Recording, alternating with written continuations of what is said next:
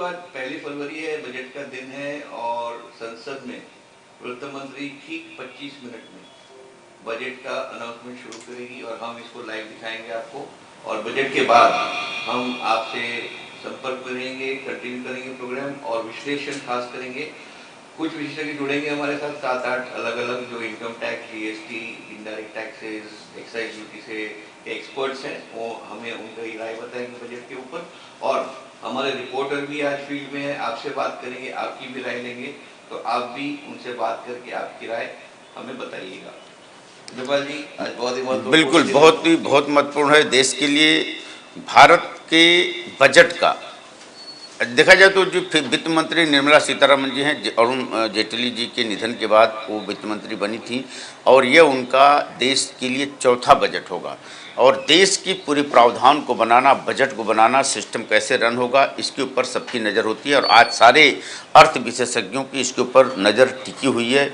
आज मैडम क्या और किसको क्या सौगात देने वाले हैं, क्या बजट बनाने वाले हैं, बजट कैसा होगा देश का, क्योंकि देश का भविष्य बजट पर निर्भर करता है। निखिल जी, मुझे लग रहा है कि इस बार के बजट को थोड़ा सा लोग अनुमान लगा रहे हैं कि थोड़ा हो सकता है कि राजनीतिक रंग हो इसमें, क्योंकि अभी 5 जगह चुनाव है। उत्तर प्रदेश का विशेष करके देश का सबसे बड़ा राज्य है, वहाँ पर चुनाव होने वाला है। तो उस चुनाव को मद्देनज़र भी बजट की संभावना उत्तर भारत की ओर ज़्यादा नज़र हो सकता है इस समय केंद्र की। लेकिन आम अमूमन इस बात है, जैसे तेल की कीमतों में जो उतार चढ़ाव आया है, कहीं न कहीं जो शक्ति आई है उसको लेकर के भी बजट पर इसका इम्पैक्ट पड़ सकता है। क्या बोलेंगे आप? जी बिल्कुल, मेरे ख्याल से, लेकिन जैसे काफी विषय बोल रहे हैं कि वित्त मंत्री के पास स्पेस बहुत कम है मैनूवरिंग की। जी जी जी। क्योंकि ऐसा है कि जब आपके पास बहुत पैसा होता है तो आप बहुत कुछ प्लान कर सकते हैं। जी जी। लेकिन जब कोविड की वजह से जिस तरह से हमारी इकोनॉमी को धक्का पड़ा है और जो जीडीपी में इम्पैक्ट आया है, उस वजह से शायद वित्त मंत्री के पास इतने ऑप्शंस नहीं है जितने की होने चाहिए। इसलिए इस बार नजर काफी है बजट के ऊपर कि वित्त मंत्री क्या कर सकेगी। जी जी जी। क्योंकि जो साधन है उनके पास वो बहुत ही लिमिटेड है और जो रिक्वायरमेंट है वो अनलिमिटेड है।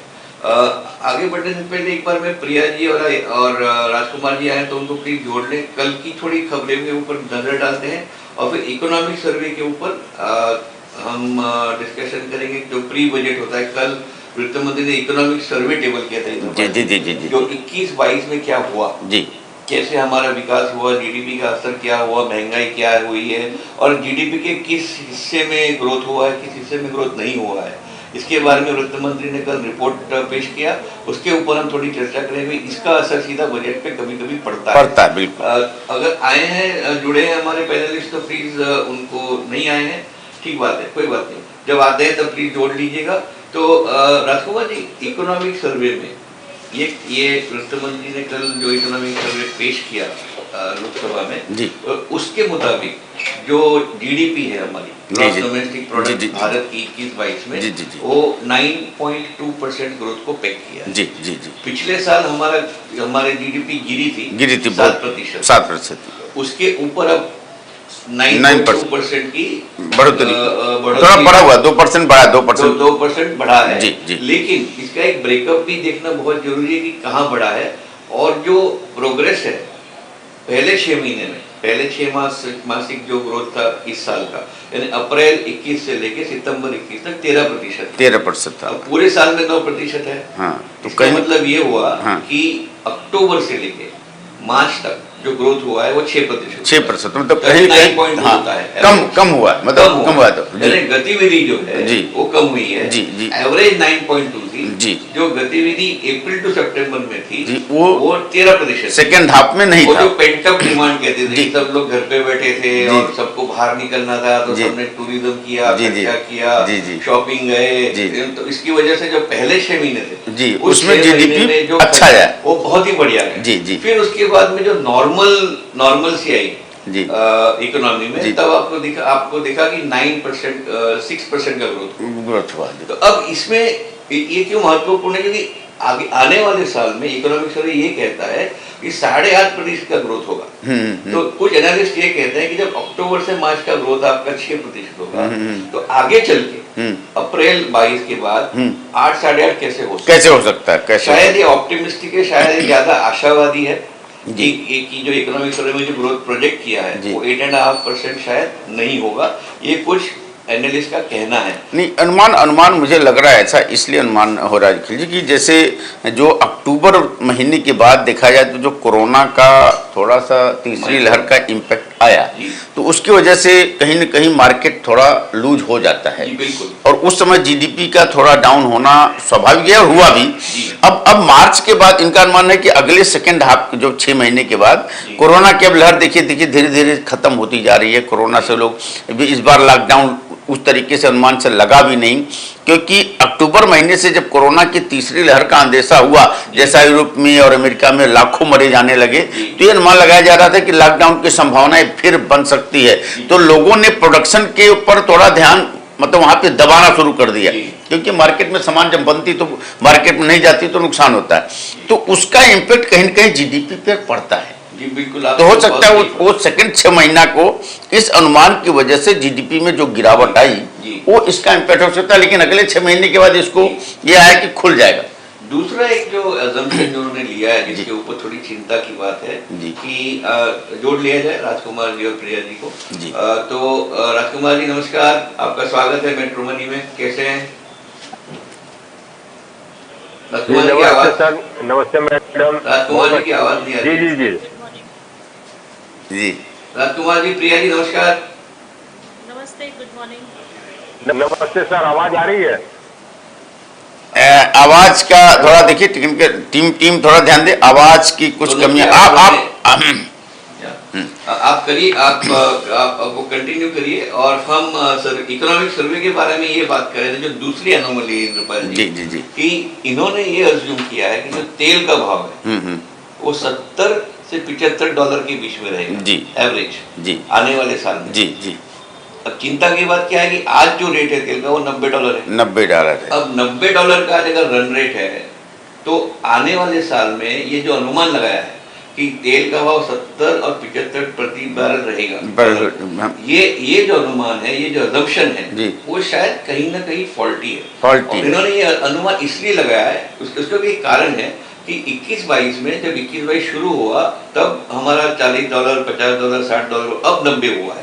तो 21-22 का एवरेज जो है वो $70 है। क्या आपका क्या अनुमान लग रहा है, कम होगा? नहीं हो सकता है, नहीं हो सकता है। जैसे आज अगर आप देखिए, आप आज एक जियोपॉलिटिकल रियलिटी क्या है, यूक्रेन में प्रॉब्लम्स है, आज जो येमेन का प्रॉब्लम है दुबई में, जो कल भी एक अटैक हुआ और उसको बचाया गया। तो ये जो जियोपॉलिटिकल टेंशंस है दुनिया में, ये तो चलते रहेंगे और हमें तो नहीं लगता है कि फिर से डॉलर ये पर बैरल जो ब्रेंट का भाव है वो $60 होगा, मुझे तो मुश्किल लग रहा है। इसीलिए जो $70-75 का जो अनुमान है वो कहीं ना कहीं मुझे लग रहा है कि ऑप्टिमिस्टिक है, ज्यादा आशावादी है, और अगर ये नहीं हुआ तो इसका सीधा इम्पैक्ट आता है, खतरा बुरा हो सकता है, बहुत बुरा, क्योंकि अनुमान के मुताबिक हम बजट लेके चलते हैं और अगर वो अनुमान के मुताबिक नहीं हुआ तो पूरा बजट पे कहीं ना कहीं इसका इम्पैक्ट असर आता है और वो कहीं न कहीं घातक होता है। जी बिल्कुल। राजकुमार जी हैं और उनकी आवाज आ रही है तो हम उनसे भी टिप्पणी लेंगे। राजकुमार जी, आपकी आवाज आ रही है तो आपकी क्या टिप्पणी है इकोनॉमिक सर्वे पे? हेलो जी, आवाज आ रही है सर? जी हेलो हेलो जी हाँ बोलिए, आवाज आ रही है निखिल जी? हाँ जी, आपने सही बोला कि एजम्पशंस जो लिए गए हैं बजट में वो थोड़ा ज्यादा ऑप्टिमिस्टिक है।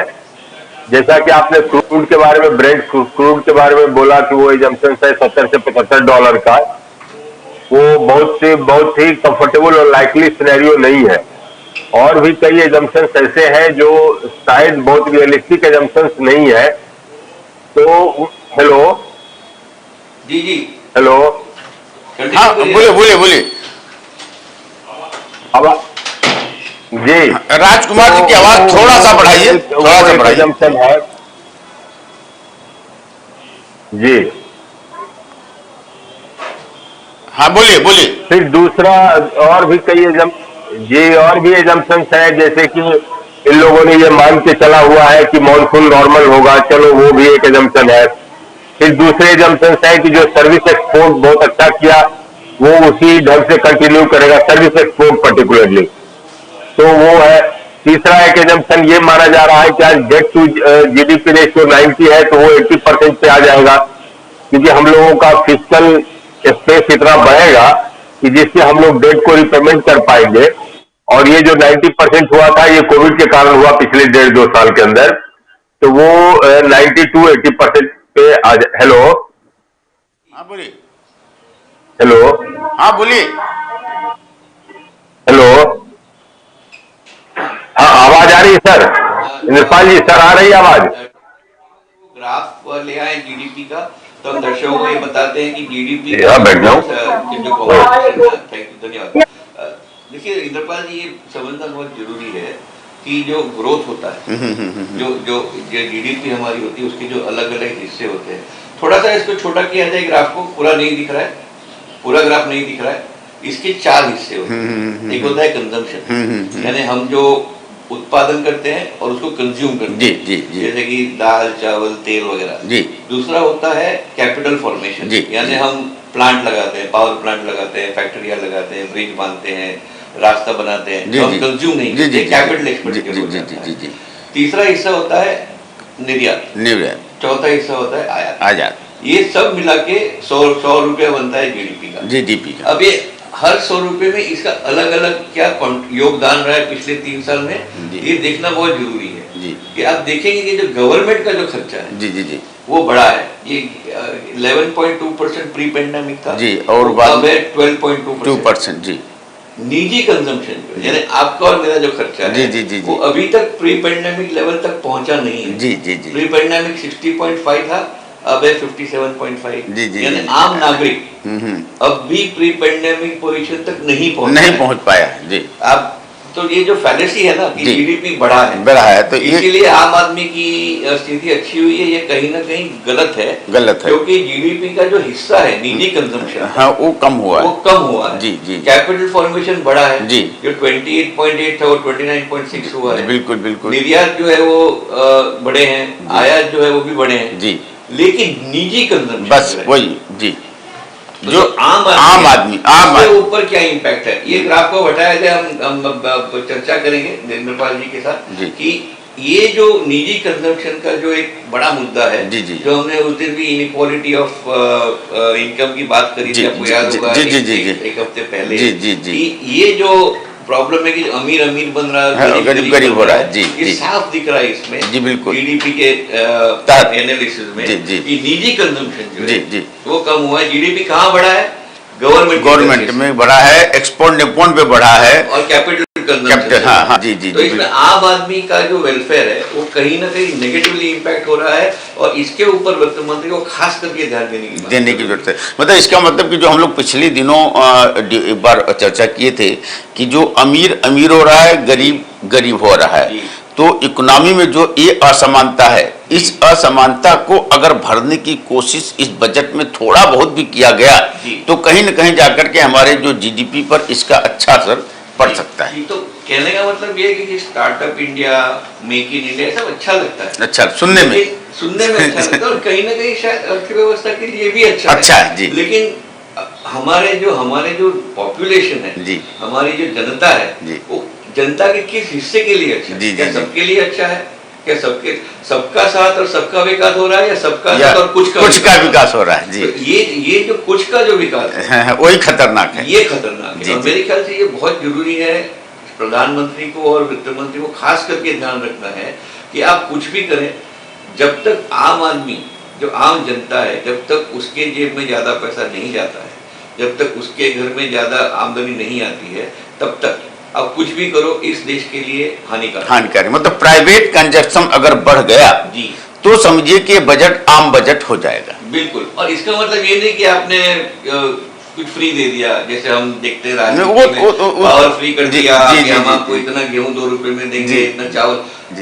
जनता को खैरात नहीं चाहिए। हमारी जनता बहुत खुददार है, हमारी जनता बहुत मेहनतू है, हमारी जनता ये कहती है हमें आपसे कुछ भी फ्री में नहीं चाहिए, हमें सिर्फ हक है वो मिलना चाहिए, हक है वो मिलना, सिर्फ अपॉर्चुनिटी दीजिए काम करने की, हमें नौकरी दीजिए, हम काम करने को तैयार है, हम मेहनत करने को तैयार है, हमें हमारे हक का पैसा चाहिए, हम को आपसे खैरात में कुछ भी नहीं चाहिए जी। अच्छा, एक समझ में कुछ लोगों को ऐसा कहना है कि जो ऑनलाइन सिस्टम हुए, जो ऑनलाइन सिस्टम की वजह से क्या कहीं प्राइवेट कंजक्शन में थोड़ा सा इसका इम्पैक्ट पड़ा हुआ है, कुछ असर पड़ा है? तो ये तो जैसे रिटेल में कम हुआ, जैसे आप और हम अभी मॉल में नहीं जाते जी जी। तो मॉल में जाके हम जो खरीदते थे अब हम अमेजोन पे जाते हैं या फ्लिपकार्ट पे जाते हैं, जो भी है जोमेटो पे जाके खरीदते हैं। जी जी। तो टोटल कंजम्पशन जो है, यानी मॉल में जाने से मैं 100 रुपया खर्चा करता था, अब मैं घर पे 70-80 रुपया खर्चा तो करता हूँ। जी जी। लेकिन नेट जो कंजम्पशन है प्राइवेट वो कम हुआ है, वो कम हुआ नेट। जी। बट शिफ्ट है कि आप पहले बाहर जाके खरीदते थे, अब घर पे बैठ के फोन के ऊपर आप मंगा लेते हो, आपको घर पे डिलीवरी हो जाती है। जी। इससे नौकरियां बढ़ती हैं। जी। डिलीवरी बॉय है, हम देखते हैं कि स्कूटर पे इतने लोग बाहर निकलते हैं, लेकिन जो बेरोजगारी भी होती है, जैसे रेस्टोरेंट है फॉर एग्जाम्पल, आपने कह दिया रेस्टोरेंट में 50% कैपेसिटी, तो आधे लोग तो कम हो गए। आपको जहाँ 10 वेटर लगते थे वहाँ 5 वेटर लगेंगे, जहाँ 2 बावर्ची लगते थे वहाँ 1 बावर्ची लगेगा। जी जी। क्योंकि वहाँ लोग आते ही नहीं। बिल्कुल। तो ये जो असर पड़ा हुआ है, वो ये कहीं ना कहीं ये एक जगह अच्छी है, एक जगह खराब है। हाँ, इसको के रिकवरी कहते हैं। के का जो अल्फाबेट है, एक डंडा यूं है, एक ऊपर जाता है, एक नीचे जाता है। तो इसको हम के शेप रिकवरी कहते हैं अर्थशास्त्र के भाषा में। तो भारत में जो हुआ है वो के शेप रिकवरी हुआ। कुछ बहुत नीचे गए हैं जी। वी शेप रिकवरी में क्या होता है, सब कुछ ऊपर दोनों, हाँ। और डब्ल्यू शेप रिकवरी में नीचे ऊपर जी। तो ये के शेप रिकवरी जो बड़ा खतरनाक होता है जी। क्योंकि कुछ हिस्से जो होते हैं समाज के, उनको बड़ा धक्का पड़ता है जी। उनको बड़ा नुकसान होता है, और कुछ हिस्सों को बहुत फायदा होता है जी। मतलब जो ऑनलाइन के सिस्टम से नहीं जुड़ पाए, कट गए, वो नीचे चले गए, जो जुड़े रहे, जो उनके साथ उनके अपने आप को ढाल लिया, वो ऊपर निकल गए। तो इसी को कहीं न कहीं हमको मिटाने की जरूरत है। इसको मिटाने की बहुत जरूरत है, और कॉन्शियसली इसमें प्रोग्राम बनाने की जरूरत है। कभी जैसे कहा जा गया है कि इंडिया ने कोविड रिकवरी में सप्लाई साइड के ऊपर ध्यान दिया जी, न कि डिमांड साइड के ऊपर। जी। अमेरिका ने डिमांड साइड के ऊपर ध्यान दिया, न कि सप्लाई के ऊपर। बिल्कुल। अब अमेरिका में क्या हो गया, महंगाई बहुत बढ़ गई, क्योंकि आपने लोगों के जेब में पैसा डाल दिया जी में। और हर साल $600 $1200 आपने सबके अकाउंट में डाल दिया कि जाके आप खरीदो, तो अर्थव्यवस्था के लिए अच्छा है, जरूर अच्छा है, लेकिन महंगाई बढ़ती है। क्योंकि जब आप ज्यादा खरीदते हो और सप्लाई नहीं होता है तो बिल्कुल डिमांड बढ़ेगी, तो मांग बढ़ेगी। इंडिया ने उल्टा किया। इंडिया ने किया, हम लोगों के जेब में पैसा नहीं डालेंगे, हम एक खबर आ रही है कि प्रधानमंत्री नरेंद्र मोदी की अध्यक्षता में कैबिनेट की बैठक शुरू हो गई है। संसद भवन में कैबिनेट की बैठक चल रही है। संसद भवन में कैबिनेट की बैठक में वित्त मंत्री थोड़ी देर में बजट पेश करने वाले हैं। प्रधानमंत्री नरेंद्र मोदी भी पूरी तरीके से पहुंच चुके हैं। अध्यक्षता में उनकी बैठक चल रही है। संसद भवन के अंदर बैठक जारी है। वित्त मंत्री निर्मला सीतारमण करीब 1 घंटे पहले ही वहां पर पहुंच चुके हैं और थोड़ी देर में इस साल का 2022 का बजट पेश करेंगे। निखिल जी, मुझे लग रहा है कि इस बार की बजट पर सबकी नजर है, और जैसा कि आपने अनुमान लगाया है कि कहीं न कहीं अगर आर्थिक असमानता को मिटाने के लिए थोड़ी भी कोशिश की गई तो यह बजट बहुत ही अच्छा बजट होगा। इसी तरफ ध्यान देने की जरूरत है, लेकिन मुझे लग रहा है कि शायद इस पे ध्यान दिया भी जाएगा। मार्केट के हिसाब से तो लग रहा है सेंसेक्स ऊपर है 714 पॉइंट जी। ये हमेशा इंडिकेशन रहता है कि लोगों को लग रहा है कि आज का जो बजट होगा वो काफी अच्छा होगा जी। पॉपुलिस्ट नहीं होगा, राजनीतिक नहीं होगा, अर्थव्यवस्था के लिए अच्छा होगा। हम आशा करते हैं कि ये बना रहे जी। ऐसा हो, लेकिन ऐसा होने की अनुमान उम्मीद तो नहीं दिख रही है, क्योंकि चुनाव है तो कहीं न कहीं असर तो डालता है। चुनाव कहाँ है? यूपी में, जहाँ से प्रधानमंत्री की गलियारी के रास्ते तय होते हैं, तो वहां पे चुनाव है। निर्मला सीतारमण जी अपने बजट के फाइल को हाथ में ले हुए, बस कुछ ही देर में बजट सामने आने वाला है। लोगों की नजरें इस बजट पर, अशोक चक्र का निशान फाइल के ऊपर, और फाइल भी बिल्कुल देखिए भगवा कलर में है।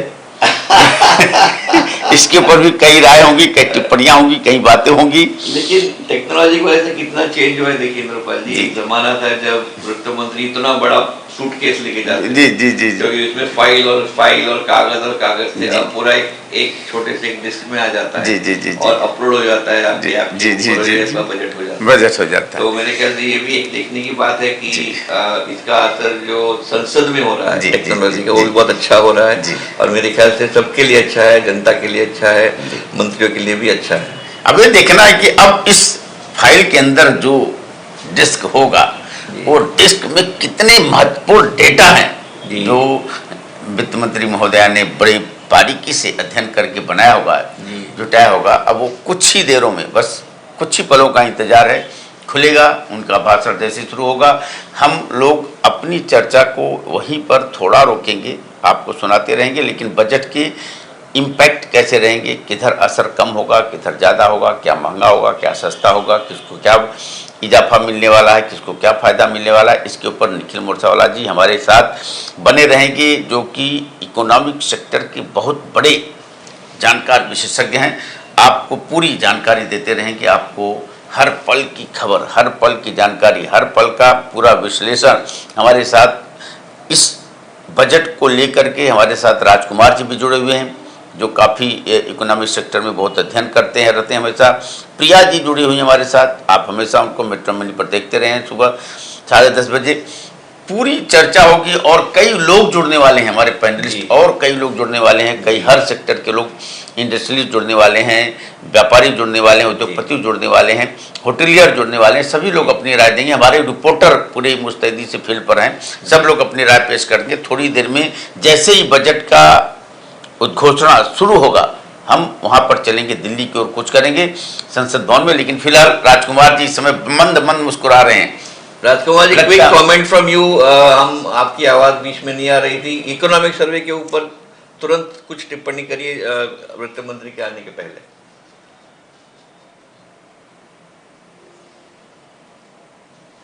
निखिल जी, कि एजम्पशंस कुछ है जो एजम्पशंस शायद उतने रियलिस्टिक नहीं लग रहे आपने, तो कुछ एजम्पशंस ऐसे हैं जो शायद को ज्यादा रियलिस्टिक होने की जरूरत है, जिसमें आपने मेंशन भी किया कि एक तो क्रूड ऑयल का है, वो शायद उतना रियलिस्टिक नहीं है।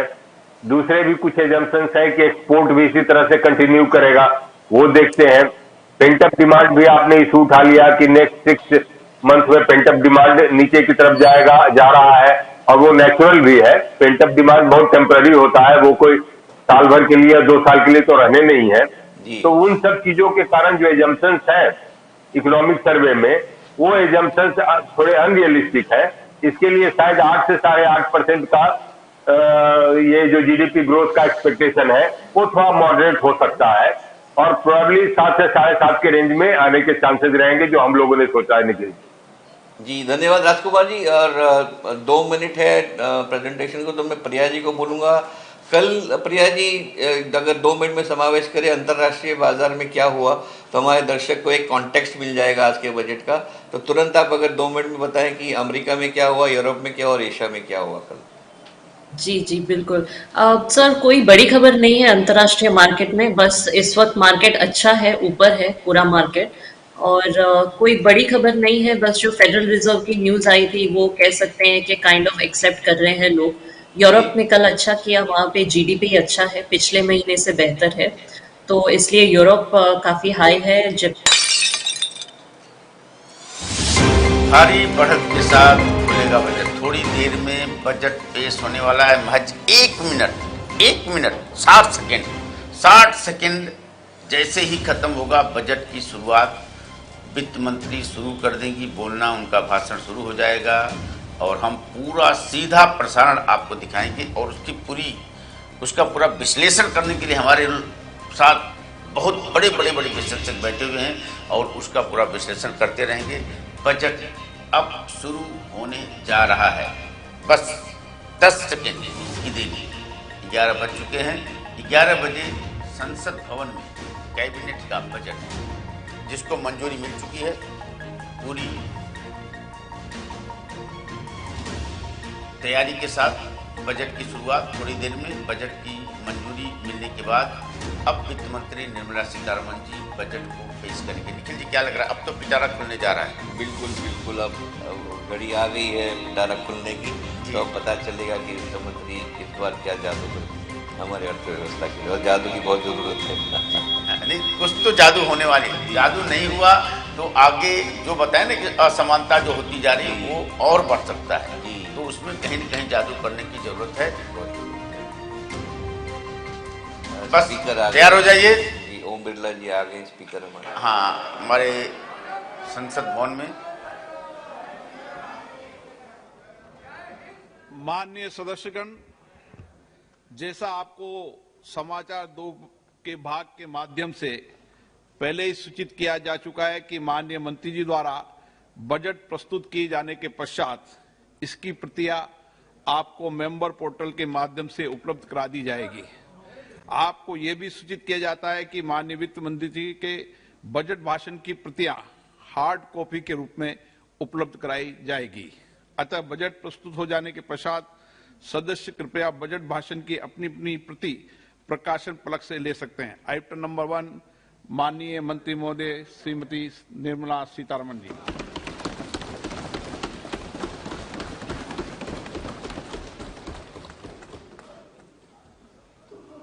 मंत्री जी आज डिजिटल बजट पढ़ रही हैं।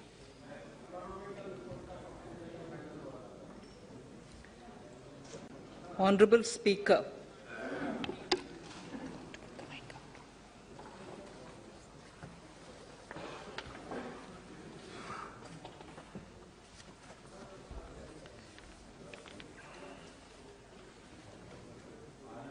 Honorable Speaker, sir, I present the budget for the year 2022-23. At the outset,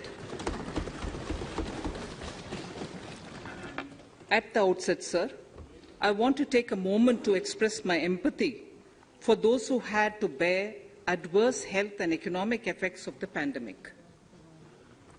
The overall sharp rebound and recovery of the economy is reflective of our country's strong resilience.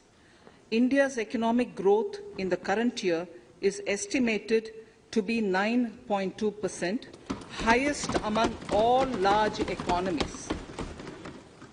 I recognize we are in the midst of an Omicron wave with high incidence but milder symptoms. Further, the speed and coverage of our vaccination campaign has helped greatly.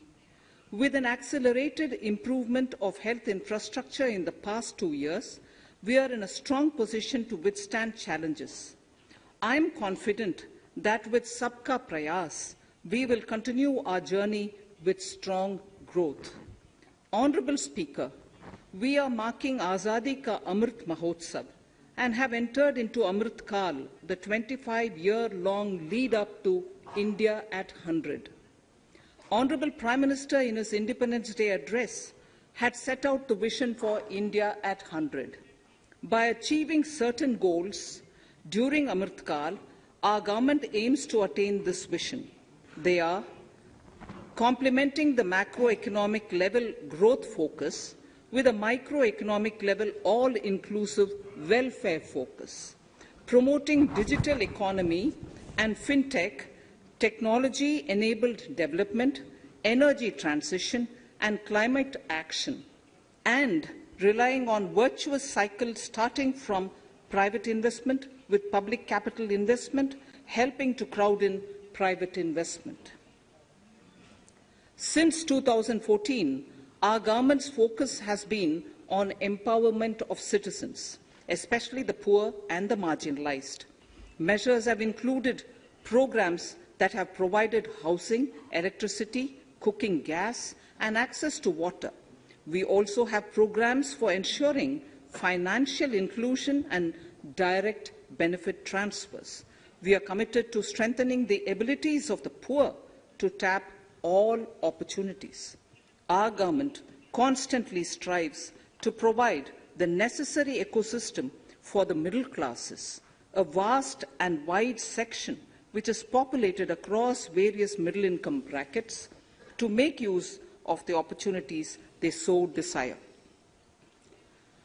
This budget seeks to lay the foundation and give a blueprint to steer the economy over Amritkal of the next 25 years, from India at 75 to India at 100. It continues to build on the vision drawn in the budget of 21-22. Its fundamental tenets, which included transparency of financial statement and fiscal position, reflect the government's intent, strengths, and challenges. This continues to guide us. The initiatives of the last year's budget have seen significant progress and have been provided with adequate allocations in this budget as well. The strengthening of health infrastructure, speedy implementation of the vaccination program, and the nationwide resilient response to the current wave of the pandemic are evident for all. The productivity-linked incentive in 14 sectors for achieving the vision of Atmanirbhar Bharat has received excellent response, with potential to create 60 lakh new jobs and an additional production of 30 lakh crore during next 5 years. Towards implementation of the new public sector enterprise policy, the strategic transfer of ownership of Air India has been completed. The strategic partner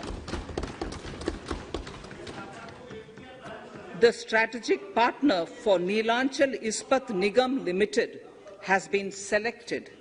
The public issue of the LIC is expected shortly. Others too are in the process for 2022-23. The National Bank आपको पर्याप्त मौका पर्याप्त अवसर मिलेगा बेटे बेटे टिप्पणी मत कीजिए. The National Bank for Infrastructure Development and National Asset Reconstruction Company have commenced their activities. Honourable Speaker, Sir, Budget 2021-22 had provided a sharp increase in provision for public investment or capital expenditure. Throughout the year, with the Honourable Prime Minister guiding the implementation, our economic recovery is continuing to benefit from the multiplier effect. This budget continues to provide impetus for growth. It lays a parallel track of 1. A blueprint for the Amritkal, which is futuristic and inclusive. This will directly benefit our youth, women, farmers, the scheduled castes, and the scheduled tribes. And number 2, big public investment. Number 2, big public investment for modern infrastructure, readying for India at 100. This shall be guided by PM Gati Shakti and be benefited by the synergy of multimodal approach. Moving forward on this parallel track, we lay the following 4 priorities: PM Gati Shakti, inclusive development, productivity enhancement and investment, sunrise opportunities, energy transition, and climate action, and 4, financing of investments.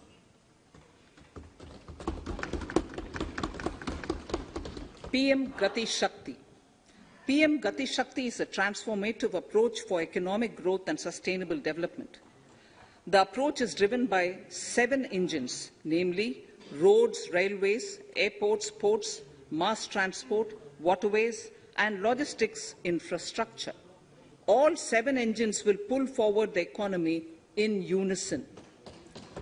These engines are supported by the complementary roles of energy transmission, IT communication, bulk water and sewerage, and social infrastructure. Finally, the approach is powered by clean energy and Sabka Prayas. The efforts of the central government, the state governments, and the private sector together, leading to a huge job and entrepreneurial opportunities for all, especially the youth.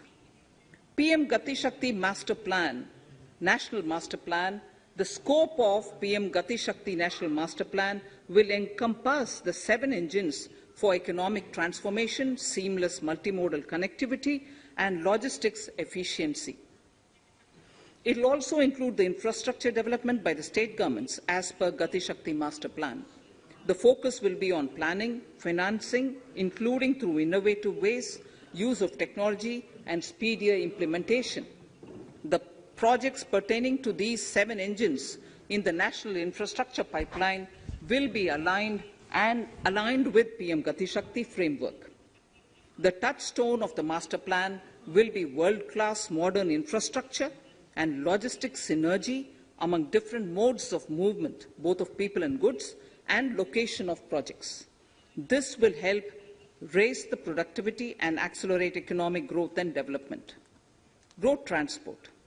PM Gati Shakti Master Plan for expressways will be formulated in 22-23 to facilitate faster movement of people and goods.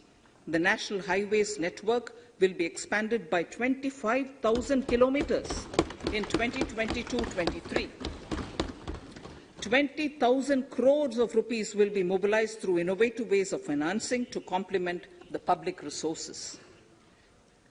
The data exchange among all mode operators will be brought on unified logistics interface platform, designed for application programming interface. This will provide for efficient movement of goods through different modes, reducing logistics cost and time, assisting just-in-time inventory management, and in eliminating tedious documentation. Most importantly, this will provide real-time information to all stakeholders and improve international competitiveness. Open source mobility stack for organizing seamless travel of passengers will also be facilitated. Contracts for implementation of multimodal logistic parks at 4 locations through PPP mode will be awarded in 22-23. Railways will develop new products and efficient logistics services for small farmers and small and medium enterprises, besides taking the lead in integration of postal and railways network to provide seamless solutions for movement of parcels. One station, one product concept will be popularized to help local businesses and supply chains. As a part of Atmanirbhar Bharat, 2,000 kilometers of network will be brought under Kavach, the indigenous world-class technology for safety and capacity augmentation in 2022-23. 400 new generation Vande Bharat trains will better energy efficiency and passenger riding experience will be developed and manufactured during the next 3 years. 100 PM Gati Shakti cargo terminals for multimodal logistics facilities will be developed during the next 3 years. Innovative ways of financing and faster implementation will be encouraged for building metro systems of appropriate type at scale. Multimodal connectivity between mass urban transport and railway stations will be facilitated on priority. Design of metro systems, including civil structures, will be reoriented and standardized for Indian conditions and needs. Parvat Mala. As a preferred ecologically sustainable alternative to conventional roads in difficult hilly areas, National Ropeways Development Program will be taken up on PPP mode. The aim is to improve connectivity and convenience for commuters, besides promoting tourism. This may also cover congested urban areas where conventional mass transit system is not feasible. Contracts for 8 such ropeway projects for a length of 60 kilometers will be awarded in 22-23.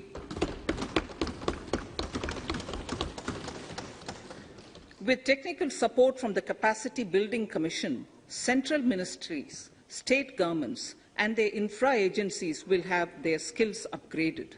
This will ramp up capacity in planning, design, financing, including innovative ways, and implementation management of the PM Gati Shakti infrastructure projects. Inclusive development, our second priority. Agriculture.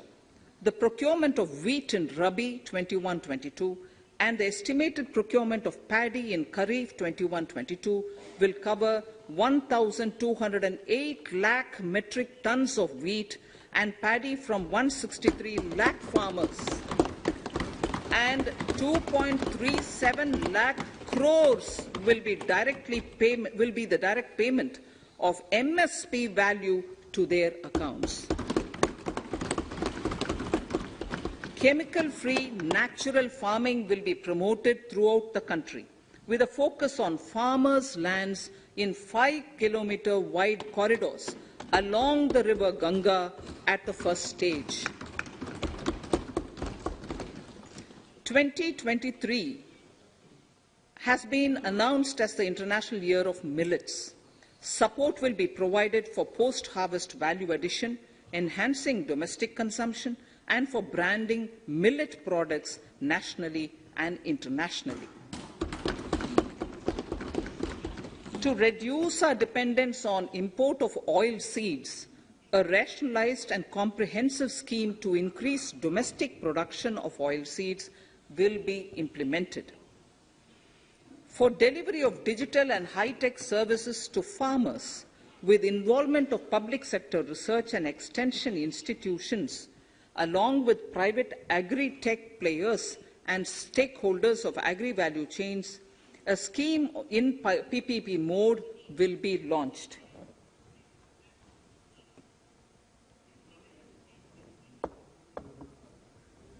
Use of Kisan drones will be promoted for crop assessment, digitization of land records, spraying of insecticides and nutrients. States will be encouraged to revise syllabi of agricultural universities to meet the needs of natural, zero budget and organic farming, modern day agriculture, value addition and management. A fund with blended capital raised under the co-investment model will be facilitated through the NABARD. This is to finance startups for agriculture and rural enterprise relevant for farm produce value chain. The activities of these startups will include inter alia, support for FPOs, machinery for farmers on rental basis at farm level, and technology including IT-based support. The implementation of the Ken-Betwa link project at an estimated cost of 44,605 crores will be taken up. This is aimed at providing irrigation benefits to 9.0 lakh hectare of farmers' lands, drinking water supply to 62 lakh people, 103 megawatt of hydro, 27 megawatt of solar power, allocations of 4,300 crores of rupees in the RE 21-22 and 1,400 crores of rupees in 22-23 have been made for this project. Honorable Speaker, sir, draft DPRs for 5 river links, namely Daman Ganga Pinjal, Partapi Narmada, Godavari Krishna, Krishna Pennar, and Pennar Kaveri have been finalized. Once a consensus is reached among the beneficiary states, the Centre will provide support for their implementation. For farmers to adopt suitable varieties of fruits and vegetables and to use appropriate production and harvesting techniques, our government will provide a comprehensive package with participation of state governments. MSMEs. Udyam, eShram, NCS and Asim portals will be interlinked. Their scope will be widened. They will now perform as portals with live organic databases, providing G2C, B2C and B2B services. These services will relate to credit facilitation, skilling and recruitment with an aim to further formalize the economy and enhance entrepreneurial opportunities for all. Emergency Credit Line Guarantee Scheme has provided the much-needed additional credit to more than 130 lakh MSMEs. This has helped them mitigate the adverse impact of the pandemic. The hospitality and related services, especially those by micro and small enterprises, are yet to regain their pre-pandemic level of business. Considering these aspects, the ECLGS will be extended up to March 2023 and its guarantee cover will be expanded by 50,000 crores of rupees to total cover of 5 lakh crores.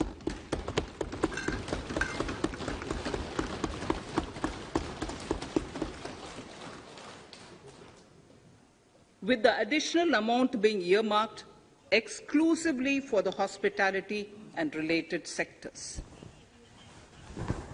Credit Guarantee Trust for Micro and Small Enterprises, CGT-MSE, scheme will be revamped with required infusion of funds. This will facilitate additional credit of 2 lakh crore for micro and small enterprises and expand employment opportunities.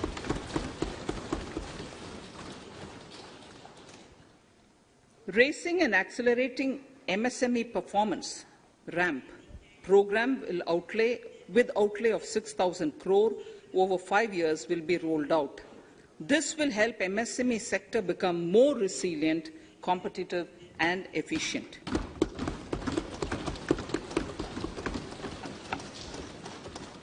Skilling programs and partnership with the industry will be reoriented to promote continuous skilling avenues, sustainability and employability.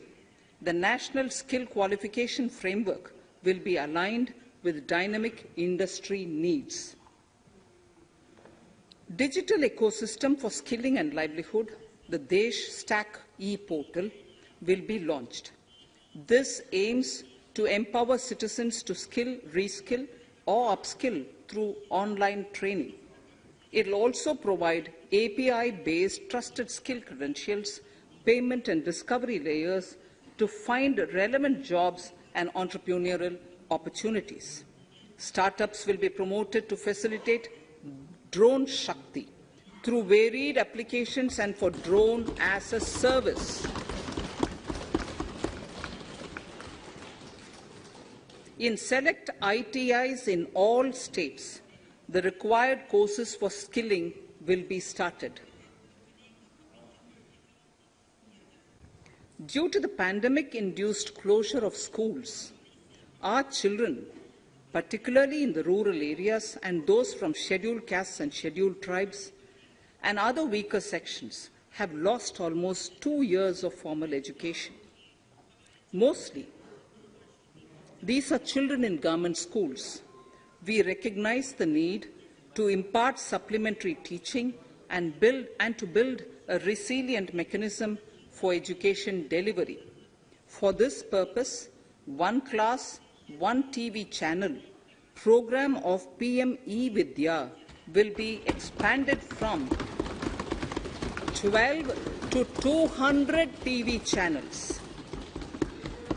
This will enable all states to provide supplementary education in regional languages for classes 1 to 12.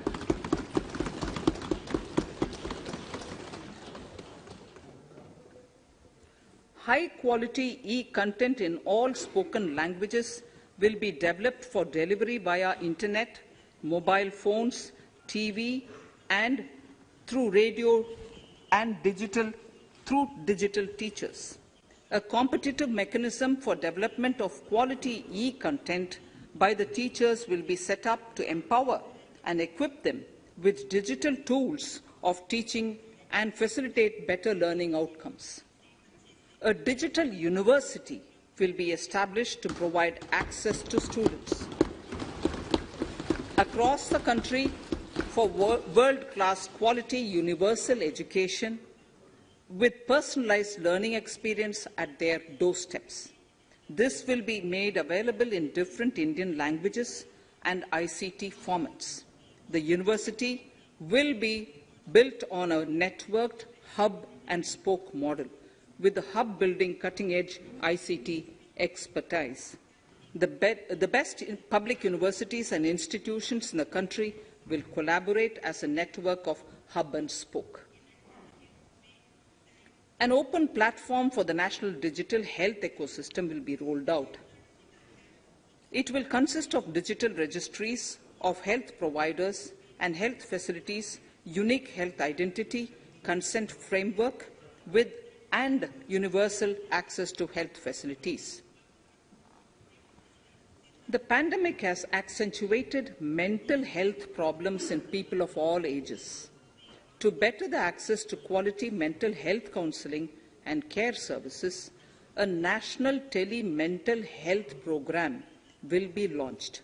This will include a network of 23 tele-mental health centers of excellence, with NIMHANS being the nodal center, and International Institute of Information Technology, Bangalore, IIIT Bangalore, providing technology support.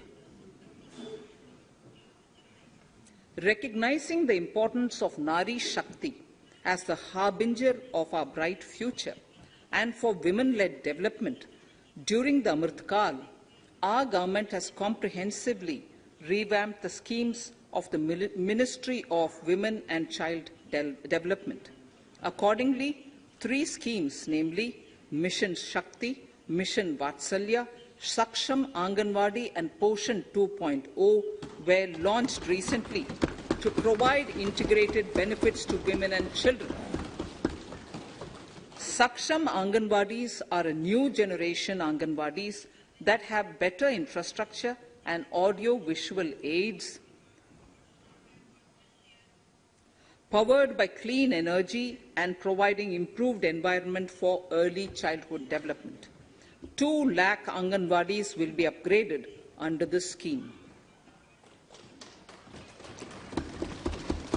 Current coverage of Har Ghar Nal Se Jal is 8.7 crores. Of this, 5.5 crore households were provided tap water in last 2 years itself.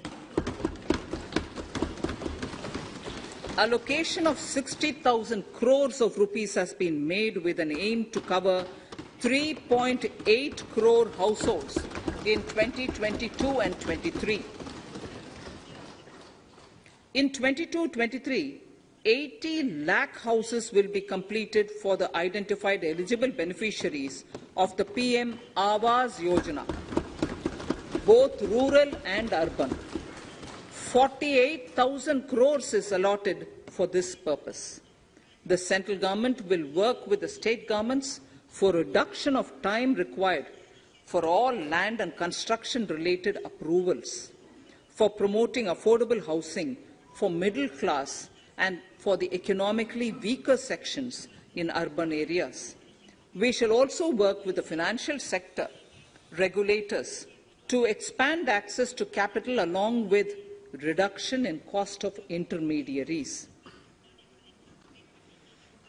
A new scheme, Prime Minister's Development Initiative for the Northeast, will be implemented through the Northeastern Council.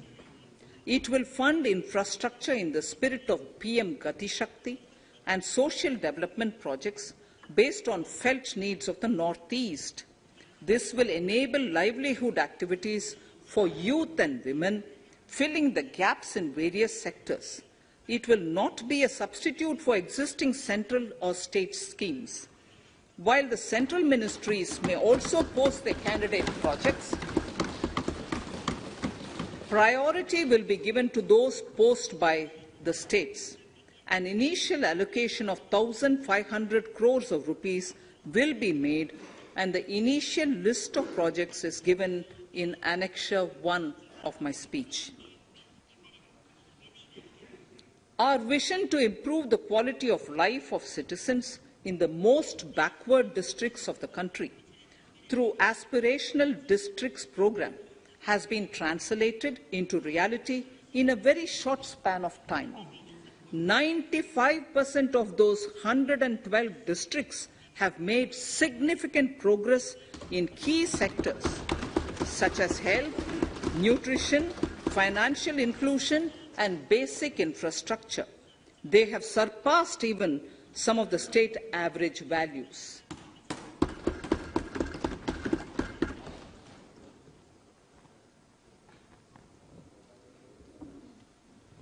However, in those districts, some blocks continue to lag. In 22-23, the program will focus on such blocks in those districts. Border villages with sparse population, limited connectivity, and infrastructure often get left out from the development gains. Such villages on the northern border will be covered under a new Vibrant Villages program. The activities will include construction of village infrastructure, housing, tourist centers, road connectivity, provisioning of decentralized renewable energy, direct-to-home access for Doordarshan and educational channels, and support for their livelihood generation. Additional funding for these activities will be provided. Existing schemes will be converged. We will define their outcomes and monitor them on a constant basis. In 2022, 100% of 1.5 lakh post offices will come on the core banking system, enabling financial inclusion and access to accounts through net banking, mobile banking, ATMs, and also provide online transfer of funds between post office accounts and bank accounts. This will be helpful, especially for farmers and senior citizens in rural areas, enabling interoperability and financial inclusion. Honorable Speaker, sir, in recent years, digital banking, digital payments, and fintech innovations have grown at a rapid pace in the country.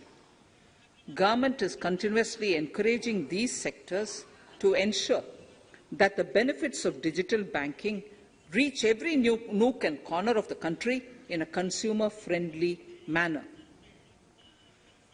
Taking forward this agenda and to mark 75 years of our independence, it is proposed to set up 75 digital banking units in 75 districts of the country by scheduled commercial banks.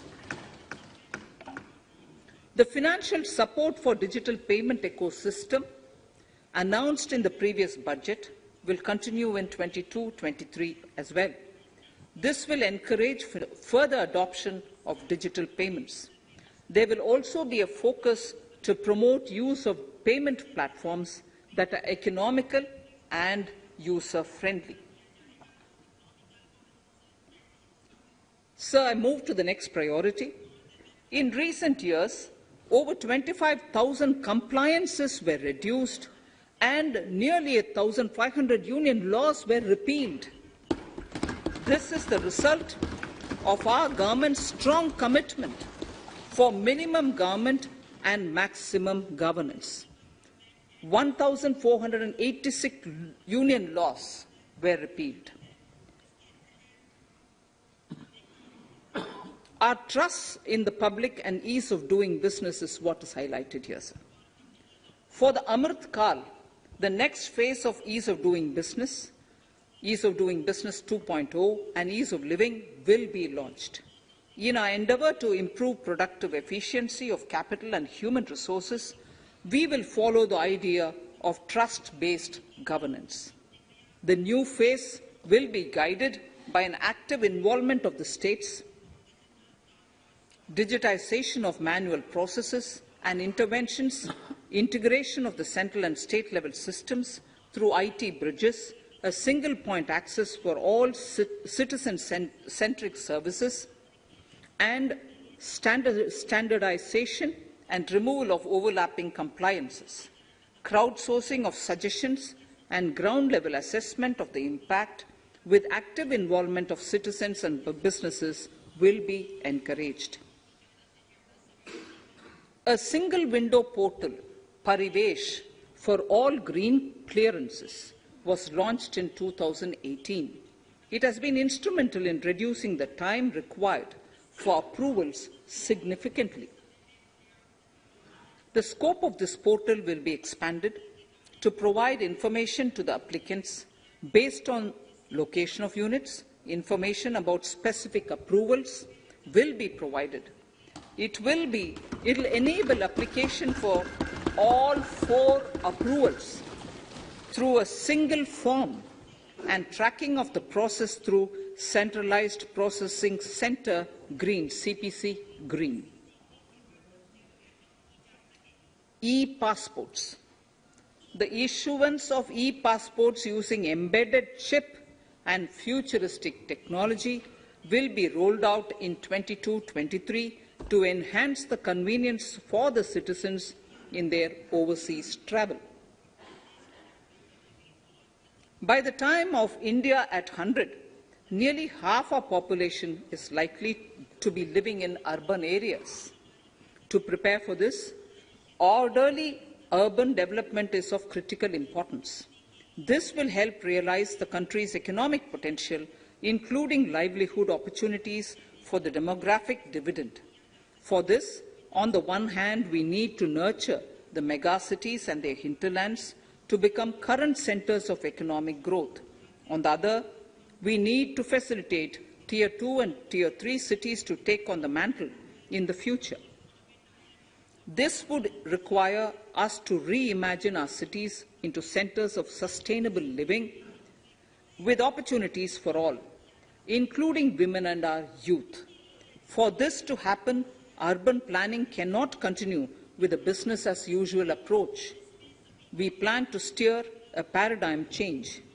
A high-level committee of reputed urban planners, urban economists, and institutions will be formed to make recommendations on urban sector policies, capacity building, planning, implementation, and governance. For urban capacity building, support will be provided to the states. Modernization of building bylaws, town planning schemes, transit-oriented development will be implemented. This will facilitate reforms for people to live and work closer to the mass transit systems. The central government's financial support for mass transit projects and Amrit scheme will be leveraged for formulation of action plans and their implementation for facilitating the TOD and TPS by the states. For developing India-specific knowledge in urban planning and design, and to deliver certified training in these areas, up to 5 existing academic institutions in different regions will be designated as centers of excellence. These centers will be provided endowment fund of 250 crore each. In addition, the AICTE will take the lead to improve syllabi, quality and access of urban planning courses in other institutions. We will promote a shift to use of public transport in urban areas. This will be complemented by clean tech and governance solutions, special mobility zones with zero fossil fuel policy and EV vehicles. Battery swapping policy. Considering the constraint of space in urban areas, for setting up charging stations at scale, a battery swapping policy will be brought out and interoperability standards will be formulated.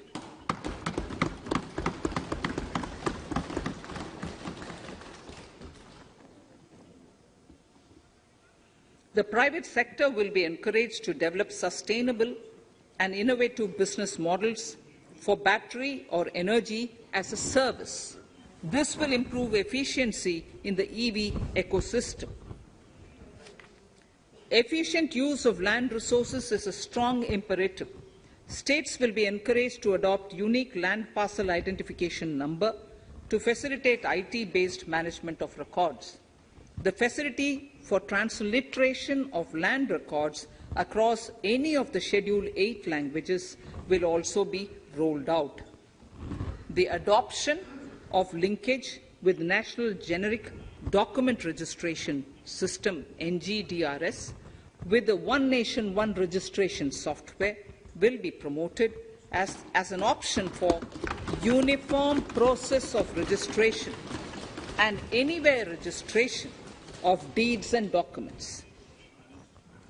Necessary amendments in the code IBC will be carried out to enhance the efficiency of the resolution process and facilitate cross-border insolvency resolution. Accelerated corporate exit. Several IT-based systems have been established for accelerated registration of new companies.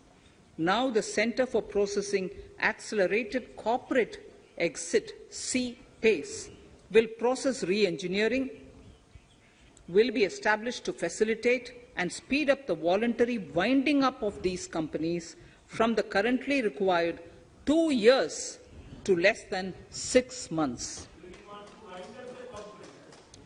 Government procurement. Government rules have recently been modernized for the needs of Amritkal. The new rules have benefited from the inputs from various stakeholders.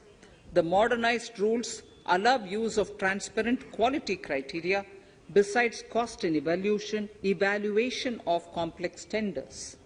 Provisions have been made for payment of 75% of running bills mandatorily within 10 days and for encouraging settlements of disputes through conciliation.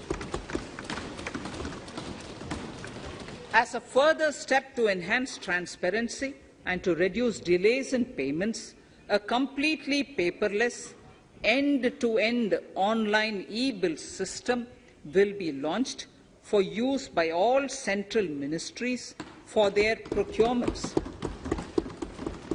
The system will enable the suppliers and contractors to submit online their digitally signed bills and claims and track their status from anywhere.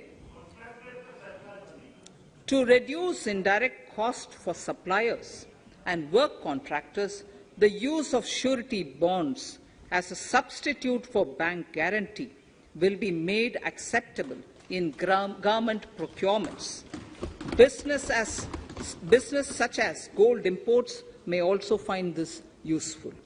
IRDAI, insurance regulator, has given the framework for issue of surety bonds by insurance companies. AVGC Promotion Task Force. The animation, visual effects, gaming and comic, the AVGC sector, offers immense potential to employ youth. An AVGC Promotion Task Force with all stakeholders will be set up to recommend ways to realize this and build domestic capacity for serving our markets and the global demand.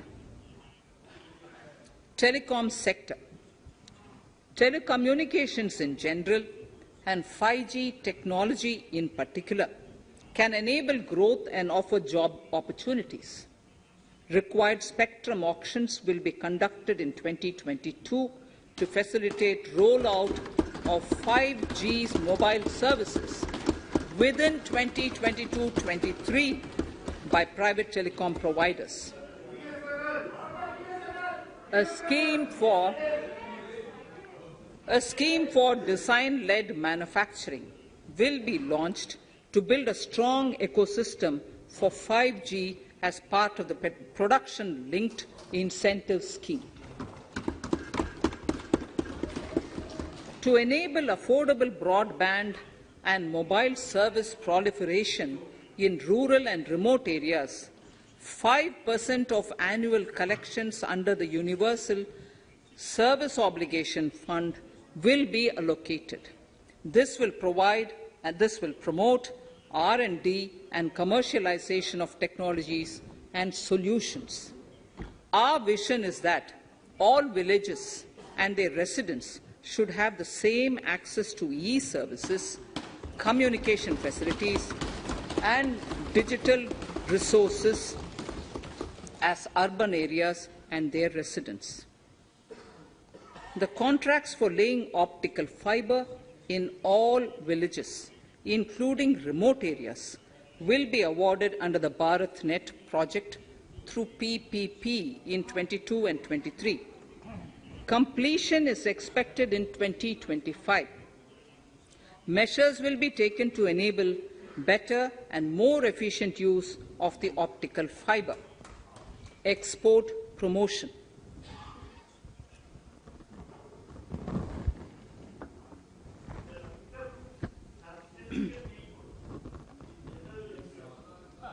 The Special Economic Zones Act will be replaced with a new legislation that will enable the states to become partners in development of enterprise and service hubs.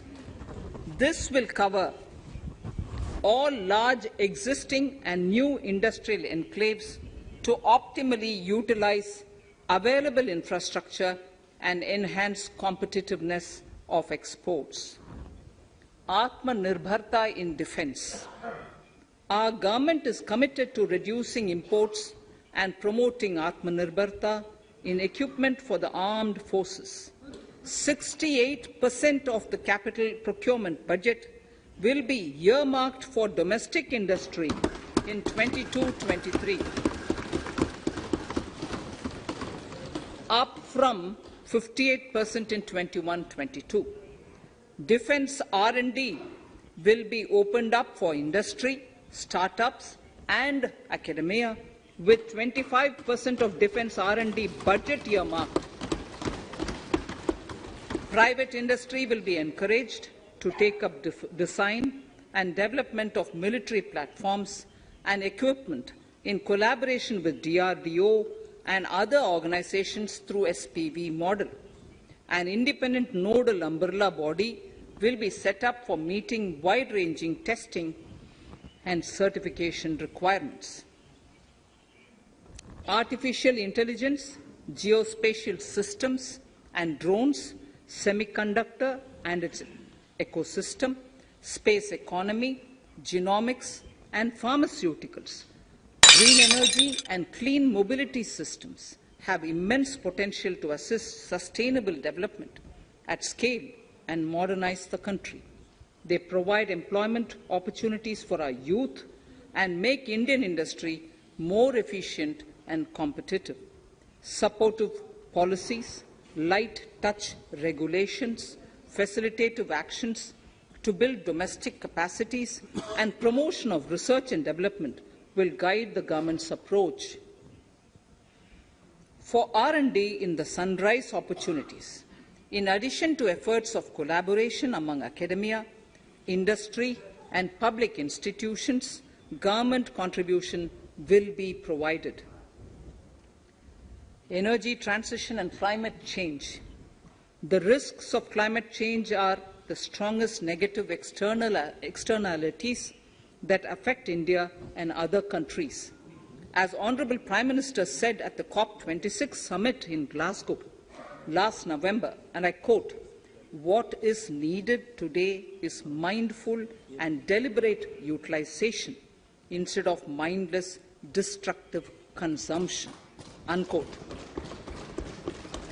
The low-carbon development strategy, as enunciated in the Panchamrit that he announced is an important reflection of our government's strong commitment towards sustainable development.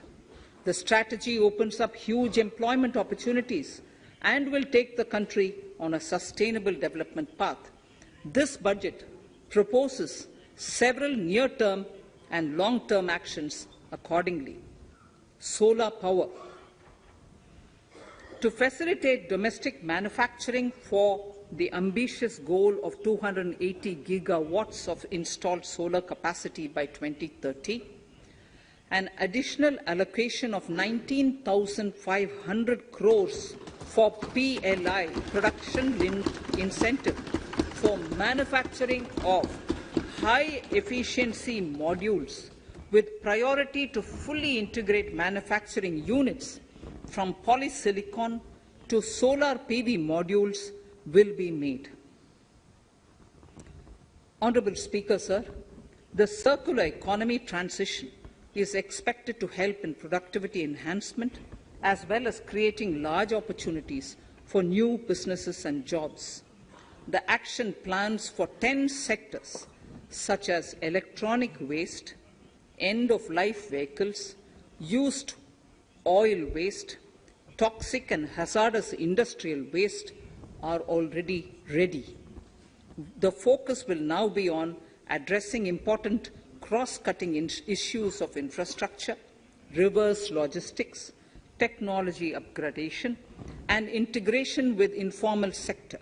This will be supported by active public policies covering regulations, extended producers' responsibilities, framework, and innovation facilities. 5 to 7% biomass pellets will be co-fired in thermal power plants, resulting in carbon dioxide savings of 38 MMT annually. This will also provide extra income to farmers and job opportunities to locals and help avoid stubble burning in agricultural fields. Saving energy is an important aspect of the energy management. Hence, energy efficiency and savings measures will be promoted. This will be done in large commercial buildings through the energy service company business model. It will facilitate capacity building and awareness for energy audits, performance contracts, and common measurement of and verification protocol. 4 pilot projects for coal gasification and conversion of coal into chemicals required for the industry will be set up to evolve technical and financial viability. The policies and required legislative changes to promote agroforestry and private forestry will be brought in. In addition, financial support will be provided to farmers belonging to scheduled castes and scheduled tribes who want to take up agroforestry. Honourable Speaker, I now move to the 4th priority, financing of investments. Capital investment holds the key to speedy and sustainable economic revival and consolidation through its multiplier effect. Capital investment also helps in creating employment opportunities, induced enhanced demand for manufactured input from large industries and MSMEs, services from professionals, and help farmers through better agri-infrastructure. The economy has shown strong resilience to come out of the effects of the pandemic with high growth.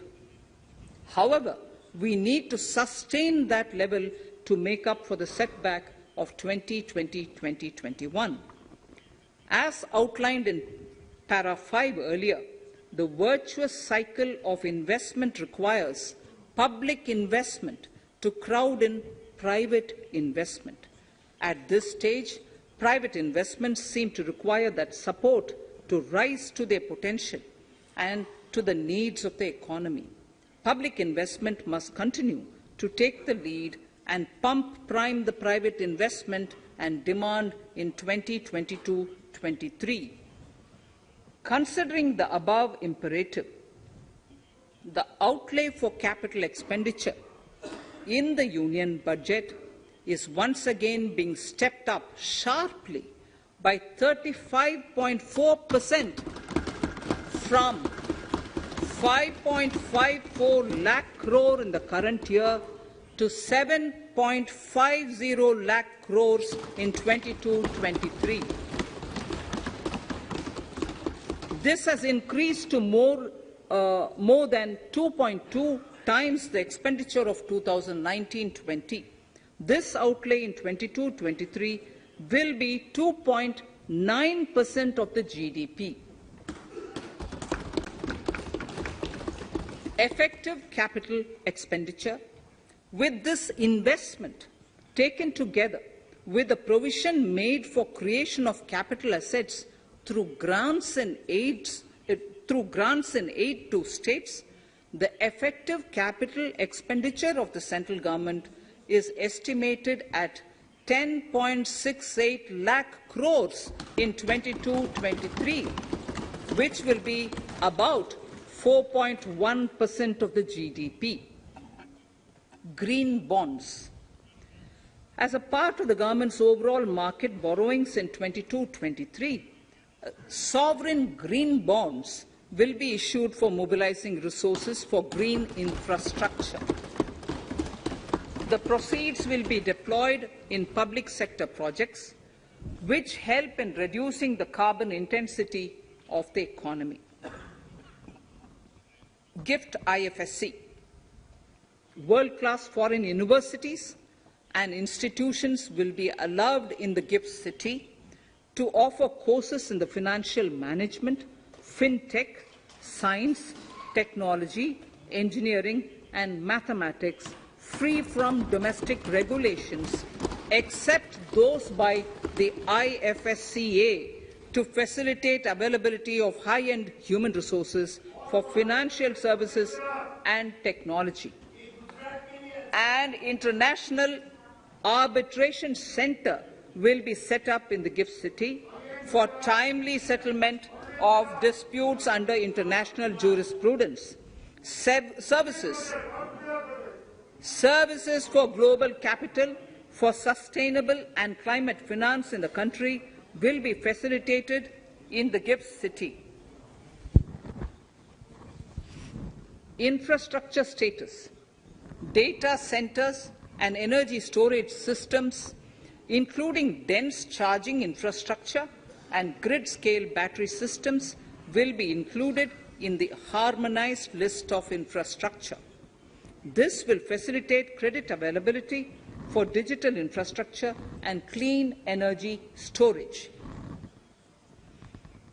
Venture capital and private equity invested more than 5.5 lakh crores last year, facilitating one of the largest startup growth system. Scaling up this investment requires a holistic examination of regulatory and other frictions. An expert committee will be set up to examine and suggest appropriate measures. Government-backed funds, NIIF and SIDBI, Fund of Funds, have provided scale capital, creating a multiplier effect. For encouraging important sunrise sectors such as climate action, deep tech, digital economy, pharma, and agri-tech, the government will promote these thematic funds for blended finance, with the government share being limited to 20% and the funds being managed by private fund managers. For financing the infrastructure needs, the stepping up of public investment will need to be complemented by private capital at a significant scale. Measures will be taken to enhance financial viability of projects, including PPP, with technical and knowledge assistance from multilateral agencies. Enhancing financial viability shall also be obtained by adopting global best practices innovative ways of financing, and balanced risk allocation. Digital rupee.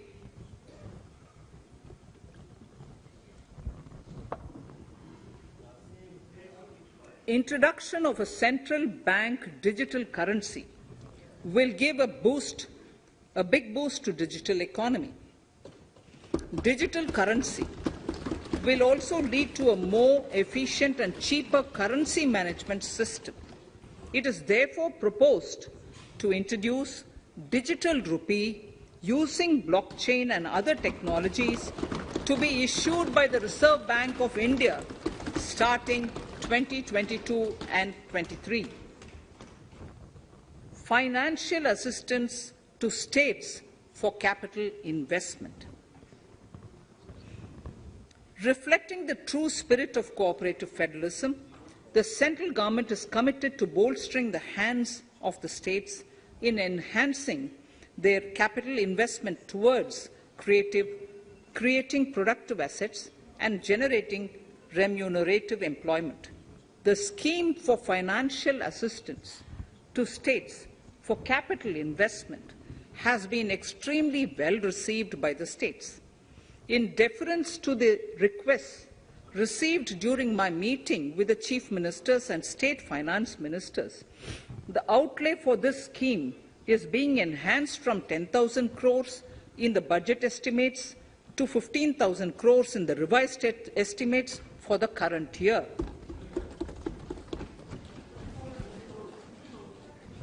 For 22-23,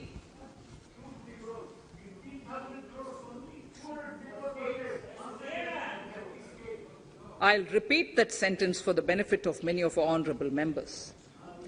In deference to the requests received during my meeting with chief ministers and state finance ministers, the outlay for this scheme is being enhanced from 10,000 crores in the BE to 15,000 crores, 15,000 crores in the RE of the current year.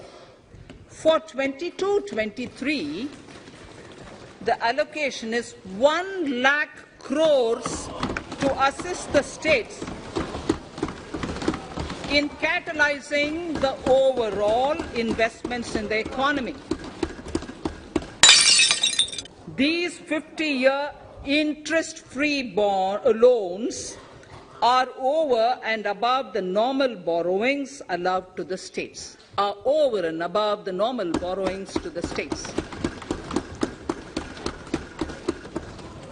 This allocation will be used for PM Gati Shakti related and other productive capital investments of the states.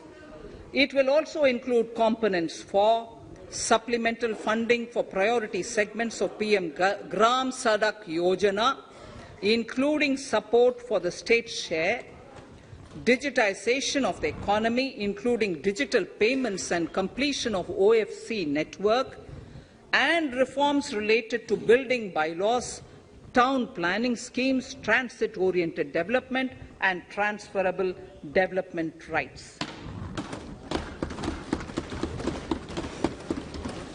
In 22-23, in accordance with the recommendations of the 15th Finance Commission, the states will be allowed a fiscal deficit of 4% of the GSDP, of which 0.5% will be tied to power sector reforms, for which the conditions have already been communicated in 21-22. Fiscal management. As against a total expenditure of 34.83 lakh crores of rupees projected in the BE 21-22, the revised estimate is 37.70 lakh crores. The revised estimate of capital expenditure is 6.3 lakh crores of rupees. This includes an amount of 51,971 crores towards settlement of outstanding guaranteed liabilities of Air India and its other sundry commitments. Coming to the budget estimates, Honourable Speaker, sir, the total expenditure in 22-23 is estimated at 39.45 lakh crores, while the total receipts other than borrowings are estimated at 22.84 lakh crores of rupees.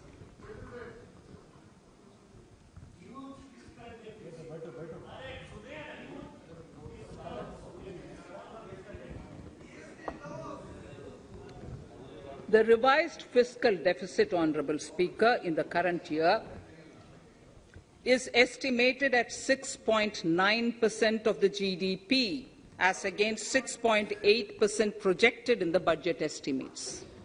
The fiscal deficit is in 22-23 is estimated at 6.4% of the GDP, which is consistent with the broad path of the fiscal consolidation announced by me last year to reach a fiscal deficit level below 4.5% by 25-26.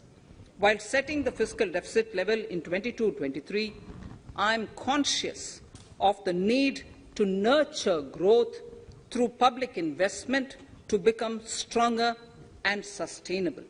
I will now move to Part B of my speech.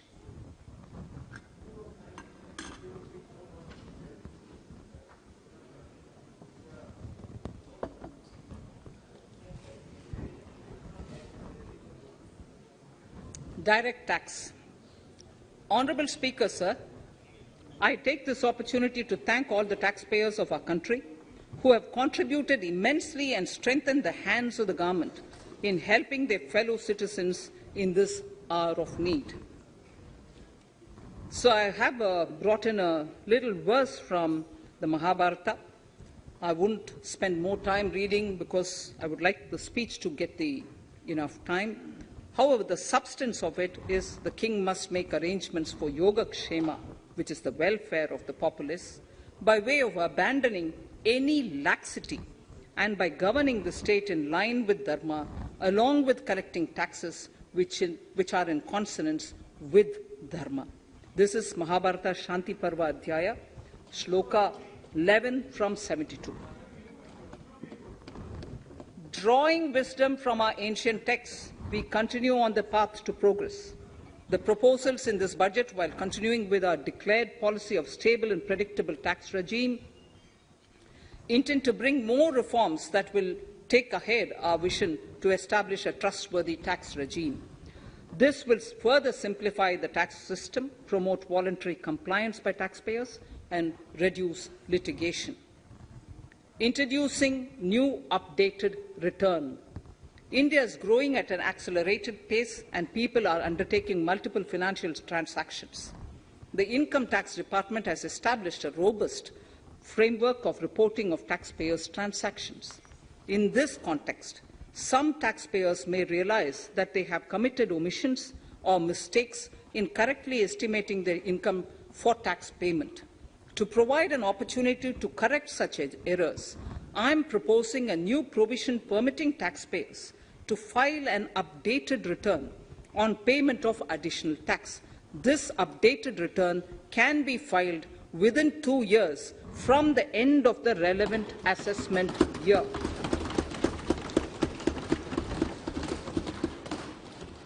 Honourable Speaker, sir, presently, if the department finds out that some income has been missed out by an assessee, it goes through a lengthy process of adjudication. Instead, with this proposal now, there will be a trust repost in the taxpayers that will enable the assessee herself to declare the income that she may have missed out earlier while filing her return. Full details of the proposal are given in the finance bill. It is an affirmative step in the direction of voluntary compliance.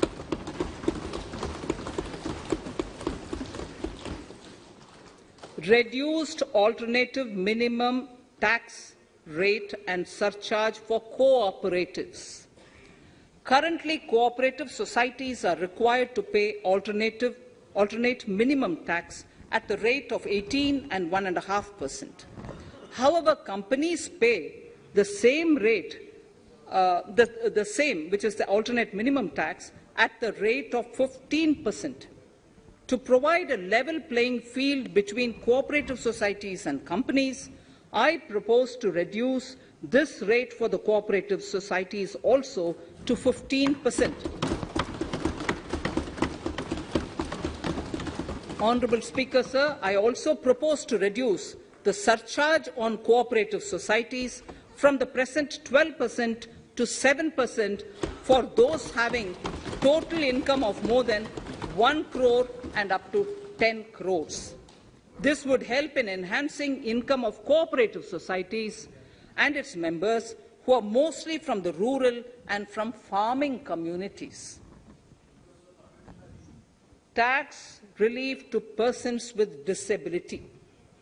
The parent or guardian of a differently abled person can take an insurance scheme for such person. The present law provides for deduction to the parent or guardian only if the lump sum payment or annuity is available to the differently abled person on the death of the subscriber, that is the parent or the guardian. There could be situations where the differently abled dependent may need payment of annuity or lump sum amount even during the lifetime of their parent or guardian. I propose thus to allow the payment of annuity and lump sum amount to the differently abled dependent during the lifetime of the parent and guardians, that is parent or guardians, attaining the age of 60 years. Parity between employees of the state and central governments. At present, the central government contributes 14% of the salary of its employee to the National Pension System, NPS, Tier 1. This is allowed as a deduction in computing the income of the employee. However, such deduction is allowed only to the extent of 10% of the salary in case of employees of the state governments. To provide equal treatment to both central and state government employees, I propose to increase the tax deduction limit from 10% to 14% on employers' contribution to the MPS account of state government employees as well. This would help in enhancing the social security benefits of the state government employees and bring them at par with central government employees. Incentives for startups. Startups have emerged as drivers of growth for our economy. Over the past few years, the country has seen a manifold increase in successful startups. Eligible startups established before 31/3/2022 had been provided a tax incentive for 3 consecutive years out of the 10 years from incorporation. In view of the COVID pandemic, I propose to extend the period of incorporation of the eligible startup by 1 more year, that is up to 31/3/2023, for providing such tax incentives.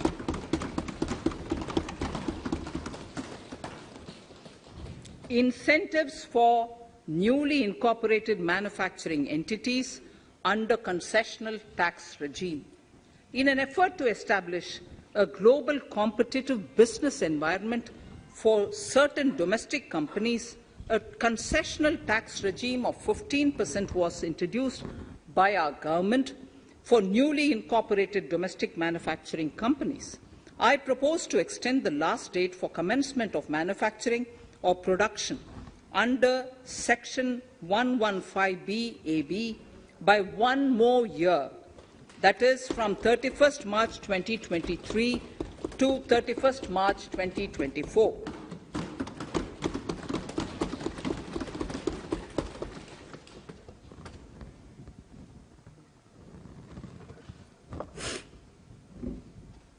Scheme for taxation of virtual digital assets. There has been a phenomenal increase in transaction in virtual digital assets. The magnitude and frequency of these transactions have made it imperative to provide for a specific tax regime. Accordingly, for the taxation of virtual digital assets, I propose to provide that any income from transfer of any virtual digital asset shall be taxed at the rate of 30%. No deduction in respect of any expenditure or allowance shall be allowed while computing such income except cost of acquisition. Further, loss from transfer of virtual digital asset cannot be set off against any other income. Further, in order to capture the transaction details, I also propose to provide for TDS on payment made in relation to transfer of virtual digital asset at the rate of 1% of such consideration above a monetary threshold. Gift of virtual digital asset is also proposed to be taxed in the hands of the recipient.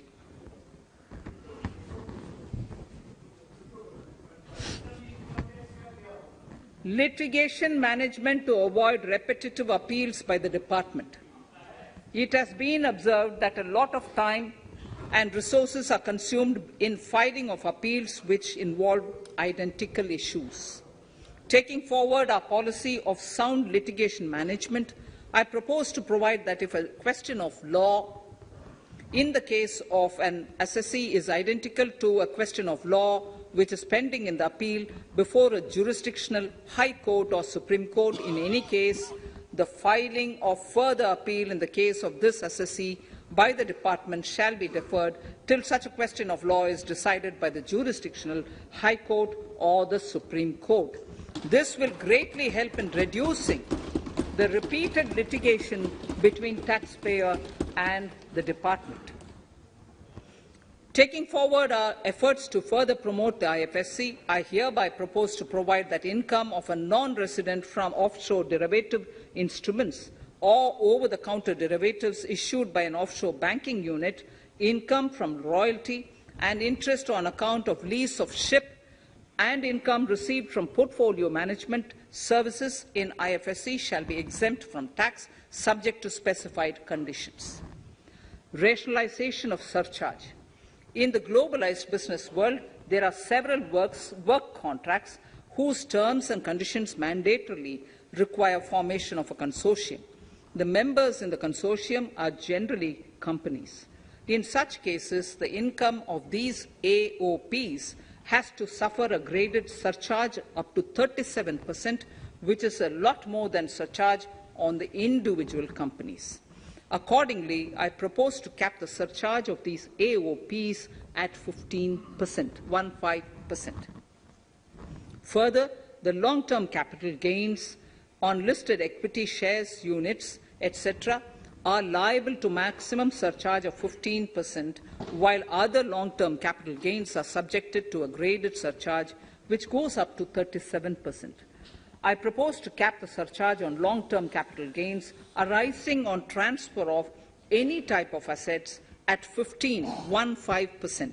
This step will give a boost to startup community, and along with my proposal on the extended tax benefits to manufacturing companies and startups, reaffirms our commitment to Atmanirbhar Bharat.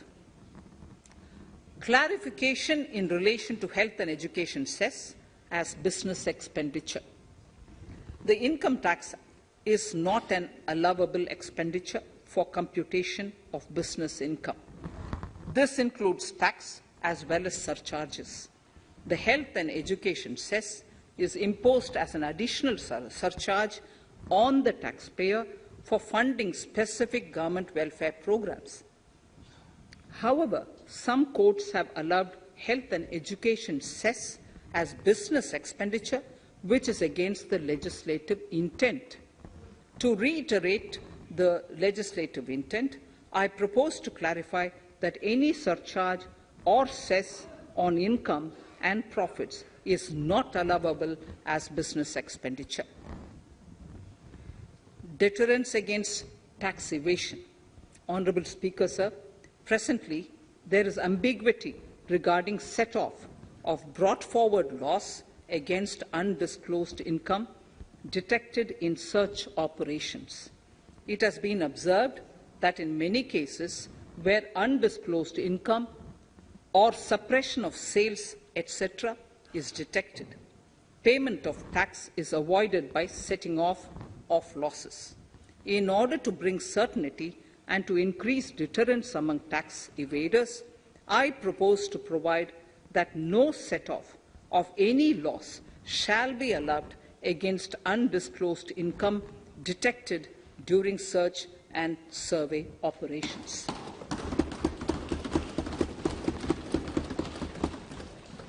It has been noticed that as a business promotion strategy, there is a tendency on businesses to pass on benefits to their agents. Such benefits are taxable in the hands of the agents. In order to track such transactions, I propose to provide for tax deduction by the person giving benefits if the aggregate value of such benefits exceeds 20,000 rupees during the financial year. A few other changes are being made, the details of which are there in the finance bill.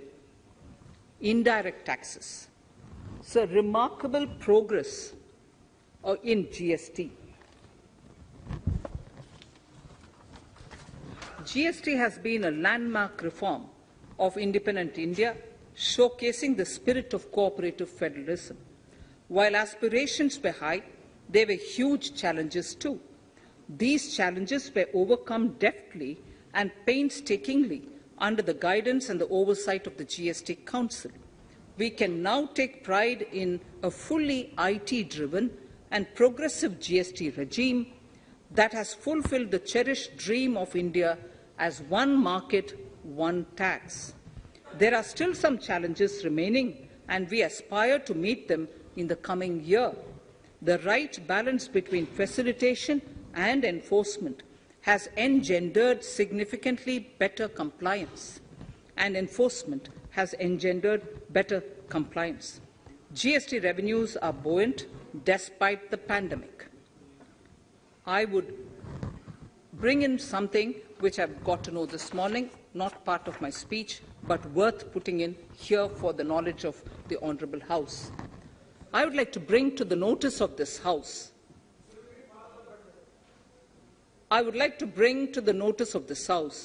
that the gross GST collections for the month of January 22 are rupees 1,40,986 crores, which is the highest since the inception of GST. This has been possible due to rapid economic growth, recovery, post-COVID,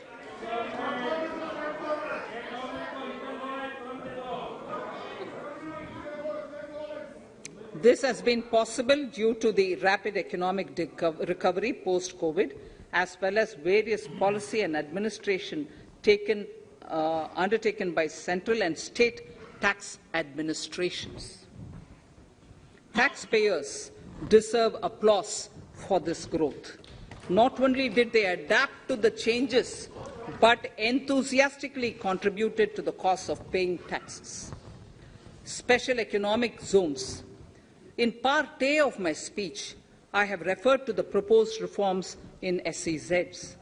Alongside, we will also undertake reforms in customs administration of SEZs, and it shall henceforth be fully IT-driven and function on the Customs National Portal with a focus on higher facilitation and with only risk-based checks. This will ease doing business by SEZ units considerably. This reform shall be implemented by 30th September 2022. Customs reforms and duty rate changes. Customs administration has reinvented itself over the years through liberalized procedures and infusion of technology. Faceless customs has been fully established. During COVID-19 pandemic, customs formation have done exceptional frontline work against all odds, displaying agility and purpose. Customs reforms have played a very vital role in domestic capacity creation, providing level playing field to our MSMEs, easing the raw material supply side constraints, enhancing ease of doing business, and being an enabler to other policy initiatives such as PLI and phased manufacturing plans. My proposal on customs side are aligned to these objectives. Project imports and capital goods. National Capital Goods Policy 2016 aims at doubling the production of capital goods by 2025. This would create an employment opportunities and result in increased economic activity. However, several duty exemptions, even extending to over 3 decades, in some cases have been granted to capital goods for various sectors like power, fertilizer, textiles, leather footwear, food processing, and fertilizers. These exemptions have hindered the growth of the domestic capital goods sector. Similarly, project import duty concessions have also deprived the local producers of a level playing field in areas like coal mining projects, power generation, transmission or distribution projects, railway and metro projects. Our experience suggests that reasonable tariffs are conducive to the growth of domestic industry and make in India without significantly impacting the cost of essential imports. Accordingly, Honourable Speaker, Sir, it is proposed to phase out the concessional rates in capital goods and project imports gradually and apply a moderate tariff of 7.5%. Certain exemptions for advanced machineries that are not manufactured within the country shall continue. A few exemptions are being introduced on inputs like specialized castings, ball screw, and linear motion guide to encourage domestic manufacturing of capital goods. In the last 2 budgets, we have rationalized several customs exemptions. We have once again carried out an extensive consultation, including by crowdsourcing. As a result of these consultations, more than 350 exemption entries are proposed to be gradually phased out. These include exemptions on certain agricultural produce,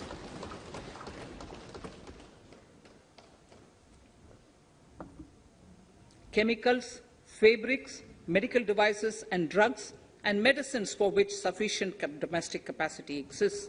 Further, as a simplification measure, several concessional rates are being incorporated in the customs tariff schedule itself instead of prescribing them through various notifications. This comprehensive review will simplify the customs rate and tariff structure, particularly for sectors like chemicals, textiles, and metals, and minimize disputes. Removal of exemption on items which are or can be manufactured in India and providing concessional duties on raw material that go into manufacturing of intermediate products will go many a step forward in achieving our objective of Make in India and Atmanirbhar Bharat. I shall now take up specific sector-specific proposals. Electronics. Electronic manufacturing has been growing rapidly. Customs duty rates are being calibrated to provide a graded rate structure to facilitate domestic manufacturing of wearable devices, hearable devices, and electronic smart meters. Duty concessions are being given to parts of transformer of mobile phone chargers and camera lens of mobile camera module and certain other such items. This will enable domestic manufacturing of high-growth electronic items. Gems and jewellery. To give a boost to the gems and jewellery sector, customs duty on cut and polished diamonds and gemstones is being reduced to 5%. Simply sawn diamond would attract nil customs duty.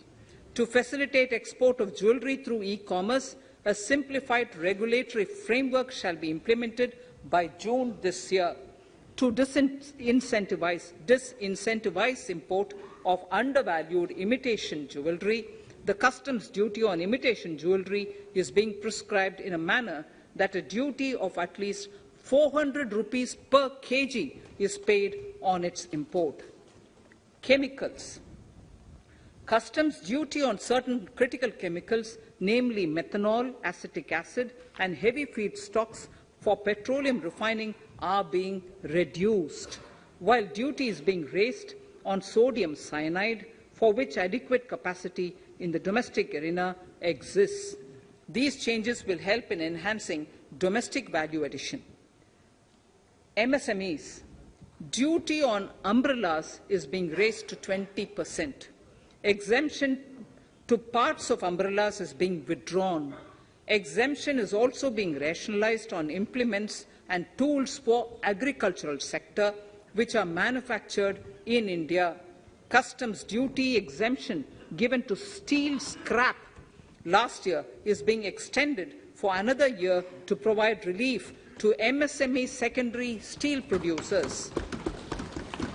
Certain anti-dumping and CVD on stainless steel and coated steel flat products, bars of alloy steel and high-speed steel are being revoked in larger public interest considering prevailing high prices of metals. To incentivize exports, exemptions are being provided on items such as embellishment, trimmings, fasteners, buttons, zipper, lining material, specified leather, furniture fittings, and packaging boxes that may be needed by bona fide exporters of handicrafts, textiles, leather garments, leather footwear, and other goods. Honorable Speaker, sir, duty is being reduced on certain inputs required for shrimp aquaculture so as to promote its exports. Tariff measure to encourage blending of fuel. Blending of fuel is a priority for this government. To encourage the efforts for blending of fuel, unblended fuel shall attract an additional differential excise duty of rupees 2 per litre from first day of October 22. A few other changes are being made in duty rates, customs, tariff and customs law, the details of which are there in the finance bill.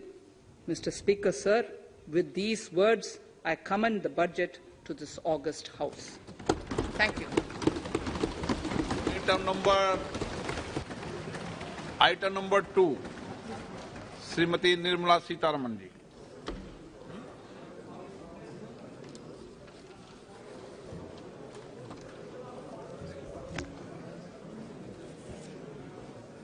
Sir, with your permission, I rise to lay on the table the following statements under Section 3(1) of the Fiscal Responsibility and Budget Management FRBM Act 2003, Medium-Term Fiscal Policy cum Fiscal Policy Strategy Statement and Macroeconomic Framework Statement.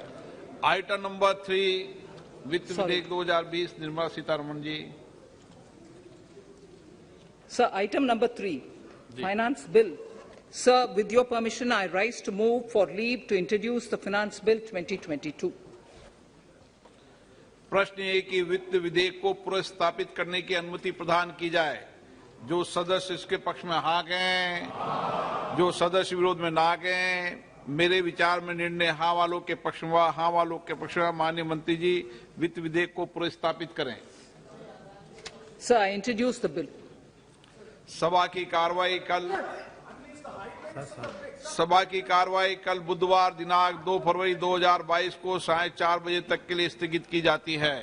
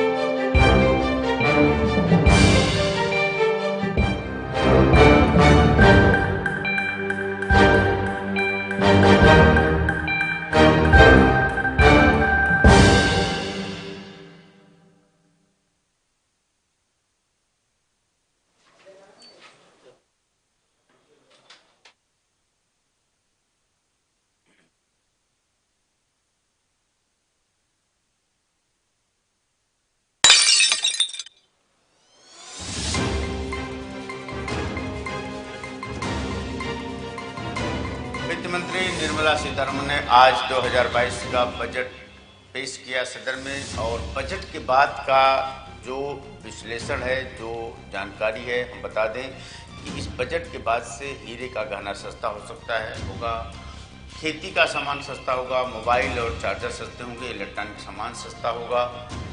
इसका impact जो है वो देखा जा रहा है कि जो टैक्स है, टैक्स का जो पूरा का पूरा पैनल उसको सिस्टम को इन्होंने छुआ तक नहीं, कुछ टैक्सेस कम किए हैं, लेकिन कोई ज़्यादा बदलाव टैक्स में हुआ नहीं है। और ज़्यादातर उन्होंने किया है, हर क्षेत्रों को बजट बनाया है। बजट अपेक्षा से ज़्यादा अच्छा बजट रहा इस बार का।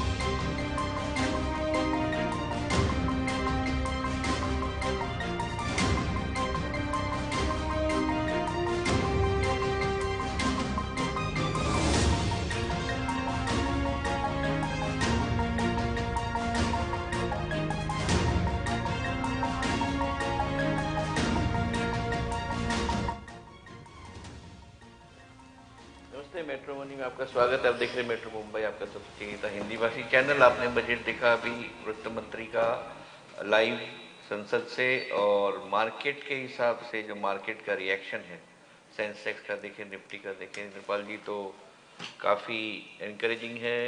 लोगों को अभी तक जो फीडबैक आ रहा है अभी तक का, वो काफ़ी पॉजिटिव है। बिल्कुल बिल्कुल, बाजार में काफ़ी उछाल है, बाजार काफ़ी अच्छा जा रहा है, बजट के बाद से भी अच्छा जा रहा है। और एक बात इन्होंने निखिल जी ने किया कि निर्मला सीतारमण जी ने इस बार टैक्स के स्लैब को बिल्कुल टच ही नहीं किया, इनकम टैक्स पे तो हाथ ही नहीं लगाया। कुछ टैक्सेस जिन्होंने कम किया, जैसे क्रिप्टो करेंसी की आय पर 30% की छूट दे दी, कॉर्पोरेटिव टैक्स में वो घटा करके 15% से 12% कर दिया। तो ये सब चीज़ों से लग रहा है कि काफ़ी कुछ राहत आई। एक बात और है, किसानों के लिए खेती के सेक्टर में इन्होंने बहुत कुछ हाथ डाला है, उसको संभालने की कोशिश की है। ये मुझे तो ऐसा लग रहा है निखिल जी कि शायद जो किसान बिल की नाराजगी है जी, उसका जो इम्पैक्ट है उसको दूर करने की कोशिश इस बजट में की जा रही है। जी बिल्कुल बिल्कुल। दूसरा, ग्रामीण सेक्टर को ज़्यादा टच किया है जी। उधर डिजिटल ग्रामीणों को डिजिटल बनाने की प्लानिंग, ग्रामीण में ब्रॉडबैंड पहुंचाने की प्लानिंग, ग्रामीण को विकसित करने की प्लानिंग, और टीवी चैनल के माध्यम से पढ़ाई, जी। एक क्लास के लिए एक टीवी चैनल होगा, यानी 10वीं के लिए तो एक टीवी चैनल जो 10वीं की क्लास को ही पढ़ाएगा, 10वीं की जी। पढ़ाई करेगा। जी। ये एक चाह है कि डिजिटल की ओर, मतलब जो ऑनलाइन एक कोरोना काल ने जिस तरीके से बता दिया कि कोरोना सब कुछ ऑनलाइन होगा, ऑनलाइन पढ़ाई है, ऑनलाइन एग्जाम है, ऑनलाइन सिस्टम है, उसको ध्यान में रखते हुए शायद इस बजट में प्रावधान बनाया जा रहा है जी। कि अब ऑनलाइन एजुकेशन ज़्यादा हमारा प्रभावित न हो, एजुकेशन को ऑनलाइन करने की प्रक्रिया में बजट बनाया गया है कि अगले 200 टीवी चैनल एजुकेशन के लिए डाले जाएंगे। ग्रामीण सेक्टर को जो इन्होंने ज़्यादा कुछ दिया है, मुझे लग रहा है कि जो किसानों की नाराज़गी, ग्रामीण इलाकों में ज़्यादातर खेती किसान लोग किसानों को का ज़्यादा जो संख्या है ग्रामीणों में रहती है, कि भारत की आत्मा गांव में बसती है, ये देखा जाता है। तो ग्रामीणों को इन्होंने दिया इसलिए कि ताकि किसान लोग उनके साथ ज़्यादा जो नाराज़गी किसान बिल को लेकर के जो गलतफहमियाँ हैं, वो किसान बिल सही था गलत था वो मन में, उसको लेकर के जो गलतफहमियाँ सरकार के प्रति और जनता के प्रति बनी किसान और सरकार के बीच में, उसको दूर करने की कोशिश कर डायरेक्ट उत्तर प्रदेश के लिए कोई बजट देते तो उसका कहीं न कहीं नेगेटिव असर आता। इसलिए इस बार वो डायरेक्ट नहीं दे करके ग्रामीणों को विकसित करने के लिए एक बजट बनाया है कि वहाँ पर हम डिजिटलाइजेशन करेंगे, ग्रामीणों को वहाँ ब्रॉडबैंड लगाएंगे, सारा सिस्टम पहुँचाएंगे ताकि किसानों खेती के सामान को सस्ता किया है। खेती के किसान में लिए मुझे लग रहा है कि एमएसपी के लिए इन्होंने 2.7 लाख करोड़ का बजट दिया है और किसानों के लिए बहुत बहुत मतलब खेती ड्रोन के जरिए खेती को और उस पर ध्यान रखने की प्रक्रिया पर जोर दिया गया है। तो इस तरीके से एमएसपी को लेकर के जो लोगों में गलतफहमियां थी वो इस बजट के माध्यम से एक वाया खुश करने की कोशिश इस बजट के जरिए की गई है। जी बिल्कुल, हमारे पैनलिस्ट जुड़े हैं, टेक्निकल टीम, तो उनको लाया जाए स्क्रीन पे। जो भी जुड़े हैं उनकी प्रतिक्रिया ले लेते हैं बजट के ऊपर। राजकुमार जी हैं, तो राजकुमार जी आपका स्वागत है फिर से। कमलेश शाह जी आपका स्वागत है। सेठी साहब आपका भी बहुत बहुत स्वागत इस प्रोग्राम पे। Rajkumar ji, first reaction from you. जी नहीं, जो भी कंस्टेंट था इसमें ये गवर्नमेंट के पास उस कंस्टेंट में इन लोगों ने एक बैलेंसिंग एक्ट किया है और तरीके से किया है। और जैसा कि निर्पाल जी ने कहा, बहुत सही कहा कि फोकस इनका काफी रहा है फार्म वगैरह पे, फार्मर्स पे। तो ये वो और प्लस में वहां पे थोड़ा पॉलिटिकल एंगल तो रहा ही है, होएगा। एमएसपी वगैरह का फिगर अभी उन्होंने दिया, प्लस में और भी पेस्टिसाइड्स वगैरह ड्रोन के थ्रू करने की बात कही, या पोस्ट हार्वेस्ट में उन लोगों ने कई स्कीम बनाने की बात कही, उसका डिटेल्स में भी आएगा। तो फार्मर्स के प्रति काफी फोकस था। लेकिन एक पॉजिटिव हमको इसमें लगा, इतने के कंस्टेंट के बावजूद इन लोगों ने 2 लाख करोड़ पब्लिक इन्वेस्टमेंट बढ़ाने की जो बात कही फाइनेंस मिनिस्टर ने, तो वो कहीं न कहीं फिस्कल स्टिमुलस होगा जो प्राइवेट सेक्टर स्पेंडिंग को बढ़ाने में मदद करेगा। क्योंकि कंज्यूमर स्पेंडिंग बढ़ता है तो फिर प्राइवेट सेक्टर इन्वेस्टमेंट बढ़ेगा और वो बहुत जरूरी है। तो ये चीज हमको, बाकी सारी चीजें तो मोस्टली जो नेपाल जी ने कही वो है ही, और लेकिन जो सबसे अच्छी बात लगी वो ये कि पब्लिक इन्वेस्टमेंट की बात कही है इन्होंने 2 लाख को, तो वो उससे एक स्टिमुलस आएगा इन्वेस्टमेंट में और उसका फायदा इकोनॉमी को मिलेगा। देखिए, शुरुआत में वित्त मंत्री ने गाइडिंग फिलोसॉफी का जिक्र किया कि इस बजट में हम क्या क्या इसका बजट बनाने का जो रैशनल था वो क्या था। और पहला जो उन्होंने बताया, उन्होंने कहा कि हम मैक्रो लेवल और माइक्रो लेवल दोनों का ध्यान रखेंगे इस बजट में। मेरी राय पर्सनली है कि शायद मैक्रो लेवल पे ध्यान बहुत दिया इन्होंने, बहुत ही मैक्रो लेवल स्कीम्स अनाउंस किए। जैसे इंद्रपाल जी ने कहा एजुकेशन के ऊपर 200 टीवी चैनल बनाएंगे, डिजिटल हेल्थ प्रोग्राम बनाएंगे। तो पॉलिसियाँ और कॉन्सेप्चुअली और एट अ मैक्रो लेवल मेरे ख्याल से बहुत ही स्ट्रॉन्ग बजट है। लेकिन माइक्रो लेवल पे जो जैसे जो आम नागरिक है उसके लिए जो पॉलिसी होनी चाहिए या उसके लिए जो हमें बजट में प्रावधान करना चाहिए, तो मुझे लगा, ये मेरा पर्सनल ओपिनियन है, कहीं ना कहीं ये मिसिंग था। एट अ मैक्रो लेवल बहुत ही बढ़िया कि आपने शायद, और जैसे उन्होंने कहा ये 25 साल की हम बुनियाद रख रहे हैं, तो ये भी अच्छी बात है कि हम 25 साल की बुनियाद रख रहे हैं, लेकिन हमें 25 साल जीना भी तो है। अगर आप 25 साल तक हमें जीने नहीं दोगे तो 25 साल के बाद जो होगा उससे हमें क्या फायदा होगा, है ना। तो इसके ऊपर मैं आपकी प्रतिक्रिया चाहूंगा राजकुमार जी की, डू यू थिंक कि माइक्रो लेवल पे ये बजट कहीं ना कहीं मिसिंग है, और इन्होंने जो आम आदमी का जो पेन पॉइंट है, जो दर्द होता है रोज का, उस दर्द की दवा नहीं दी है। ये आपको कहा गया है कि 25 साल के बाद आप बूढ़े होंगे, बूढ़े होने के पहले आपके लिए हमें जो करना है हम करेंगे, लेकिन आज जो भी है वो आप अपना देख लीजिए। दर्द का एहसास किया है, लेकिन दर्द के लिए कोई दवा की व्यवस्था नहीं की। जी निखिल जी एकदम सही, जी एकदम सही आपने बोला है कि इन्होंने, और ये आज की बात नहीं है, पहले से ही ये गवर्नमेंट का रहा है कि supply side of supplied investment driven economy, investment को स्टिमुलेट करना, और हमेशा से गवर्नमेंट का पॉलिसी रहा है कि अगर हम इन्वेस्टमेंट बढ़ाएंगे तो कंजम्पशन खुद ब खुद आएगा और इन्वेस्टमेंट ड्रिवन होना पड़ेगा। तो ये लॉन्ग टर्म, थोड़ा ज्यादा लॉन्ग टर्म स्ट्रैटेजी में जाते हैं। और यही है कि जो आप बोल रहे हैं कि आज के डेट में जैसे एसएम, जो भी आप जानते ही है कि एसएमईज वगैरह, मीडियम और स्मॉल स्केल वगैरह कितना सफर कर रहा है, वहां पे हम लोग को एक्सपेक्टेशन था कि शायद वहां पे टच करने कुछ ज्यादा करेंगी, जिससे कि जो इनइक्वालिटी का मेजर प्रॉब्लम आ रहा है उससे होगा। तो वहां पे अभी तक कुछ खास दिखा नहीं, तो वो पॉइंट खाली रह गया। और बाकी जो जिस पॉलिसी पे ये सरकार चल रही थी, वर्चुअली मैक्रो लेवल पे उसी पॉलिसी पे आगे गई है। थोड़ा सा पॉलिटिकल हो गई, क्योंकि फार्मर्स, जो नेपाल जी ने बहुत सही कहा कि फार्मर्स वगैरह की जो नाराजगी थी, उसके कारण फार्मर्स पे बहुत ज्यादा फोकस किया है गवर्नमेंट ने। तो पॉलिटिकल एंगल से फार्मर्स पे काफी किया है, और बाकी इकोनॉमी को बोस्टर करने के लिए मैक्रो इकोनॉमी पे ज्यादा किया है। और जैसा कि आप देखेंगे कि फिस्कल डेफिसिट को भी 6.9% पे कंटेन किया है, और कंसोलिडेशन भी बहुत ही ग्रेडेड और फेज मैनर में करने की बात कही है कि हम इसको 4.5 तक ले आएंगे, लेकिन 2025 तक लाएंगे। तो ये government doesn't seem to be in hurry as far as fiscal consolidation is concern. वो सोचते हैं कि धीरे धीरे लाएंगे, फिस्कल स्टिमुलस देते हुए ग्रोथ ज्यादा सफर ना करे, और इन्फ्लेशनरी अगर थोड़ा होगा भी तो जो बात से लग रहा है उससे लगता है कि शायद वो मॉनेटरी मैनेजमेंट आरबीआई के ऊपर छोड़ेंगे।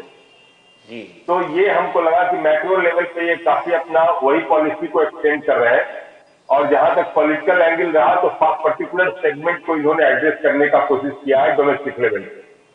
जी बिल्कुल। और ये जो एक दो आंकड़े बता दूं, और फिर मैं दूसरे पैनलिस्ट को भी रिक्वेस्ट करूंगा कमेंट करने के लिए, कि कोविड में आपको जान के शायद आश्चर्य नहीं होगा राजकुमार जी, मनरेगा का जो डिमांड है वो 40% से बढ़ा, क्योंकि जो रिवर्स माइग्रेशन हुआ अर्बन एरिया से लेके रूरल एरिया को, तो लोग गांव से वापस नहीं आए, क्योंकि मनरेगा में उन्हें 100 दिन की जो श्रम जो काम जो गारंटी किया जाता है वो मिला। तो उन्हें लगा कि जब हम शहर जाएंगे तो नौकरी का कोई गारंटी है नहीं, तो हम शहर में, हम गांव में रह जाते हैं, और मनरेगा का डिमांड बढ़ा। तो जो रिवर्स माइग्रेशन हुआ इस वजह से हुआ कि अर्बन एरियाज में बेरोजगारी बढ़ी, लोग गांव चले गए, वहाँ मनरेगा में डिमांड बढ़ा, इसलिए वापस नहीं आए।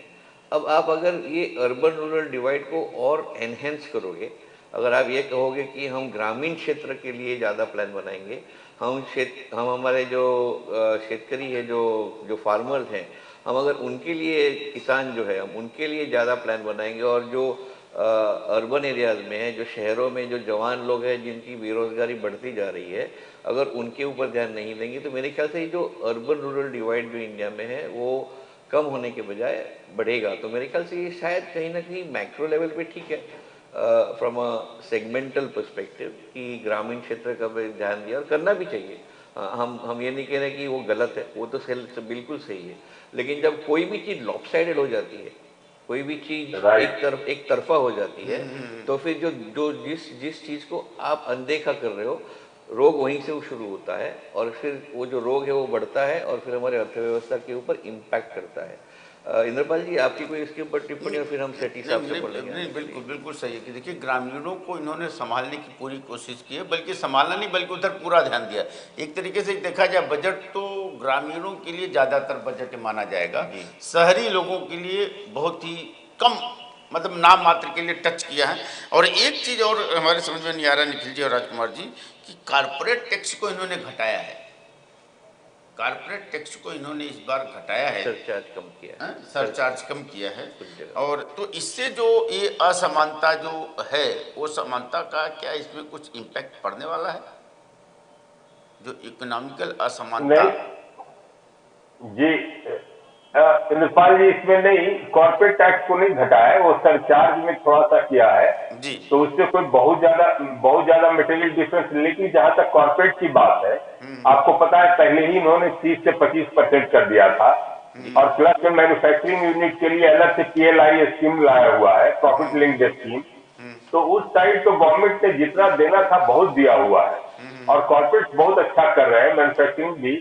तो अभी जो इनको ध्यान देना था वो MSMEs के बारे में देना था ज्यादा, नहीं तो ग्रामीण के बारे में दिया। मध्यम उद्योग के लिए इन्होंने 2 लाख करोड़ की मदद की घोषणा की है। मध्यम उद्योग के लिए 2 लाख करोड़ का प्रावधान किया है। तो जैसे कि जो पिछली बार हम लोगों ने जब बहस किया था, बात चर्चा किया था कि एक गरीब होता जा रहा है, अमीर होता जा रहा है, बीच के लोगों के लिए कुछ हो नहीं रहा है। तो मुझे लग रहा है कि ये मध्यम उद्योग के लिए जो 2 लाख करोड़ की बजट बनाया है, ये मुझे लग रहा है कि शायद वो मिडिल क्लास के लोगों को टच करने की कोशिश है। वो 1.5 लाख करोड़ का इन्होंने जो MSME के लिए ECLG स्कीम अनाउंस किया था वो एक्सटेंड किया है 1 साल के, और 1.5 लाख का उन्होंने 2 लाख कर दिया है। अच्छा, 2 लाख। मेरे ख्याल से वो अच्छी बात है, क्योंकि कोविड का इम्पैक्ट अभी तक गया नहीं है।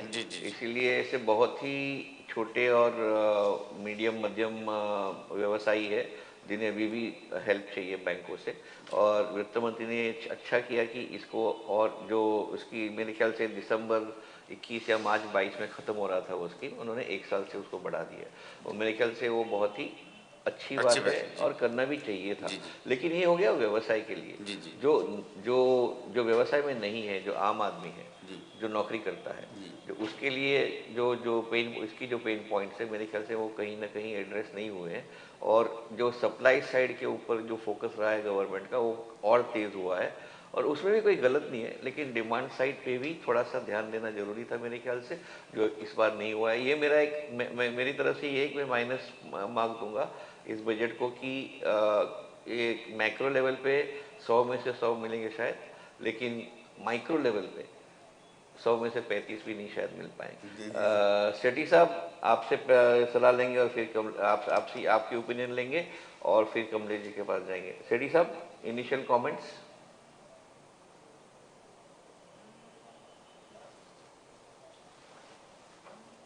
Do we have Mr. Sethi with us? Sorry, yes sir, please go ahead.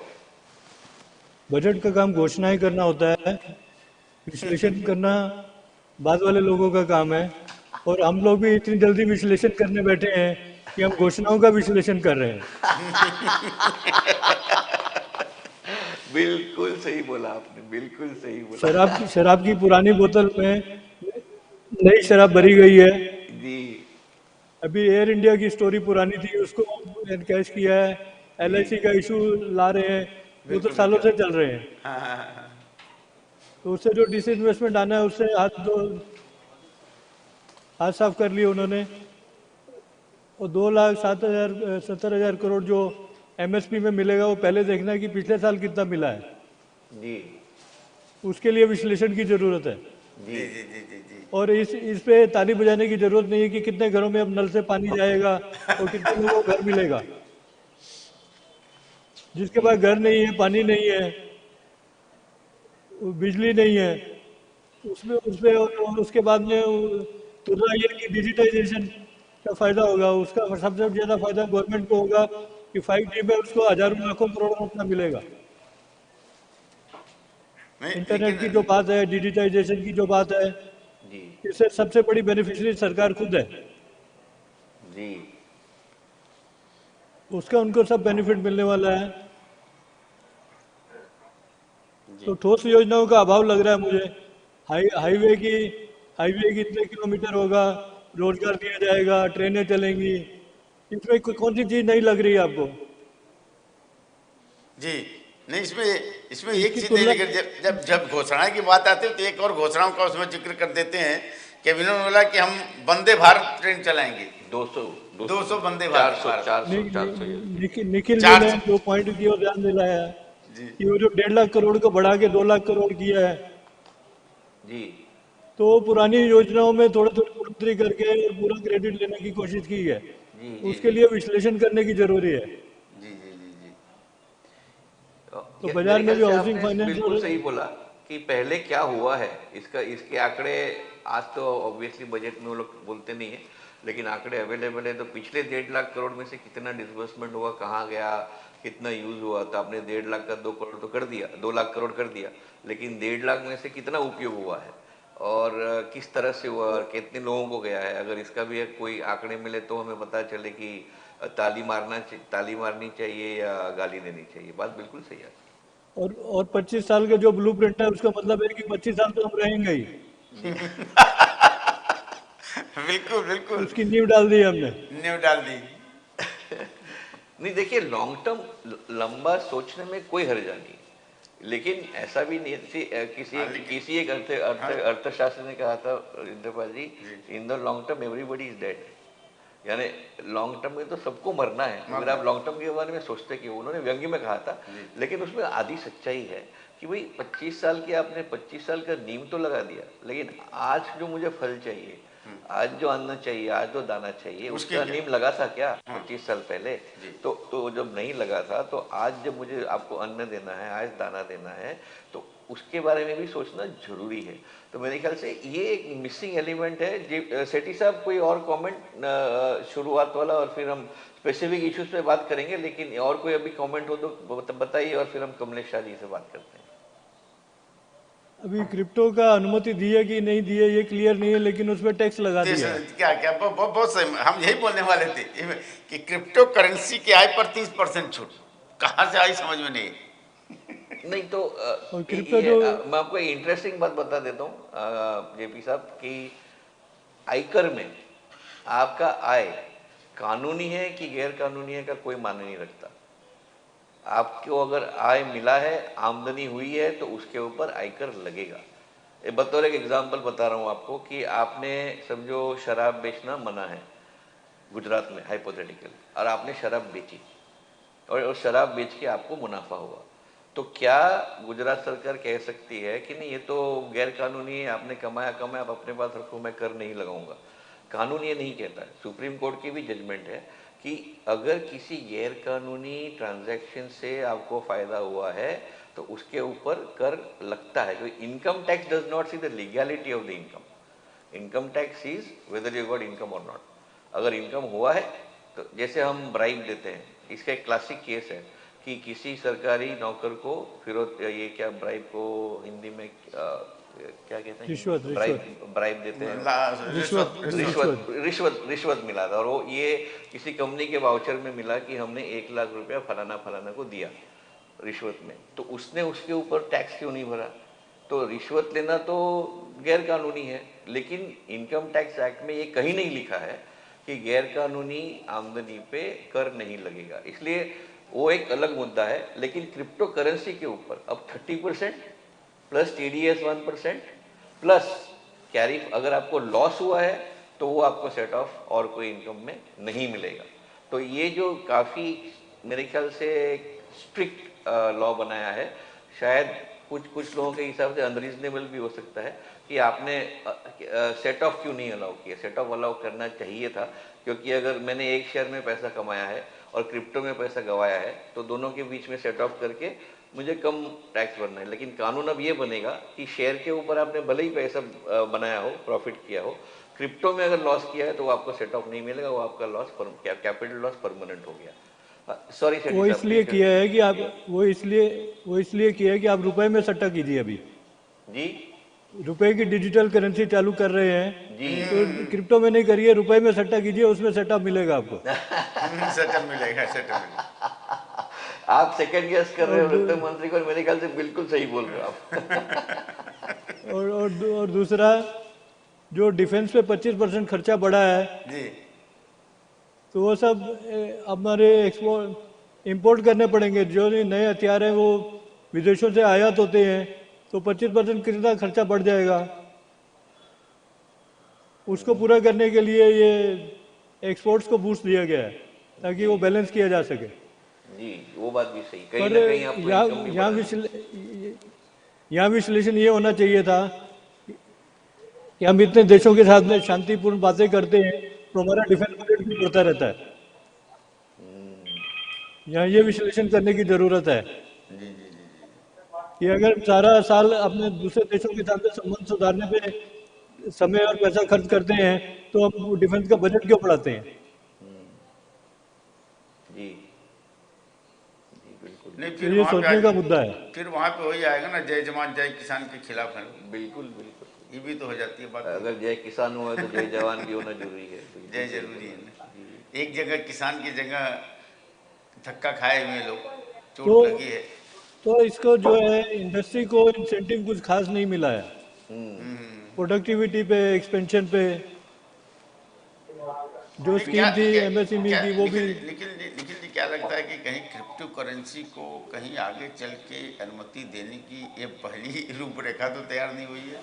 देखिए, अगर आरबीआई अपना क्रिप्टो करेंसी बना रही है, अगर आरबीआई अपना, जैसे रशिया ने भी कहा है कि वो खुद बनाएगी, चाइना ने भी कहा है कि सरकार बनाएगी, तो सरकारी क्रिप्टो और प्राइवेट क्रिप्टो में बहुत फर्क है। क्योंकि सरकारी क्रिप्टो का क्या होगा कि उसका पूरा जो रिकॉर्ड है, उसका जो लेजर बोलते हैं उसको, वो पूरा सरकार के पास रहेगा, यानी उसमें कोई कॉन्फिडेंशियलिटी रहेगी नहीं। जो प्राइवेट क्रिप्टो है वो बिल्कुल टोटली प्राइवेट होगी, और इसीलिए क्रिप्टो का जो आज जो आकर्षण है वो यही है कि प्राइवेसी है। आपने क्रिप्टो से क्या किया, किसको दिया, क्या हुआ, किसी को नहीं पता, एक्सेप्ट द जो प्राइवेट ओनर है उसको मालूम है। तो ये जब सरकार के कंट्रोल में आएगी तो मेरे ख्याल से जो प्राइवेट क्रिप्टो है वो एक प्रीमियम कमांड करेगी, वो ज़्यादा महंगी होगी, और जो सरकारी क्रिप्टो होगी वो सस्ती होगी। ये मेरा अनुमान है। जी जी जी निखिल जी आप बिल्कुल सही कह रहे हैं जी प्लीज। क्योंकि ब्लॉकचेन का कॉन्सेप्ट है जी, क्रिप्टो में ब्लॉकचेन है, जी और ब्लॉकचेन जो इशू करता है उससे जुड़ी हुई है। जी सरकार के पास कोई ब्लॉकचेन नहीं है। जी क्रिप्टो का भाव बढ़ता है, टेक्नोलॉजी का, ब्लॉकचेन का फायदा मिलता है उस करेंसी को। जी अपना रुपया तो घटता है तो अपने को क्या फायदा मिलेगा। बिल्कुल बिल्कुल सही बोला आपने, बिल्कुल सही बोला। लेकिन जैसे जैसे वो अभी ब्लॉकचेन, ये जो आरबीआई कॉरपोरेशन बनाएगी, डिजिटल करेंसी की रूल्स रेगुलेशन निकालेगी, तब हमें फाइन प्रिंट का पता चलेगा। कमलेश शाह जी आपका स्वागत है प्रोग्राम पे। कैसे हैं आप? बहुत दिनों के बाद आपसे बात हो रही है। आपके इनिशियल कमेंट्स बजट के ऊपर। निखिल जी मैं बिल्कुल ठीक हूँ, और आप सब लोग ठीक होंगे। जी अपने सारे पैनलिस्टों को, दर्शकों को नमस्कार। जी और मुझे खुशी है कि मैं आज पहली बार किसी चैनल के ऊपर बजट के ऊपर एनालिसिस के लिए बैठा हुआ हूँ।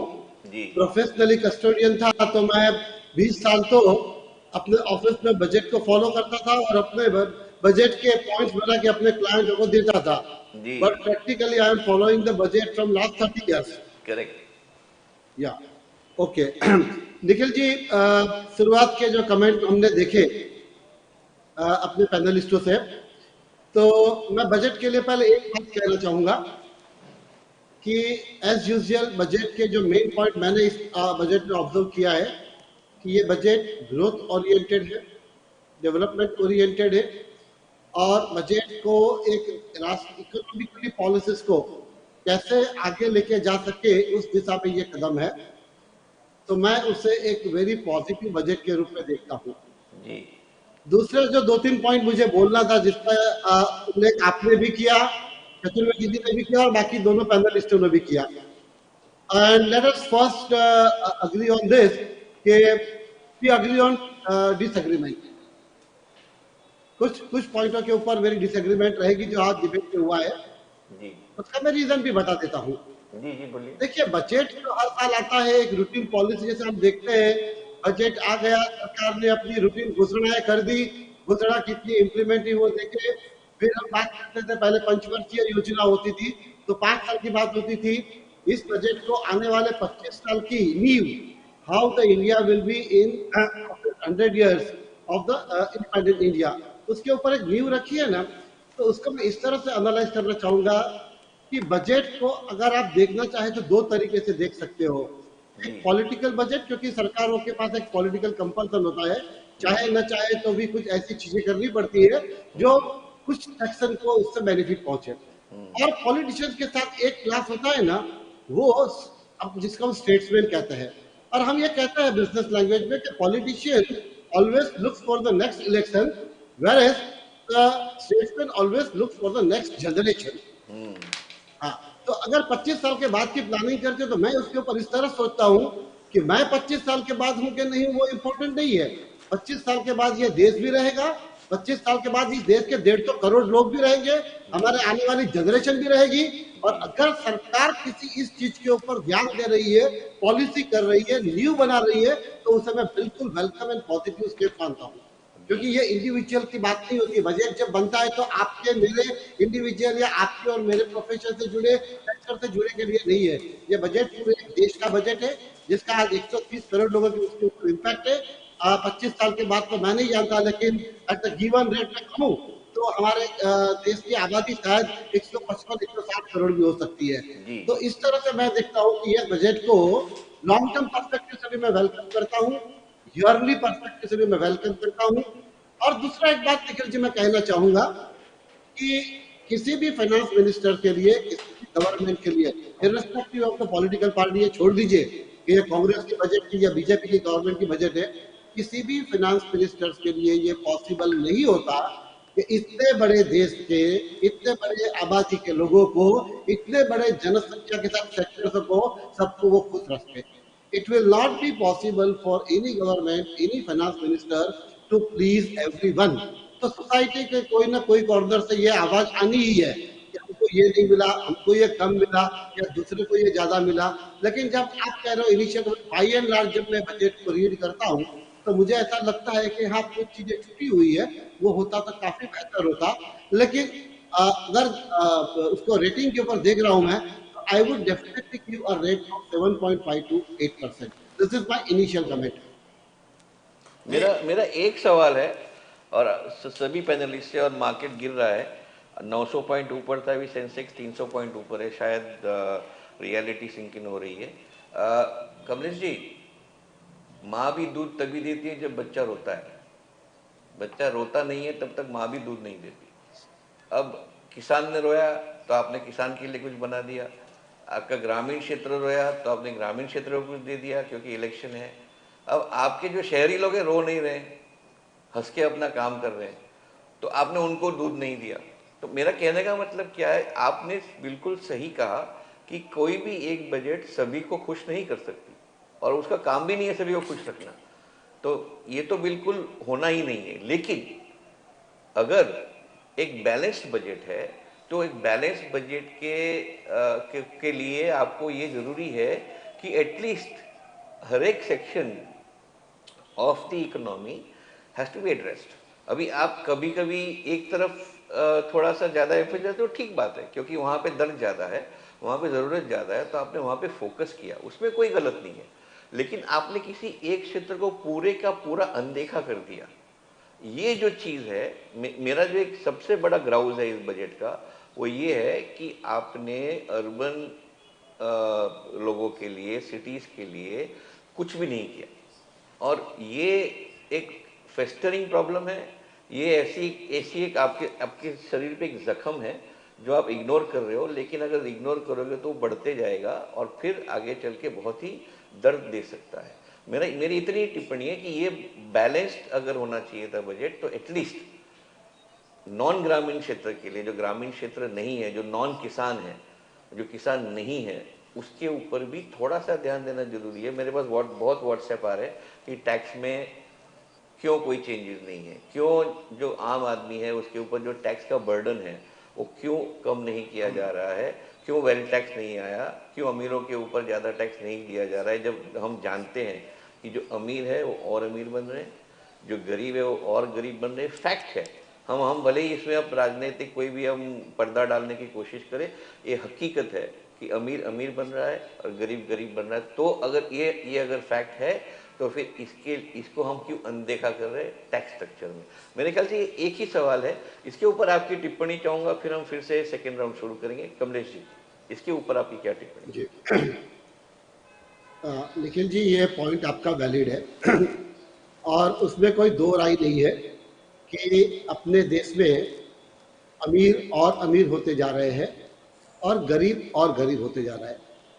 लेकिन अगर आप ये कहोगे आकलन करने के समय कि ये 1-2 साल से हो रहा है, तो वो ऐसा नहीं है। वो तो बरसों से चला आ रहा है, बरसों से।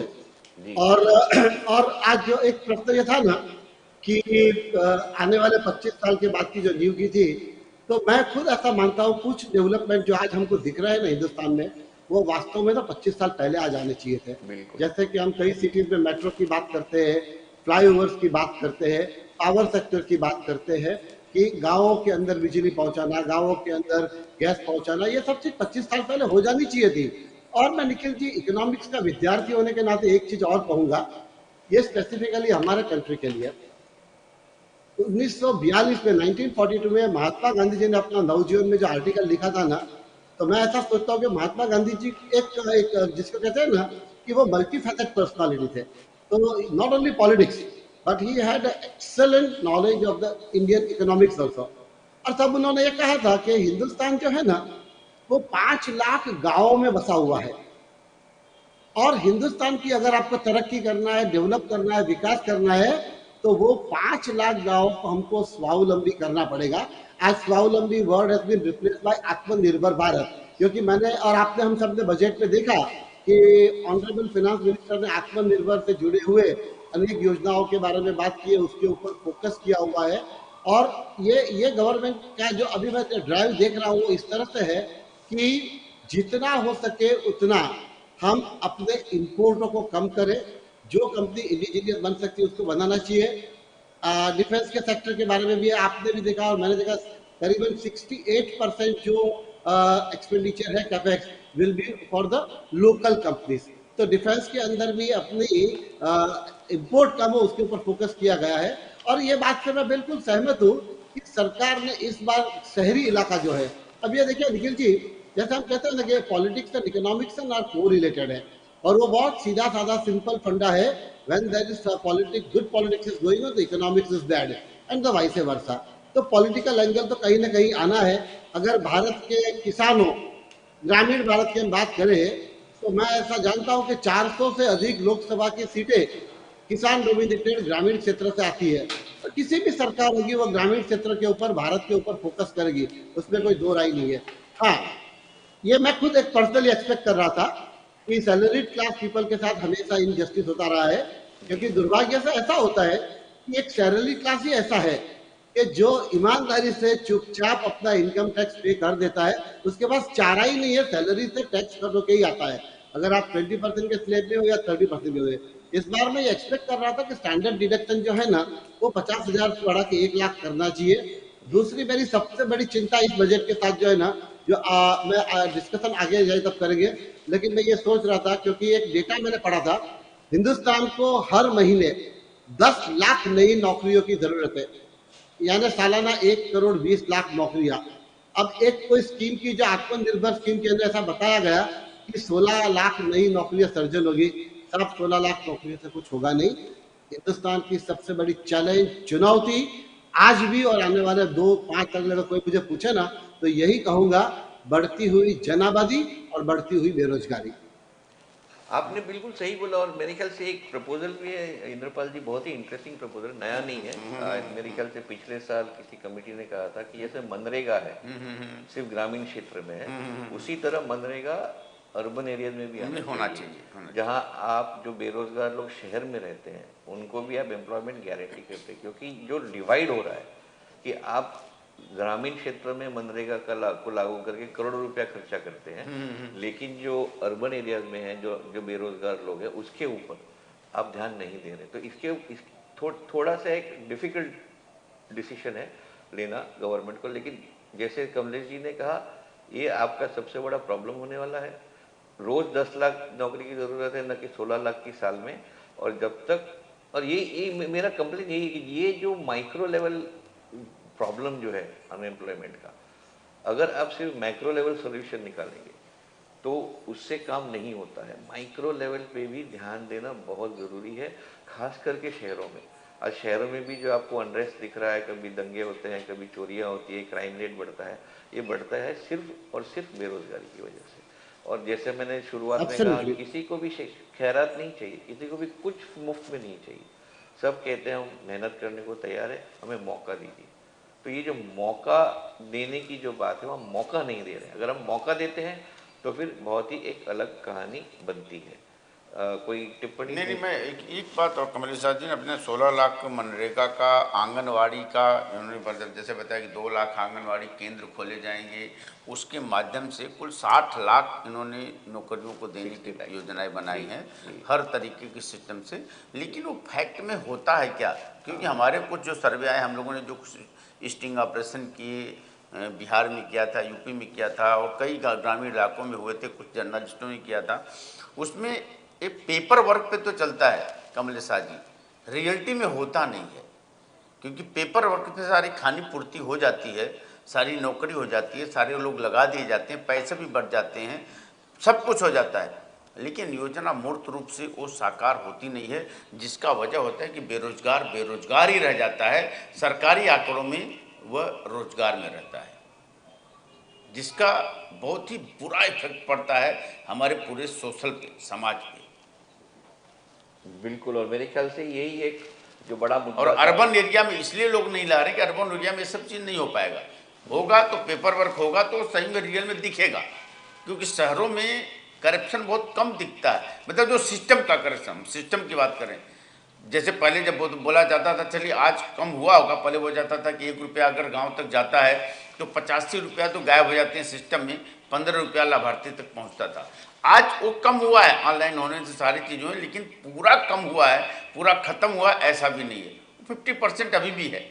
तो उसमें जो सिस्टम में चला जाता है, उसको जब तक हम कंट्रोल नहीं करेंगे, ये मनरेगा, आंगनवाड़ी, तमाम योजनाएं लाएंगे, मिशन शक्ति, मिशन वात्सल, सारी योजनाओं को लेकर के जब तक हम जमीन स्तर पर लेकर के, कागज स्तर पर खाली नहीं, जमीन स्तर पर मूर्त रूप उसको नहीं स्वरूप दिया जाएगा, तब तक ये बेरोजगारी का ये जो दानव है ऐसे ही रहेगा। कमलेश जी, देखिए निखिल जी, ये जो आपने बताया, मैं जानता हूँ 60 लाख नौकरी की इसकी बात हुई थी, लेकिन ये नौकरियां जो होगी भी ना तो वो अस्थायी रूप से होगी, स्थायी नौकरियां नहीं होती है जी। और आत्मनिर्भर भारत के जो अलग अलग मेरे ख्याल से 12 से 14 मिनिस्ट्री को क्लब कर रहे हैं वो लोग, और इंटर मिनिस्ट्रियल ग्रुप बना हुआ है। तो उसमें क्या होगा कि एक जिसको हम कहते हैं ना कि स्थायी नौकरी ऐसी भी आ सकती है।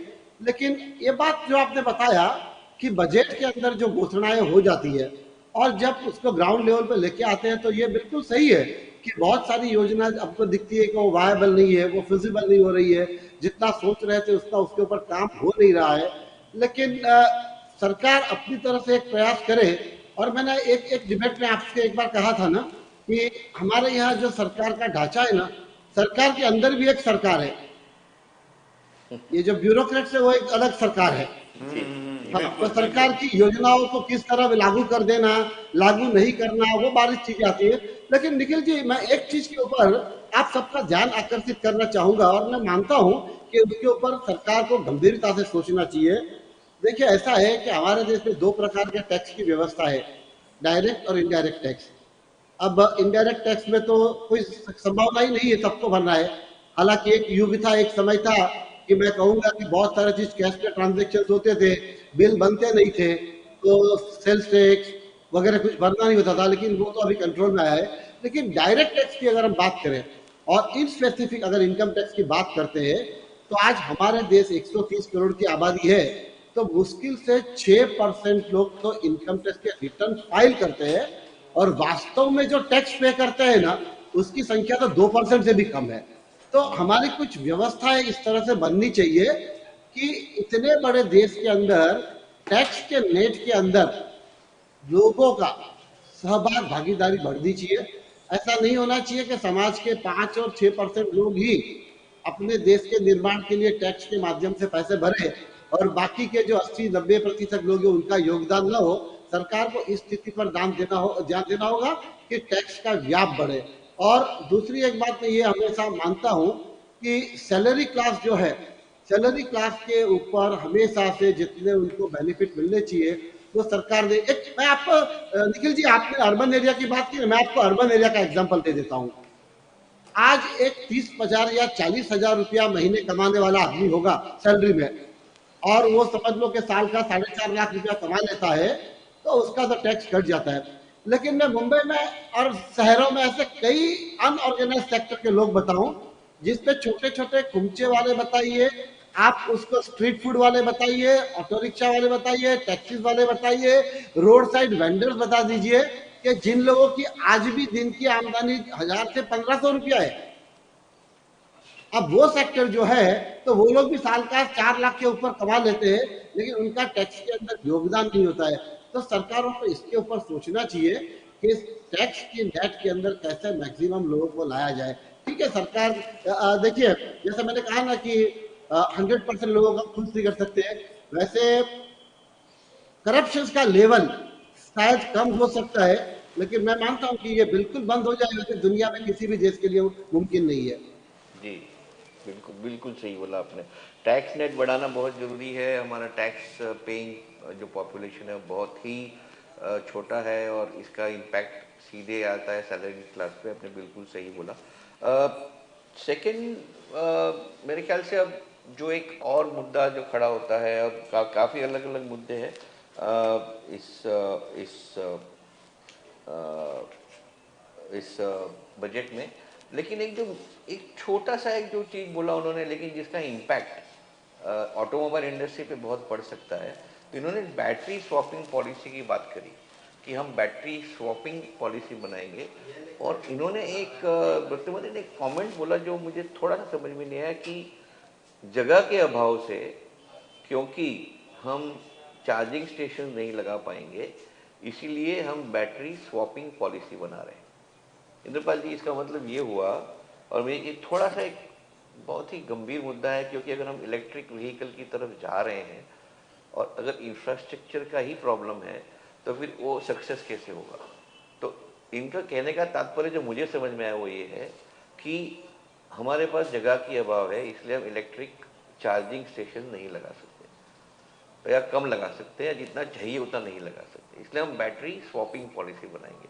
इसका मतलब ये हुआ कि आपकी गाड़ी में बैटरी है, वो ख़त्म होने को आई है, तो आप एक जगह जाओगे, उसको आपकी बैटरी दोगे और वो आपको एक नई बैटरी देगा, और वो आप गाड़ी में रख के फिर आप आगे चलेंगे। तो आपको चार्ज करने की ज़रूरत नहीं है। जैसे बैटरी ख़त्म होगी, आप ऐसी जगह जाओगे जहाँ फुल्ली चार्ज बैटरी मिलेगी और आप उसको स्वैप करेंगे। अब ये जो है वो सब सारे दुनिया में चलता है, लेकिन एज ए वो प्रिंसिपल सॉल्यूशन नहीं है, वो सेकेंडरी सॉल्यूशन है। प्रिंसिपल सॉल्यूशन ये है कि चार्जिंग स्टेशंस अलग अलग जगह में लगाते हैं और आप जाके अपनी गाड़ी चार्ज करते हो और आगे बढ़, जैसे आप पेट्रोल भरते हो उस तरह से। अगर चार्जिंग स्टेशन नहीं मिला किसी वजह से, तो आप स्वैप करते हैं, न कि उल्टा कि पहले स्वैप करिए और अगर चार्जिंग स्टेशन मिला तो चार्ज करिए। लेकिन एक पॉलिसी बनने जा रहा है, और मेरे ख्याल से इसका इम्पैक्ट इलेक्ट्रिक व्हीकल इंडस्ट्री पे बहुत ही अच्छा आ सकता है। नारायण जी, आपका स्वागत है शो पे। मैं आपके पास आऊँगा थोड़ी देर में। राजकुमार जी, आपकी कोई टिप्पणी स्वैपिंग पॉलिसी के अनाउंसमेंट पे?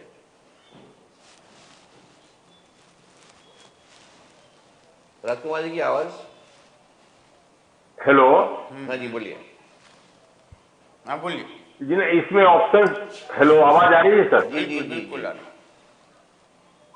जी नहीं, इसमें तो कोई ज्यादा ऑप्शन है भी नहीं। जैसे कि आपने बताया ही कि बगैर चार्जिंग फैसिलिटी के ये इलेक्ट्रिक व्हीकल का जो सॉल्व हो नहीं सकता, तो स्वैपिंग का ही एक ऑप्शन है। अगर दोनों का कॉम्बिनेशन गवर्नमेंट रखेगी, और ऑलरेडी इलेक्ट्रिक व्हीकल्स के मामले में सारे ऑटोमोबाइल, बड़े बड़े ऑटोमोबाइल्स मैन्युफैक्चरर्स आगे बढ़ चुके हैं और ये फ्यूचर है, इसमें कहीं दो राय नहीं है।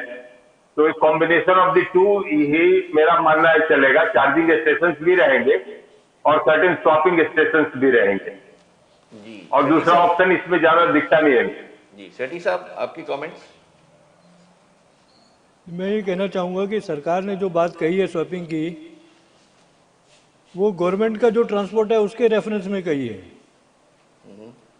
प्राइवेट सेक्टर के लिए वो स्वैपिंग का रूल नहीं बनाया है। अच्छा। जो प्राइवेट सेक्टर अभी टाटा पावर 1 लाख कनेक्शन बना रहा है, तो प्राइवेट सेक्टर की जो घोषणाएं हैं वो अपने अपने हिसाब से उस पर लागू कर रहे हैं। ये जो सरकारी बसें हैं, सरकारी ट्रांसपोर्ट है, सरकारी कारें हैं, तो सरकारी जो ट्रांसपोर्ट है उसके लिए उनकी योजना है जी। क्योंकि लेकिन वो स्टेशन नहीं सेठी लगा साहब, रहे मैं तो उनको थोड़ा सा कॉपी नहीं करना पड़ेगा। थोड़ा सा डिसएग्री करूंगा, क्योंकि उन्होंने इंटरऑपरेबिलिटी की भी बात की है।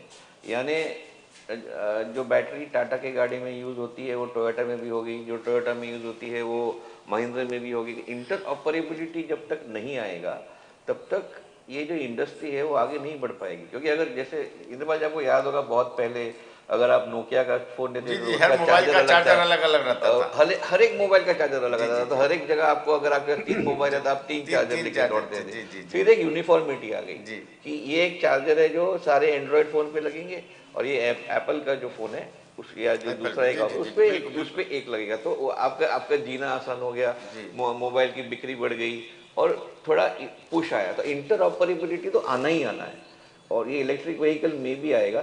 तो लेकिन आपने सही बोला सेठी साहब की, जो प्राइवेट सेक्टर है वो अपना चार्जिंग स्टेशन तो लगाएगी, क्योंकि अगर उनको अपनी गाड़ियां बेचनी है तो। और अगर चार्जिंग स्टेशन नहीं लगाएंगे तो घोड़ा बनाएंगे, और गाड़ी नहीं बनाएंगे तो घोड़ा गाड़ी कैसे बनेगी। तो मेरे ख्याल से आप बिल्कुल नहीं सर, सही यहाँ बोल ये रहे बात हैं ये है जी। ये बात ऐसे होती है कि समझो राशन की दुकान है, जी अभी अभी प्राइवेट सेक्टर अपने व्यक्ति को राशन दे रहा है, अभी आप उसको बोलेंगे कि राशन की दुकान पे चले जाओ, जी तो जी बैटरी वहां से लेनी है, जी तो बड़ा डिफिकल्ट और ब्यूरोक्रेटिक सिस्टम हो जाएगा। जी जी बिल्कुल बिल्कुल बिल्कुल। नारायण जी, आपका स्वागत है इस प्रोग्राम में। नारायण जी का इंट्रोडक्शन दे दूं पैनलिस्ट को। नारायण जी हमारे पुराने मित्र हैं, चार्टर्ड अकाउंटेंट है, 35 साल से बीसीए के प्रेसिडेंट रह चुके हैं, और अब एसएनडीटी में गवर्नमेंट अपॉइंटेड डायरेक्टर है, और एक स्पेशल सेक्शन का के हेड है। नारायण जी, आपका बहुत बहुत स्वागत है। Initial comments from you on the budget, what are your thoughts? Good, bad, ugly, 5 on 10, 1 on 10, 10 on 10, 9 on 10? 7 on 10. 7 on 10. Not bad. Nikhil Babu, on the point which we were discussing on the swapping of battery, Yeah. आवाज आ रही है मेरी? जी जी बिल्कुल। Madam ने apart from interoperability उन्होंने ये भी कहा लास्ट में that the private sector will be encouraged to develop sustainable and innovative models for battery and energy as a service which will increase efficiency in the EV ecosystem. जी जी बिल्कुल। So I don't think so. Swapping is a something which, in fact, the EV companies also will use the swapping methodology. In fact, if the government is supporting in a very big way. जी जी तो नारायण जी, शुरुआत में हमारे comment ये था कि शायद वित्त मंत्री ने ज़्यादा फोकस मैक्रो लेवल पे दिया है। उन्होंने शुरुआत में, बजट की शुरुआत में कहा कि ये बजट के उन्होंने 3-4 सिद्धांत बताए, क्या प्रिंसिपल पे ये बजट बना है। और पहला उन्होंने सिद्धांत ये बताया था कि हम मैक्रो लेवल को भी नज़र में रखा है और माइक्रो लेवल को भी नज़र में रखा है। मेरी टिप्पणी ये थी, और बाकी पैनलिस्ट ने to a certain extent agree किया, कि ये बजट का टिल्ट थोड़ा मैक्रो लेवल की तरफ है। बहुत ही मैक्रो लेवल प्लान है और अच्छे प्लान है, लॉन्ग टर्म प्लान है, इसमें कोई बुरा नहीं है। लेकिन जो माइक्रो लेवल है, जो आज का जो दर्द है, तो आपने 25 साल के बाद के दर्द को अनुमान करके उसके लिए एक दवाई बनाने का प्रोग्राम बना दिया है। लेकिन आज जो दर्द हो रहा है उस दर्द को आप कम नहीं कर रहे हो। अगर आज एक जख्म लगा है तो उसके लिए आपने दवाई नहीं दी। आपकी राय? इसमें आप एक चीज देखिएगा कि वित्त मंत्री ने कैपेक्स का जो अलॉटमेंट है 22-23 का, वो एक major jump which is almost 1/3, 35% plus जी तो 5.5 करोड़ से सीधा 7.5 करोड़ एक साल में किया है, जी। जो कि कम से कम रफली 3% ऑफ जीडीपी है। तो मेरे को लगता है ये this will boost so many other things, it will boost consumption, it will boost, you have labor force, you will have a lot of things happening from this stuff itself basically. हालांकि ये budget एक साल का नहीं है, ये budget 15, 20, 25 साल में देखा करके लिखा गया था। जी तो मेरे ख्याल से ये छोटे मोटे चीज वगैरह will flow from the big things. जी। तो आपको नहीं लगता है कि इस बजट में, या जो मुझे व्हाट्सएप भी जैसे बता था अभी आ रहे हैं कि मैडम आपने हमारे लिए क्या किया, हमारा टैक्स का दर्द क्यों कम नहीं किया, हमारे टैक्स का बोझा क्यों कम नहीं किया, और जो महंगाई है उसको, उसके स्पेसिफिक, यानी उसको कम करने के लिए कोई स्पेसिफिक प्लान नहीं है, जैसे कहीं जीएसटी कम किया या कहीं कोई ट्वीक किया जिसकी वजह से महंगाई कम हो। आप इस राय से सहमत नहीं हैं? नहीं नहीं, देखो एक बात सही है कि आम आदमी चाहता है, हर एक आदमी चाहता है कि उसको सहूलियत मिले, उसका टैक्स कम हो, लेकिन उसका कंट्रीब्यूशन क्या है। जब मैंने ज्वाइन किया ये पैनल, अभी चर्चा चल रही थी, भाई साहब कमलेश जी बोल रहे थे कि जो एक 1400-1500 रुपया कमाने वाला आदमी भी है रोज का, वो अपने टैक्स ब्रैकेट में क्यों नहीं। सो मेरा इसका यह बोलना है कि टैक्स में ज्यादा टिंकरिंग करना भी एक अच्छी बात नहीं है। आप वर्ल्ड में भी कहीं पे भी देखो ना, वो 4-5 साल पहले कोई टैक्स में टिंकरिंग नहीं करते। जी अब की बार भी आप टैक्स में देखोगे तो एक खाली डिजिटल एसेट को एक टैक्स फ्रेम में क्लैरिटी लाई है, बिल्कुल क्योंकि बिल्कुल बिल्कुल उसके बारे में बिल्कुल। बहुत चर्चा चल रही है सब जगह जी, पे। वर्चुअल डिजिटल एसेट पे 30%। हाँ, तो अभी इन्होंने उसके अंदर डिजिटल एसेट क्या है, क्रिप्टो कवर होगा नहीं होगा, रिजर्व बैंक से गवर्न होगा नहीं होगा, उसके ऊपर जब पढ़ेंगे डेप्थ में तब पता चलेगा।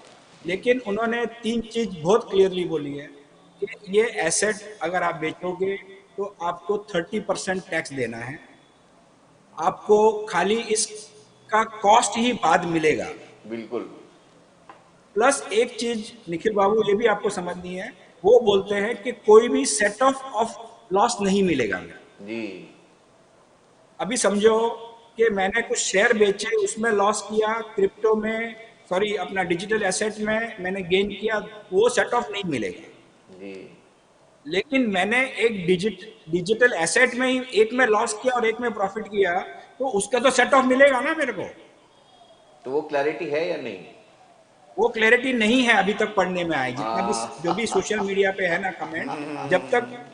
हाँ, और प्लस उन्होंने कहा है कि 1% हम टीडीएस भी काट लेंगे। जी जी सो ये क्या है, जो एक्चुअली ये ऐसा ऐसा करेंसी है जिसका कंट्रोल नहीं हो रहा है वर्ल्ड ओवर, तो जी उसको कंट्रोल लाने में, उससे थोड़ा बहुत टैक्स का बेनिफिट लेने में, और जो आदमी इस पे ट्रेडिंग कर रहा है वो भी टैक्स ब्रैकेट में आना चाहिए, इसलिए ये मेरे को लगता है मुहिम गवर्नमेंट की गई है।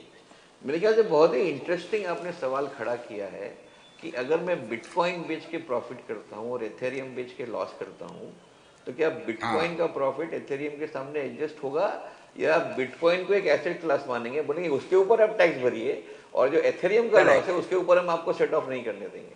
हाँ नहीं नहीं, ऐसा अभी जो पढ़ने में और जो सोशल मीडिया पे जो कमेंट आया है उसमें ऐसा लोग समझ रहे हैं कि इसमें क्लैरिटी पढ़ने पे ही आएगी, बाकी नहीं आएगी। जी जी, मेरे ख्याल से बहुत ही। और एक अच्छा प्रावधान एक और है निखिल बाबू, एक जी प्रावधान बहुत अच्छा किया है उन्होंने, जी कि अगर मैंने रिटर्न एक फाइल कर दिया मेरा, जी my return gets deleted by the end of the financial year for which next financial year return file करना है मेरे को। जी जैसे कि अगर ये मार्च 21 का रिटर्न था, वो मेरे मार्च 22 को मेरा इट विल बी बिलेटेड, उसके बाद में मैं रिटर्न को री रिटर्न फाइल नहीं कर सकता। जी अभी क्या है कि गवर्नमेंट के पास में 26AS है, AIR है, जी ऐसे काफी मीडियम है, वहाँ के कैप्चर होता है थ्रू पैन नंबर, आपके डिटेल्स कैप्चर होते हैं, कुछ आपने म्यूचुअल फंड बेचा, आपने कुछ एसेट ली, जी आपने कोई लैंड खरीदा, लैंड बेचा, तो कई बार क्या होता है कि एक आम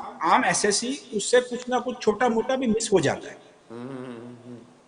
तो उसमें क्या हो रहा था कि उसको कोई प्रावधान नहीं था कि उस रिटर्न को वो रीफाइल कर सके।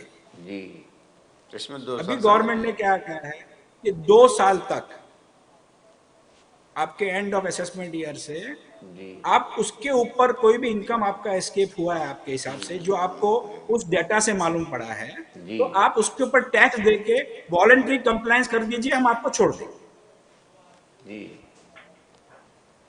तो इसमें क्या हो रहा है, गवर्नमेंट का भी बहुत टाइम जो जाता है, असेसमेंट ऑफिसर का जाता है, बिल्कुल बिल्कुल, क्लाइंट के भी, लिटिगेशन का एसएससी होता के भी है। दिमाग में टेंशन रहता है कि भाई बिल्कुल। ये मेरे से भूल हो गई है, तो जी। मेरे को इसको प्रावधान होना चाहिए। ये काफी टाइम से मांग चल रही थी एसोसिएशंस की, प्रोफेशनल एसोसिएशंस की, जी। सीआईआई वगैरह की। ये एक्चुअली ये छोटे एसएससीज हैं। जी।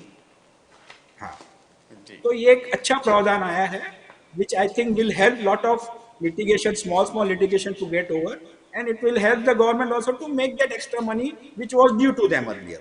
तो मेरे ख्याल से ईज ऑफ डूइंग बिजनेस और एडमिनिस्ट्रेटिव प्रोसीजर से छुटकारा पाने के लिए कुछ जो कदम उठाए गए हैं इस बजट में, क्योंकि और भी है 2-4 जो एक्रेडिटेड कॉर्पोरेट रजिस्ट्रेशन है, वाइंडिंग अप है, जहाँ पे उन्होंने हाँ, कहा है कि हम 6 महीने में कंपनी वाइंड अप करेंगे। आज आपको कंपनी को बंद भी करना है तो 2 साल लगते हैं। तो ये इन्होंने करेक्ट, अभी नया प्रावधान ला रहे हैं कि एक कंपनी बंद करने में मैक्सिमम आपको 6 महीना लगेगा।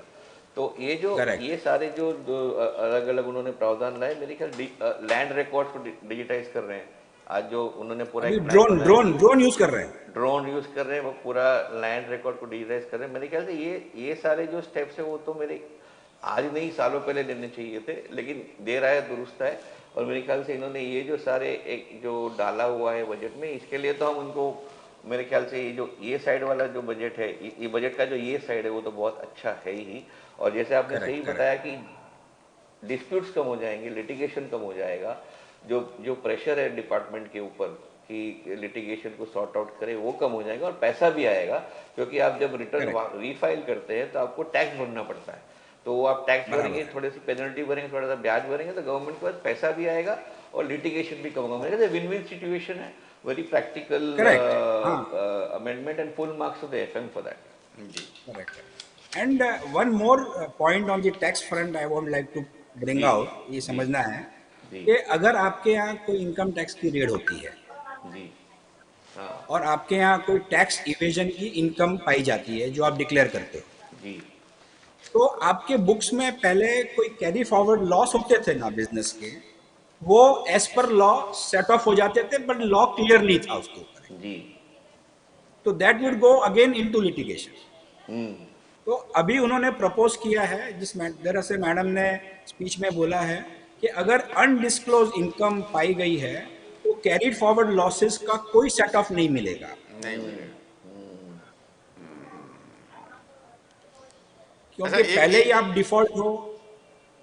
बोलिए। है एक बात, आप चूंकि एसएनडीटी से जुड़े हुए हैं तो एक जी। सवाल कि ऑनलाइन एजुकेशन पर इन्होंने काफ़ी जोर दिया है। Online correct. एजुकेशन पर 200 टीवी चैनल और सभी चैनलों पे रीजनल भाषा में पढ़ाई होगी। क्या लग रहा है, करेक्ट। क्या नहीं नहीं, होगा? बहुत अच्छा मूव है। अब की बात 2 साल में पैंडेमिक में एजुकेशन वैसे ही ऑनलाइन काफी हो गया था, लोग सीख गए थे कि कैसे ऑनलाइन टीचिंग की जाए। और अगर अपने एजुकेशन को अपने को एकदम इंटीरियर में लेके जाना है, आज के दिन में आप देखो तो टीवी एकदम इंटीरियर तक पहुंच गया है, जी। तो इसका कोई कॉस्ट नहीं होता है। और जो पीएम ई विद्या, जो एक पीएम ई विद्या जो एक जी। गवर्नमेंट का एक बनाया हुआ थॉट प्रोसेस है, उसको वो इमीडिएटली, जो इनका प्लान है 200 चैनल का, जैसे आपने कहा भाई साहब, प्लस अलग रीजनल भाषा में भी इसको लेके जाने का, it would be a game changer for the interiors of India according to बिल्कुल मी। बिल्कुल नहीं, बिल्कुल। लेकिन एक बात प्लस भी, एक बात आएगी नारायण जी, निखिल जी, कि जैसे अगर हम कहीं जाते हैं, कहीं नौकरी के लिए या कहीं कोई अलग हम अपनी जॉब के लिए, तो ये देखा जाता है हमने किस इंस्टीट्यूट से पढ़ाई की है, ये बहुत मायने रखता है। अभी हमारे एक निखिल जी के साथ में रहने वाले थे श्रीनिवासन जी, वो एमबीए फाइनेंस किए हुए थे, तो इसमें टाटा से किया या इससे किया, किससे किया, कहाँ से किया आपका, इस सब चीज़ की एक वैल्यू होती है कि आप कौन से इंस्टीट्यूट से आपने पढ़ाई की है। तो क्या ये ऑनलाइन एजुकेशन के चीज़ को, उनकी डिग्री को, उनकी डिग्री की आकलन करने का कोई मीटर पैमाना भी बनाया जाना चाहिए? बनेगा या नहीं बनेगा? क्या सिस्टम वो कहीं वहाँ पर जाकर के गड़बड़ी तो पैदा नहीं करेगी? नहीं, देखो ऐसा है, अगर आप आज के दिन में निखिल जी से पूछिएगा, जैसे कि ये अपग्रेड है, ये काफ़ी जो भी यूनिकॉर्न बने हुए हैं एजुकेशन वाले, वो सब ऑनलाइन ही हैं आज के दिन में भी जी। और वो इतना पैसा ले रहे हैं टू अपग्रेड योर स्किल्स। तो नंबर 1 इज दैट। और नंबर 2 ऐसा है कि निखिल भाई भी एक चार्टर्ड अकाउंटेंट हैं, हमारे सीनियर हैं।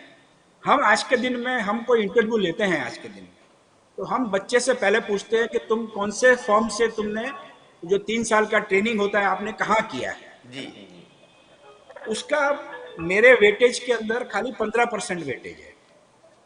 बैलेंस में उसके नॉलेज स्किल से उसको मैं क्वेश्चनिंग करता हूँ, टैक्स के बारे में, जीएसटी के बारे में, इनकम टैक्स के बारे में, कंपनी लॉ के बारे में, उसके एक्सपीरियंस के बारे में, और मैं उसका आंकलन 85% बैलेंस उससे करता हूँ। तो मेरे ख्याल से जो आदमी, बच्चा कहाँ से पढ़ा थोड़ा महत्व है, लेकिन क्या पढ़ के आया है, उसके नॉलेज बेस में क्या है, इज वेरी इंपॉर्टेंट। मेरे ख्याल से बहुत ही सही बोला आपने, लेकिन जो क्लास और कास्ट का मुद्दा है, जैसे जैसे जैसे आप ब्राह्मण हो तो आप ब्राह्मण हो, करेक्ट, वो तो बदलते नहीं है ना। तो ये क्या हो गया है कि जो आईआईटी आईआईएम है ये ब्राह्मण हो गए हैं, और जो एक सेकेंड लेवल के इंस्टीट्यूशन है और एक थर्ड लेवल के इंस्टीट्यूशन है। अब ये जो ऑनलाइन है वो किस ब्रैकेट में पड़ेंगे? मेरे ख्याल से ये सवाल जो इंद्रपाल जी का काफ़ी महत्वपूर्ण है। तो क्या आप इस ऑनलाइन यूनिवर्सिटी जो सेटअप कर रहे हो उसको कुछ ब्रांडिंग करेंगे क्या?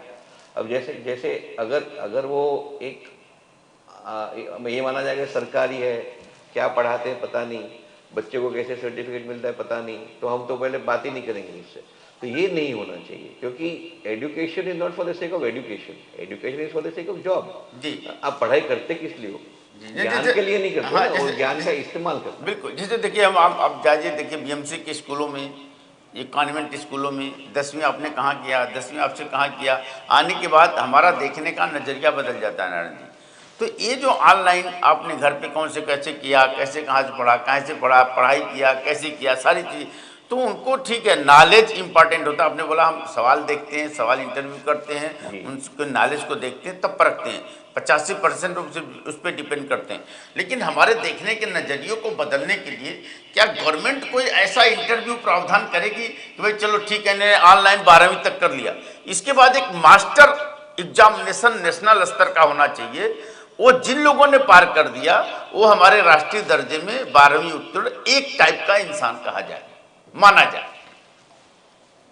आई फुल्ली अग्री, मैं आपकी बात से पूरी मत सहमत हूँ कि ऐसा प्रावधान होना चाहिए।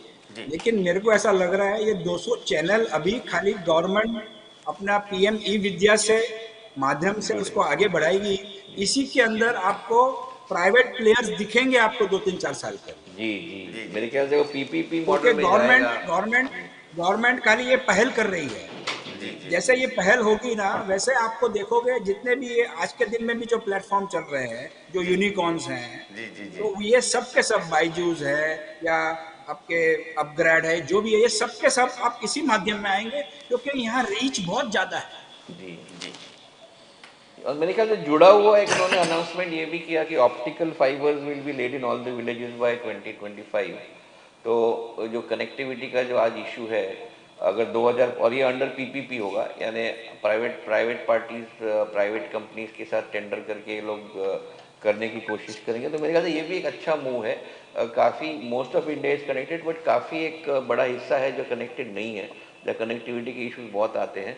तो मेरे ख्याल से ये अगर ऑप्टिकल फाइबर्स का भी प्लान हो जाता है तो बहुत बढ़िया होगा। नारायण जी जुड़े रहिएगा, क्योंकि हम और 1-2 सवाल पूछेंगे आपसे। Before that I have one more very solid on the education. Please go ahead. अगर आपने देखा होगा तो मैडम ने कहा कि हम एक एवीजीसी टास्क फोर्स बना रहे हैं। हाँ बिल्कुल। Which is animation, visual effects, gaming and comic. तो अब इंडिया के बच्चे जो भी हैं 10+2 वाले, मैंने देखा है उनके पास huge talent and all this fronts. ना सोनू है जी।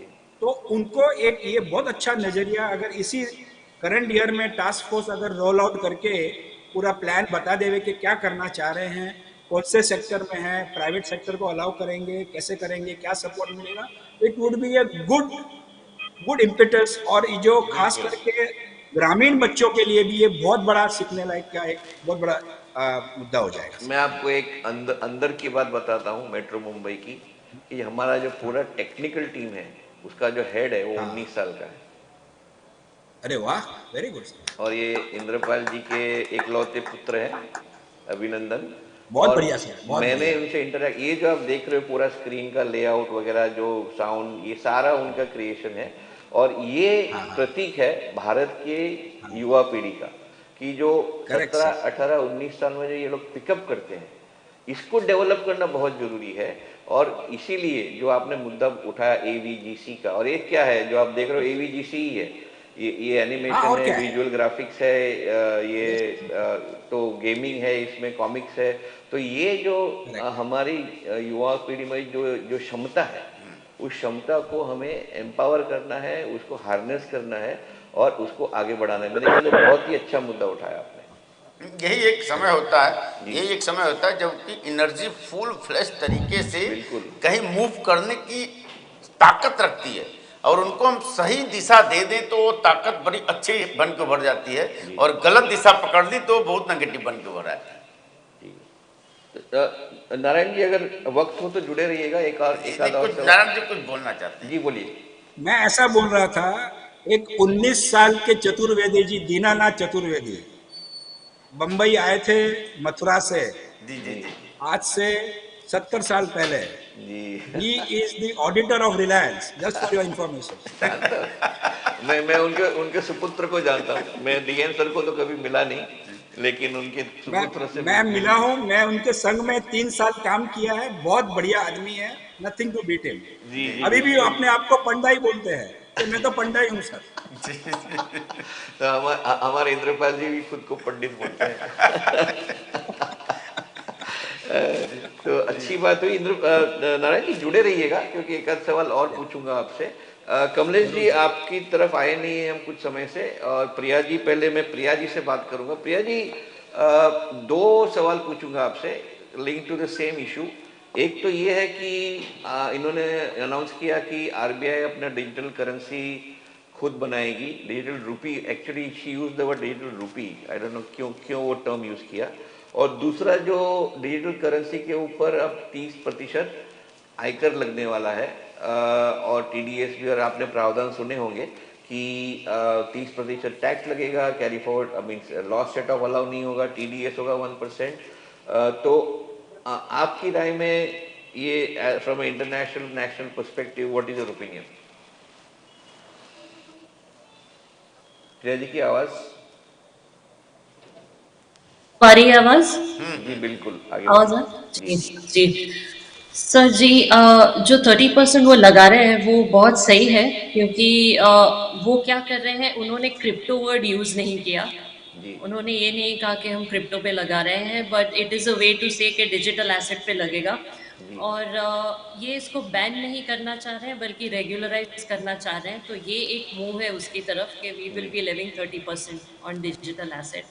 और जहाँ तक आरबीआई की डिजिटल रुपी की बात है, ये एक लॉन्ग टर्म प्लानिंग है जो बजट में आज उन्होंने घोषणा की है। वो क्या करना चाह रहे हैं कि एक तरफ अगर देखेंगे तो इलेक्ट्रॉनिक्स जो है वो चीप हो रहे हैं, चीप करेंगे। तो वो क्या कर रहे हैं कि जो पूरा बैंकिंग है वो इलेक्ट्रॉनिक से करना चाह रहे हैं, कि जिसके कारण ब्लैक मनी का यूज़ जो है वो कम हो जाए। तो मैं कहूँगी कि ये एक लॉन्ग टर्म प्लानिंग है, और ये सोच के ये डिजिटल रुपी लाना चाह रहे हैं कि सब कुछ रेगुलराइज हो जाए। जी। और जनरली बजट के ऊपर कोई टिप्पणी आपकी, आप थोड़ा बाद में आई तो मैं आपसे शुरुआत में नहीं जी पूछ पाया। तो एनी जनरल जी कमेंट्स ऑन द बजट? जी। बजट में डायरेक्टली अगर देखेंगे तो कॉमन मैन के लिए कुछ नहीं है, ज़्यादा नहीं है, काफ़ी डिसअपॉइंटिंग है, because common man was expecting tax relief. वो नज़र नहीं आया। बट एक विजनरी बजट है जहाँ पे लॉन्ग टर्म में वो काफ़ी चेंजेस लाना चाह रहे हैं इंडिया में। बट अनफॉर्चुनेटली आने वाले 1 साल में लोगों को कुछ राहत मिलेगी ऐसा कुछ मुझे नज़र नहीं आया बजट में। जी बिल्कुल, तो माइक्रो लेवल पे और शॉर्ट टर्म लेवल पे there are some shortcomings which are there and जी मेरे ख्याल से जैसे राजकुमार जी ने कहा, ये ट्रेंड रहा है ये गवर्नमेंट का कि मोस्टली बजट्स में जी फोकस हो रहा है लॉन्ग टर्म पे और माइक्रो लेवल प्लानिंग पे। ये आप पिछले 3-4 बजट से हमें दिखने को मिल रहा है। और सेठी साहब जी शायद है, और उन्होंने भी कमेंट किया था कि ये सारे ब्रॉड लेवल अनाउंसमेंट्स हो रहे हैं बजट में, और रियल फाइन प्रिंट तो बाद में आता है। जी तो ये बात सही है आपकी। तो कमलेश जी, आप सुन रहे थे पेशेंटली, हमने 2-3 और सवाल उठाए आपके बोलने के बाद। तो आपकी राय 2-3 चीज़ों के ऊपर जो अभी हमने मुद्दे उठाए, क्या कहना चाहेंगे? निखिल जी, अ, आपने जो 2-3 मुद्दे उठाए उसके ऊपर मैं प्रतिक्रिया दूंगा, जी लेकिन इंद्रपाल चतुर्वेदी जी ने जो एक सवाल उठाया था ना कि अब ऑनलाइन के जमाने में बच्चे पढ़ के आते हैं, तो कौन सी इंस्टीट्यूट से आप पढ़ के आते हैं उसका अपना एक वेटेज होता है, जी और हर हर आदमी सोचते हैं कि आप कौन सी इंस्टीट्यूट से तैयार होकर बाहर आए। मैं उसके ऊपर भी एक एग्जाम्पल देना चाहूंगा। आप खुद चार्टर्ड अकाउंटेंट है, यानी आप जानते होंगे, लेकिन 7 से 8 साल पहले सीए फाइनल की एग्जाम में एक लड़की जो टॉप नंबर 1 रैंकर थी, वो हमारे मलाड में ही रहती है, बहुत गरीब लड़की थी। उसके पिताजी ऑटो रिक्शा ड्राइवर है और स्लम जैसी चार बोलते उसमें रहते हैं। तो उससे मैं मिलने गया था और उसको मैंने कहा था कि अगर आपको कोई मेरी सहायता की जरूरत हो, जॉब वगैरह, तो मुझे बता देना। तब उसका ये सवाल जवाब था मेरे को कि सर मेरे अपने क्रेडेंशियल और मेरी जो मैरिज मार्कशीट है ना, वही सब बता रही है, इसके लिए मुझे जॉब के लिए किसी को बताना नहीं है। फिर भी मैंने मेरा अटैचमेंट मल्टीनेशनल फॉरेन बैंक से रहा, तो मैं एक मल्टीनेशनल फॉरेन बैंक के सीईओ को उसके पास इंट्रोडक्शन के लिए लेके गया था। तो मैंने उनको पूछा, सर एक लेडी लड़की ऐसी है, सीए में टॉपर है, मैं लेके आऊँ? तो कि बिल्कुल लेके आइए। और निखिल जी देखिए, ऑर्गेनाइजेशंस में एजुकेशन का महत्व है, नॉलेज का महत्व है, टैलेंट का महत्व है। उसका ये क्लासिक एग्जाम्पल इसलिए मैं शेयर कर रहा हूँ कि जब मैं उसको लेके गए तो वो सीईओ अपनी कैबिन से बाहर आए, उस लड़की को कैबिन में लेके गए, सामने बिठाया और उसको खाली, और वो लड़की टिपिकल जैसे मैंने कहा था, तो उसका कपड़े आप देखोगे ना तो एकदम सीधा साधा, एक पंजाबी ड्रेस सीधा साधा, और पैरों में चप्पल थी। तो हमारे वो सीईओ ने उतना ही कहा कि मुझे आपसे खाली एक ही बात जाननी है, क्योंकि मैं भी चार्टर्ड अकाउंटेंट हूँ, मैं भी इस बैंक का सीईओ हूँ, लेकिन आपने ऐसा क्या किया कि आप नंबर 1 रैंकर पे आ गए थे? तो लड़की ने अपना एक एक्सपीरियंस बताया और उन्होंने कहा कि मैं आपको मेरा गुरु मानता हूँ, और जिस दिन भी आप मेरे ऑर्गेनाइजेशन को ज्वाइन करना चाहोगे तो आप बताइए कब ज्वाइन करना चाहोगे और क्या लेवल से ज्वाइन करना चाहोगे। तो क्या बात। लेकिन ये पॉइंट ये था कि एजुकेशन इंस्टीट्यूशन का, नारायण जी ने सही कहा, हर आदमी अपना अपना वेटेज देता है। कोई 15% देता है, हमारे वहाँ 25% वेटेज था। तो ये क्या होता है, एक प्री डिफाइंड चीज आ जाती है उसमें कि भैया ये इंस्टीट्यूट से आया है, ये टॉप 4 रेटेड जो सीए फर्म से वहां से कोई आर्टिकल्स करके आता है, तो ये undergone lot of hard work, ये टेकन लॉट ऑफ प्रेशर। तो वो एक होता है अपना मायना। लेकिन एक ये चीज है कि नॉलेज ऑलवेज आपकी टैलेंट मैटर करती है। दूसरा, हम जो बजट की बात कर रहे थे, जो घोषणाएं होती है, इम्प्लीमेंट कैसे होता है, उसका भी मैं एक एग्जाम्पल आपसे शेयर करता हूँ। पिछले दिनों में राजस्थान गया हुआ था और राजस्थान में मैं एक प्रधान है, पहले पूर्व प्रधान, मेरी जानकारी ऐसी है कि वहाँ क्या होता है, एक जिला के जो 40-50 गांव होते हैं, वो 50 गांवों के सरपंच में से एक सरपंच को प्रधान बनाते हैं। तो मैंने उसको पूछा था कि ये सरकार की इतनी सारी योजनाएं लागू हुई है, तो आप लोग के यहाँ कुछ इसका होता है क्या बेनिफिट? तो आपको आश्चर्य होगा उसका वो जवाब सुन के।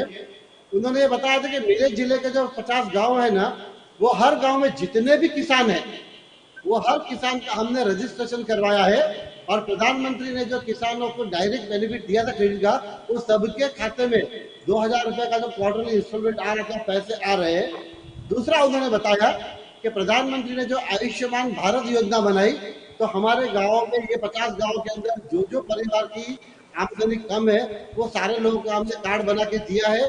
तो क्या होता है कि नीचे की यंत्रणा सरकार की घोषणाओं के साथ प्रशासन नीचे किस तरह से काम करता है, अगर वो प्रशासन ने काम किया तो वो इम्प्लीमेंटेशन सही तरह से होता है।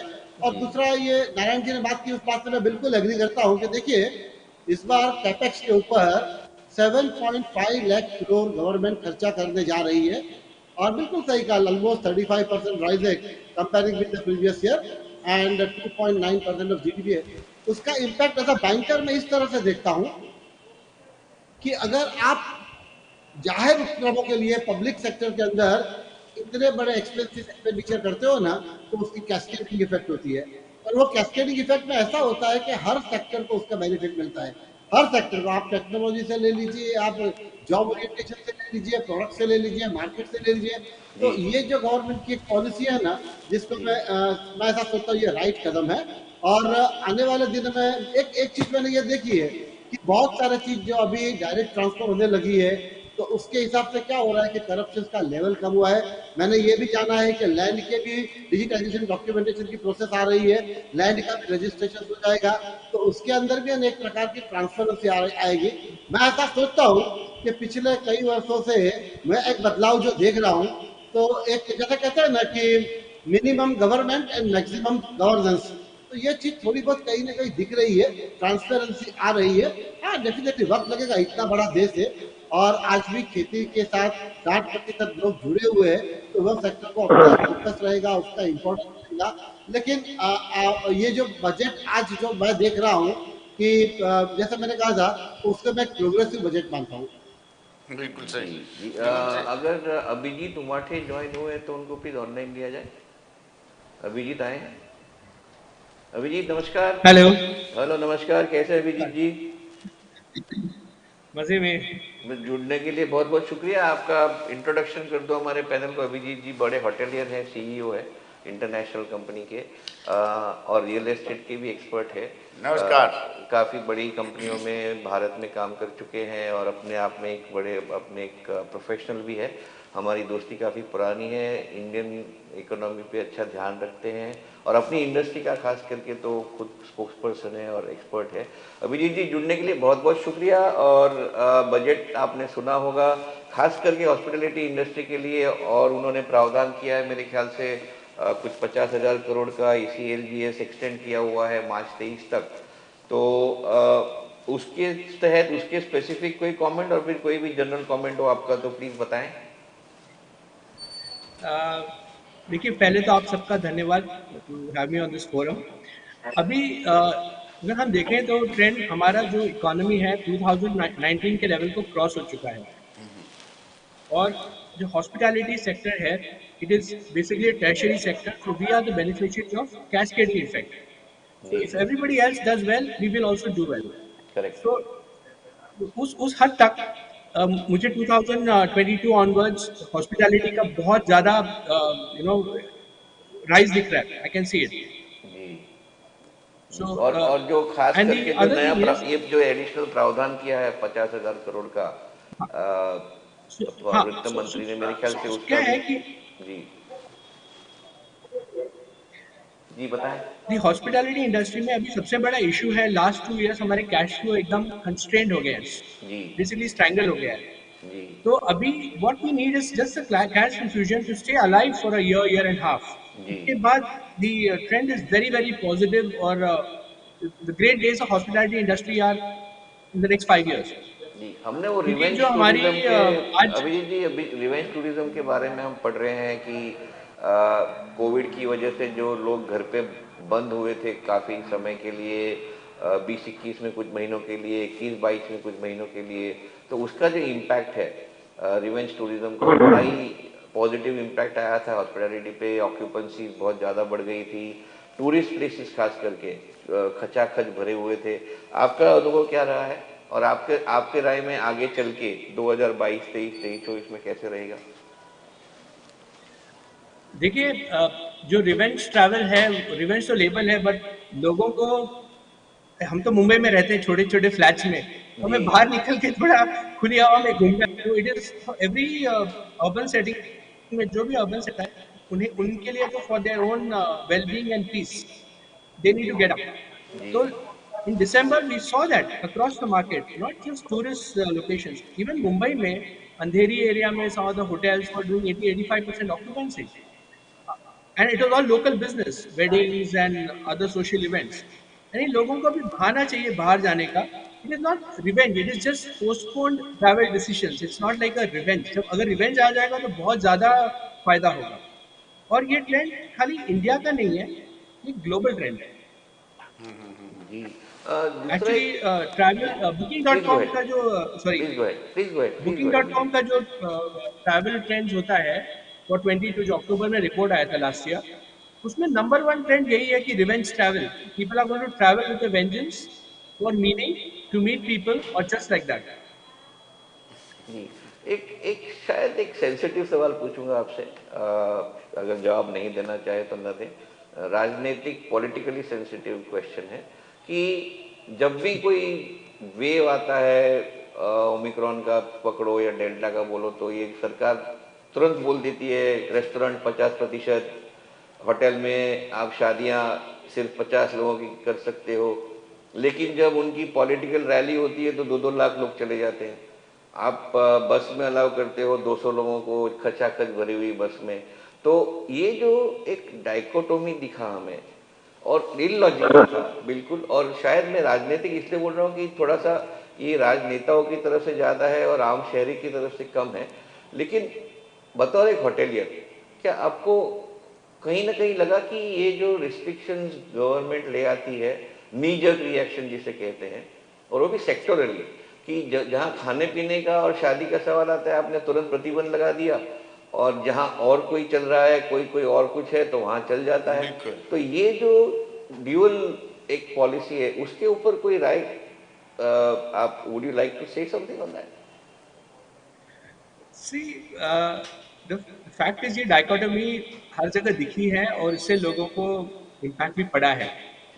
But we are not in the space of governing a country or governing a state कि how उनको भी कहीं ना कहीं बैलेंस करना है to to maintain the right optics and also not only optics but also to generally be seen as what they're doing. So I believe that they're trying to do the best. It might not be the best for my industry particularly, overall travel, hospitality, restaurant industry. But how do you get a sense that okay, we have to be careful? So some hard steps have to be taken. Unfortunately, we are bearing the brunt of it. जी जी बिल्कुल, क्योंकि मैं London में था दिसंबर के and में, जनवरी के beginning में, जब ओमिक्रॉन का बड़ा ही हल्ला चला था. और उस वक्त लंदन सिर्फ सिटी में, शहर में दिन के 2 लाख केसेस थे. 2 लाख ओमिक्रॉन के, 2 लाख. बम्बई में करीब मेरे ख्याल से, अगर मैं मेमोरी समझ में 25,000 थे. और जब मैं वहाँ था तब ये सर्कुलर निकला, शायद 8 जनवरी को या 5 जनवरी को, उस अराउंड दैट टाइम, कि 50% कम कर दो F&B में. तो मैंने वहाँ के लोगों को पूछा कि आप, या तो हमारी सरकार गलत है या आपकी सरकार गलत है, कि आपकी सरकार को आपकी पड़ी नहीं है क्या कि 2 लाख केसेस आ रहे फिर भी आप ट्रेनों में घूम रहे हैं, मॉल खचाखच भरे हुए हैं, रेस्टोरेंट में कोई पाबंदियाँ नहीं. तो उनका कहना ये था कि ये ओमाइक्रॉन जो है अब माना गया है कि फ्लू है, आपको होना है, 2 गोली खानी है, घर बैठना है 5 दिन और फिर बाहर निकलना है. तो ये जो एक नज़रिया जो वहाँ का है, और मेरे ख्याल से गलत नहीं है. आज अगर आप हाइंडसाइट से देखें तो वही तो हो रहा है. जितने लोग ओमाइक्रॉन से बीमार पड़ रहे हैं, 5-6 दिन कुछ होता है और फिर ठीक होकर बाहर निकलते हैं. लेकिन जो कानून बनता है कि आप 50%, आप जानते हैं, आप होटलियर हो, आपको बोला 50% कम कर दो, कैसे कम करोगे आप? जो लोग हैं उनको बोल देंगे आप छुट्टी पे चले जाएंगे, आप आधा होटल बंद कर दोगे, आधा होटल शुरू रखेंगे. जो एडमिनिस्ट्रेटिव इश्यूज है इसको अमल करने में, शादियां आप 50 लोगों की रखें, अब 50 लोगों में अब परिवार ही 30 लोगों का है, तो फिर आप 50 लोगों की शादी रखेंगे भी तो कैसे रखेंगे? तो मेरे ख्याल से ये जो एक डाइकोटोमी जो इंडस्ट्री को इम्पैक्ट हुआ है, आपने कानून बना दिया लेकिन हम जानते हैं कि कितनी बेरोजगारी है, हम जानते हैं कि जैसे आपने कहा 2 साल में आपकी इंडस्ट्री में कैश फ्लो का सबसे बड़ा प्रॉब्लम है कि पैसा ही नहीं है, कैश ही नहीं है. तो आगे चल के 2 साल सपोर्ट लगेगा. तो इसलिए मैंने आपको सोचा ये सवाल पूछूं. लेकिन मैं जानता हूं कि हम थोड़ा जो सही है वो सही है, सरकार को भी करना चाहिए जो उनको करना है. जैसे आपने वर्ड यूज़ किया optics, for the optics also it is required, and for ensuring that there is no pandemic. Rajkumar ji बोलना चाहेंगे कुछ? राजकुमार जी थोड़ा सा हम आते हैं, थोड़ा तो जी मार्केट का भी नहीं, ये माहौल। जी बोलिए बोलिए बोलिए राजकुमार जी। जी जी नहीं, ये हॉस्पिटैलिटी सेक्टर के बारे में जो पूछ रहे थे, तो थोड़ा सा क्यूरियोसिटी अपने को भी था कि ये किसी भी तरह का जो एक्स्ट्राऑर्डिनरी प्रॉब्लम्स आते हैं, पैंडेमिक या किसी और भी ये काफी वल्नरेबल सेक्टर हो जाता है। तो वो उनसे जस्ट ये पूछना चाह रहे थे कि ऐसे सिचुएशन में जैसे क्या वर्क फ्रॉम होम है या होम डिलीवरी है या थोड़ा रियल एस्टेट में भी अगर स्लम्प आया तो होटल वगैरह भी कहीं न कहीं they are part of that, और एज ए हॉस्पिटैलिटी सेक्टर तो वल्नरेबल हो ही जाते हैं इन सब चीजों में। तो इन सब चीजों का क्या फ्यूचरिस्टिक इम्पैक्ट क्या लग रहा है हॉस्पिटैलिटी सेक्टर्स में, ये जरा सा पूछना था सर से। अभिजीत जी आपकी तरफ से सवाल है। जी हाँ जी, अभिजीत सर से पूछना था जी। अच्छा जी, तो देखिए उसका इम्पैक्ट जो है वो तो सबके सामने है। अभी आज बजट स्पीच में हमारी आदरणीय एफएम जी ने हॉस्पिटैलिटी इंडस्ट्री का नाम अलग से लिया। जी I think that is one of the first, very rare होता है कि हॉस्पिटैलिटी इंडस्ट्री का नाम लिया जाता है, लेकिन कुछ दिया नहीं, नाम लिया लेकिन दिया नहीं। अभी see I think they will address it, I mean if you look at the overall budget, it was more on the broad direction rather than in great specifics. Yes. तो जब उन्होंने मेंशन किया है एंड उनको हमारी दर्द की आवाज उनके कानों में पड़ी है, तो आई एम वेरी ऑप्टिमिस्टिक कि वो कुछ ना कुछ करेंगे।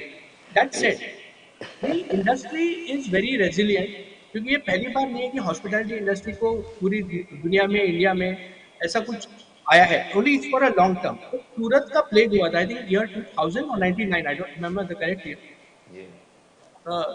तो मुंबई में सारे होटलों की, बिकॉज यूएस ने ट्रैवल बैन लगा दिया था, मुंबई में सारे होटलों की ऑक्यूपेंसी ओवरनाइट डाउन हो गई। बिल्कुल बिल्कुल। मैं होटल नाम नहीं दूंगा, लेकिन सम 5-star होटल्स इन जुहू और सेलिंग फॉर 1800 रुपीस। 50% होटल तो बंद हो गए। एग्जैक्ट, हाँ। सबसे बड़ा झटका होटल व्यवसाय पे लगा है, लेकिन छूट सरकार की तरफ से कुछ नहीं मिली, कंसेशन इनको कुछ नहीं मिला।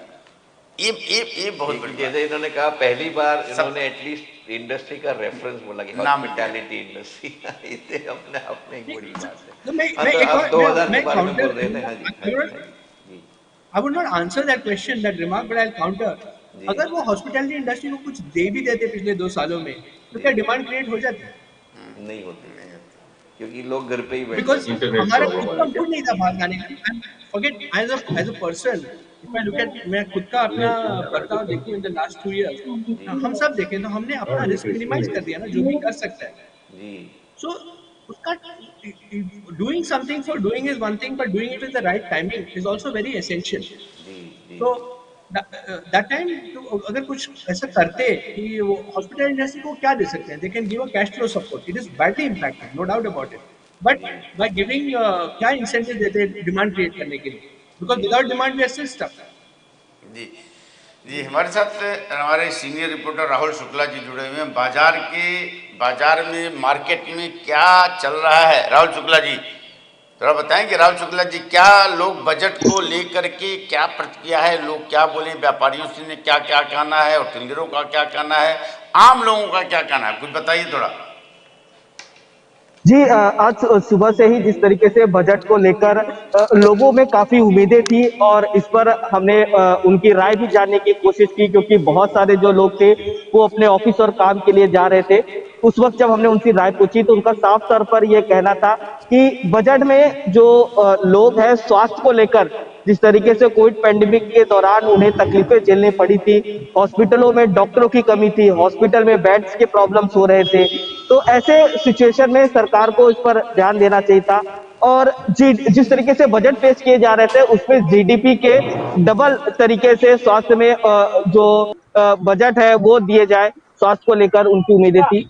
इसी तरीके से वो अलग अलग जगहों पर भी वो अपनी राय रख रहे थे। ऐसे में बेरोजगारी एक महत्वपूर्ण मुद्दा था, बेरोजगारी को लेकर भी वो अपनी राय रख रहे थे। तो इसी को लेकर जो है वो अपनी राय रख रहे थे सरकार के द्वारा, और अपने बजट को लेकर उनसे काफी उम्मीदें थी।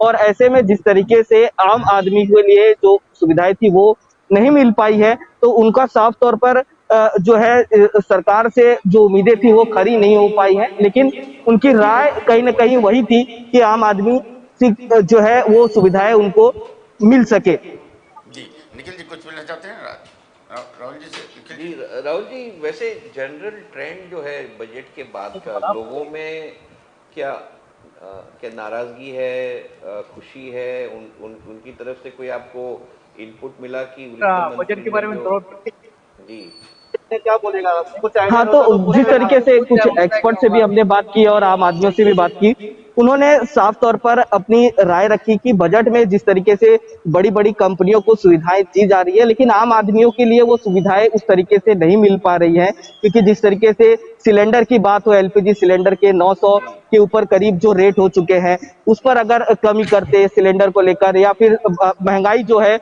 आने वाले समय में और भी बढ़ सकती है। लेकिन चुनाव के नजर में महंगाई की अभी बातें नहीं की है, लेकिन जब इलेक्शन हो जाएगा उसके बाद जरूर पेट्रोल डीजल के भाव बढ़ेंगे। तो इस तरीके के जो आम व्यक्ति थे उनकी राय थी, उनका कहना था कि जो कमर्शियल कॉर्पोरेट सेक्टर है उनको बेनिफिट्स मिलते हैं, सरकार विकास की बातें करती है, लेकिन जो आम आदमी है उनके पास वो चीजें नहीं आ पाती है। क्योंकि जिस तरीके से क्रिप्टो करेंसी की बातें हो रही है कि डिजिटल रूप से करेंसीज जो है वो साफ तौर पर आने वाले समय में उसका प्रयोग किया जाएगा, उसमें भी 30% की जो है मार्किंग टैक्स जो है वो ले पाएगी, लेकिन कॉमन आदमियों के लिए टैक्स की लेकर कोई छूट नहीं दिया गया है। तो इस तरीके की एक कुछ नाराजगियां भी है आमतौर पर, क्योंकि महंगाई का भी एक मुद्दा आने वाले समय में लगातार बने रहता है। क्योंकि सब्जी मंडियों में भी कई सब्जियां जो आमतौर पर उतार चढ़ाव उन्हें देखने को मिलते हैं मौसम के अनुसार। तो इस तरीके से सरकार से वो काफी उम्मीदें लगाए रखते हैं। तो कहीं ना कहीं कॉमन आदमियों के लिए इस तरीके की सुविधाएं नहीं मिलने के कारण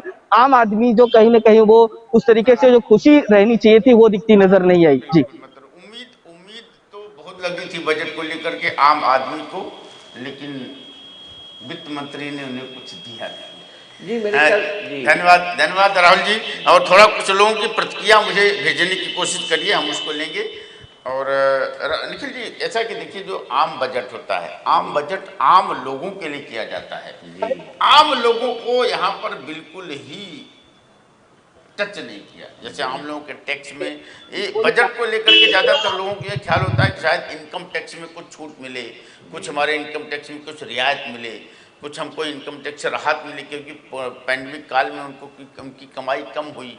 तो कमाई कम हुई तो उस कमाई के जरिए टैक्स कैसे, फीस, स्कूल फीस भरना, ये भरना, बिजली भरना, तो इसमें आदमी चाहता है कि हमारे थोड़े टैक्स को कैसे उसमें राहत मिले। इसके ऊपर कोई ध्यान नहीं हुआ, जिसके चलते आम लोगों में थोड़ा लेकर के बजट को असंतोष है। पैनल को फिर ला सकते हैं। मेरे ख्याल से बहुत ही जो फीडबैक आ रहा है स्ट्रीट से, अभिजीत जी, कमलेश जी, जो स्ट्रीट से फीडबैक आ रहा है आम आदमी का कि आपने व्यवसाय लोगों का, कॉरपोरेट्स का तो बहुत ध्यान रखा होगा बजट में, लेकिन इसमें हमारे लिए क्या है। और मेरे ख्याल से एक बात मैं अभी भी मानता हूँ कमलेश जी की कि बजट सबको 130 करोड़ लोगों को खुश नहीं रख सकता, ये तो बात बिल्कुल सही है। लेकिन वो जो एक मिडिल क्लास सेगमेंट है जिसको हम कहते हैं, अभिजीत जी, इंग्लिश में the elephant in the room is always ignored, ये जो रूम में हमारा एक बड़ा हाथी है हम उसको नहीं देखते हैं। क्योंकि इंद्रपाल जी हमेशा कहते हैं कि 80% भारत में जो है वो बहुत गरीब है, 2% बहुत अमीर है, 18% जो मिडिल क्लास है। गवर्नमेंट का काम 80% और 2% से चल जाता है। तो 2% वाला उसको पैसे देता है, 80% वाला वोट देता है, 18% है कि नहीं डजंट मैटर।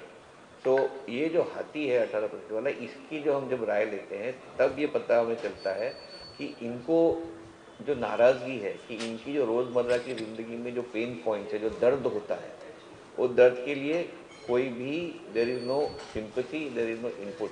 अभिजीत जी, आपसे एक सलाह लेंगे, एज आप मुंबई करो, आप मुंबई में आप मुंबई करो को बहुत अच्छी तरह जानते हैं, आप खुद मुंबई करो, इसके ऊपर क्या टिप्पणियाँ? देखिए, एक्चुअली इतने सालों से बजट पहले, I mean going back 8-10 years, पूरा जब बजट होता था और व्हाटएवर इज स्पोकन, हमारा ध्यान यही रहता था कि हमारा टैक्स स्लैब चेंज हुआ कि नहीं। करेक्ट, ये ये हमारा की फोकस होता था। हमें जी उतनी समझ नहीं बिल्कुल। थी पूरी दुनिया की, भाई मेरे जेब में कितना आया, दैट वाज द सवाल, राइट? जी तो बट यस डेफिनेटली, अगर हमको हर बार आशा रहती है कि हमारे लिए कुछ होगा इसमें, बट द पॉइंट इज कि वो it is difficult to achieve because it is very difficult to achieve because एक तरफ हमें during COVID the government has to spend a lot of money, जी दे उनको इंफ्रास्ट्रक्चर क्रिएट करना है, इतना सारा डीबीटी स्कीम जिसके बारे में भी कह रहे थे कोई करप्शन कम हो गया, so much benefit is going to the really needy class. um, I would say that we just take it on our chin and that's our contribution to nation building. Although I'm not happy that we haven't got any benefit, but that's the other part. Ji.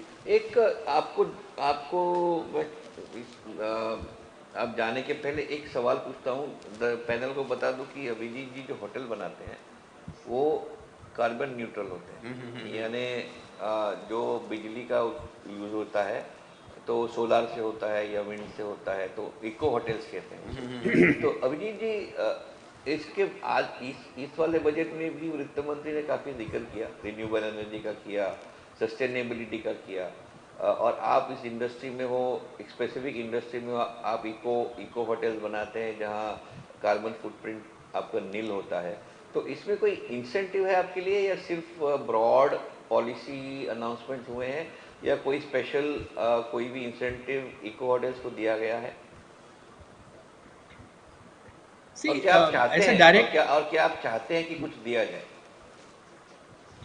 C direct ऐसा तो कुछ definitely the fine print I haven't red, मैंने भी खाली speech सुनी है, पर जी ऐसा डायरेक्ट कोई तो बेनिफिट नहीं है, but indirectly for the overall tourism industry what's happening is अगले साल 25,000 किलोमीटर के हाईवेज बन रहे हैं। जी okay, 15,000 crores is going to the northeast. जी That's a virgin tourism area to be exploited by the industry. जी Might not individually benefit, but as a industry मैं कह रहा हूँ। जी ओके, अभी उन्होंने अर्बन प्लानिंग के बारे में बात की है, which will go now into the tier 2 tier 3 city, जहां अभी भारत की बात हो रही है। So we are need to improve our infrastructure in all the cities, तो वहाँ हमारी डेफिनेटली अपॉर्चुनिटीज बढ़ेंगी। और सबसे बड़ी बात उन्होंने कहा है कि they will make some kind of a investment and infrastructure for rechargeable battery का exchange, so they going to come with a uniform standard. तो उसके कारण जो ईवी वाली जो स्टोरी है, it will really take off, because the biggest challenge is कि सबके अलग अलग फॉर्मेट्स हैं बैटरी के और चार्जिंग के। जी तो जी you cannot then painlessly, if I want to go from से Mumbai to Aurangabad, maybe Mumbai to Poona मैं कर लूंगा ईवी में, लेकिन अगर मुझे औरंगाबाद जाना है तो I don't know what is the infrastructure and मेरे साथ कंपैटिबल है कि नहीं जी पर्टिकुलर व्हीकल। जी So in that sense, the budget is definitely, and they're also talking about sustainable townships. So जी the focus is there. Specifics for my industry and my particular kind of business are lacking, and definitely we would appreciate that such a move is made, because hotels में काफी power consume होता है, काफी पानी consume होता है, जी and हमारा sustainability is not only buying renewable power. Hmm, I mean, we are doing the entire net zero full carbon auditing, and it's a continuous reduction and offsetting that हम करते हैं। जी जी तो तो हम गो है so whenever we make our business plans, we do not factor in any manna from heaven, any हमें कुछ खास incentive मिलेगा, मिल गया तो that will add to our profitability. Otherwise, we are ji. prepared to function the way it works. लेकिन अभिजीत जी आप जैसे सोचने वाले बहुत कम लोग हैं, क्योंकि मैं सोलर इंडस्ट्री से जुड़ा हुआ हूँ, तो जब हम जाते हैं उद्योगपतियों के पास तो वो कहते हैं हम क्यों करेंगे, मुझे क्या मिलेगा इसमें, मेरी कितनी बचत होगी, तो जब मुझे क्या टैक्स इंसेंटिव मिलेगा। आप करते हो क्योंकि आपका एक आइडियोलॉजी है, आप ये बोलते हो कि मेरा बिजनेस है कार्बन न्यूट्रल होटल बनाना, ये आपका व्यवसाय हो गया है। लेकिन जिसका ये व्यवसाय नहीं है वो हमेशा पूछेगा इसमें मेरा क्या, अगर मुझे नहीं मिला तो मैं क्यों करूं। इसीलिए मैं सोचता हूं कभी कभी कि शायद इनकम टैक्स में खास करके अगर आप इंसेंटिव देते हैं लोगों को कि आप ये करो, सोलर का ये करो या विंड का ये करो, तो हम आपको इतनी इतनी छूट देंगे, तो इसका बहुत ही फ़ायदा होगा गवर्नमेंट को, क्योंकि ये जो उनका 2070 तक का कार्बन न्यूट्रल होने का जो प्लान है तभी अच्छी होगा, नहीं तो मेरे ख्याल से वो होना बहुत मुश्किल है। तो एक जाते जाते last question, would you, what rank would you give? How much out of 10 would you give this budget? I'm not an expert to give any अरे rank. यार इतना पॉलिटिकली करेक्ट तो मत बनिए। 10 में नहीं नहीं नहीं, पॉलिटिकली करेक्ट नहीं है वो। मैं तो बहुत जेनरस हूँ। मैं तो असल में अच्छे ही मार्क देता हूँ किसी को।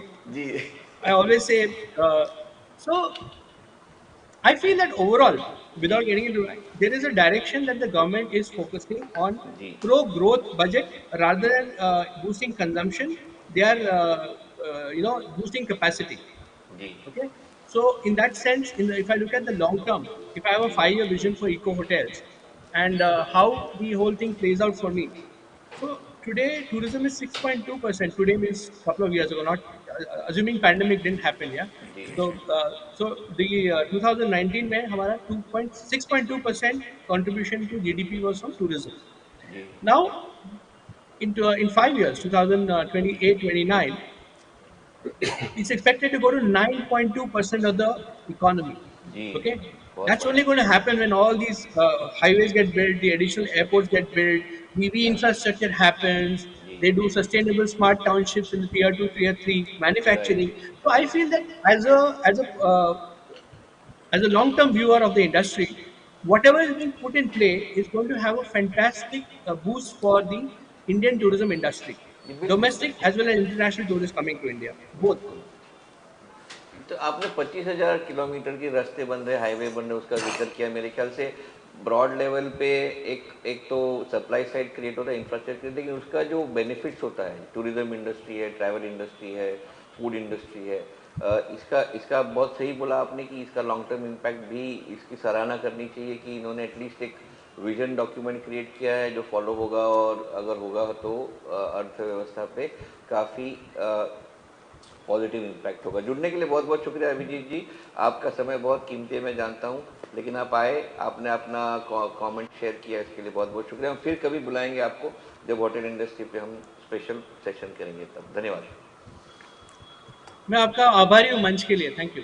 थैंक यू कमलेश शाह जी, आपकी कोई प्रतिक्रिया? कमलेश शाह जी प्रतिक्रिया, और अगर नारायण पसारी जी जुड़े हैं तो उनको प्लीज स्क्रीन पे लाया जाए, उनसे भी बात करेंगे, और अगर सेठी साहब है तो उनको भी लाया जाए। कमलेश शाह जी, कमलेश कोई शाह जी, आपकी प्रतिक्रिया? प्रतिक्रिया? आम मिडिल क्लास के लोग नाराज हैं, पता नहीं क्यों।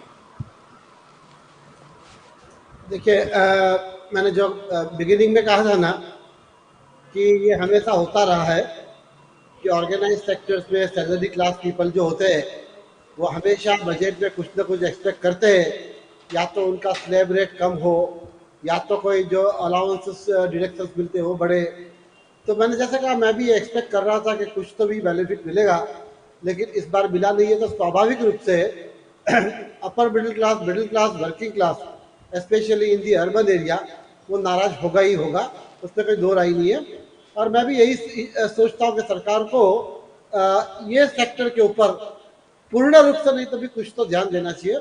लेकिन निखिल जी, अभी जो हमने डिस्कशन किया अभिजीत जी ने, तो मैं एक बात तो डेफिनेटली कहूँगा, ये जो बजट को मैं देख रहा हूँ, मैं पर्टिकुलरली ये फाइनेंशियल ईयर 22-23 के लिए नहीं देख रहा हूँ, लेकिन मैं पिछले 5 सालों से भी इसको एनालाइज कर रहा हूँ ना, तो मुझे ऐसा लग रहा है कि सरकार का फोकस बिल्कुल क्लियर है कि they are concentrating more and more on the development of the infrastructure, and development of the infrastructure is the only solutions to give a boost to your economy.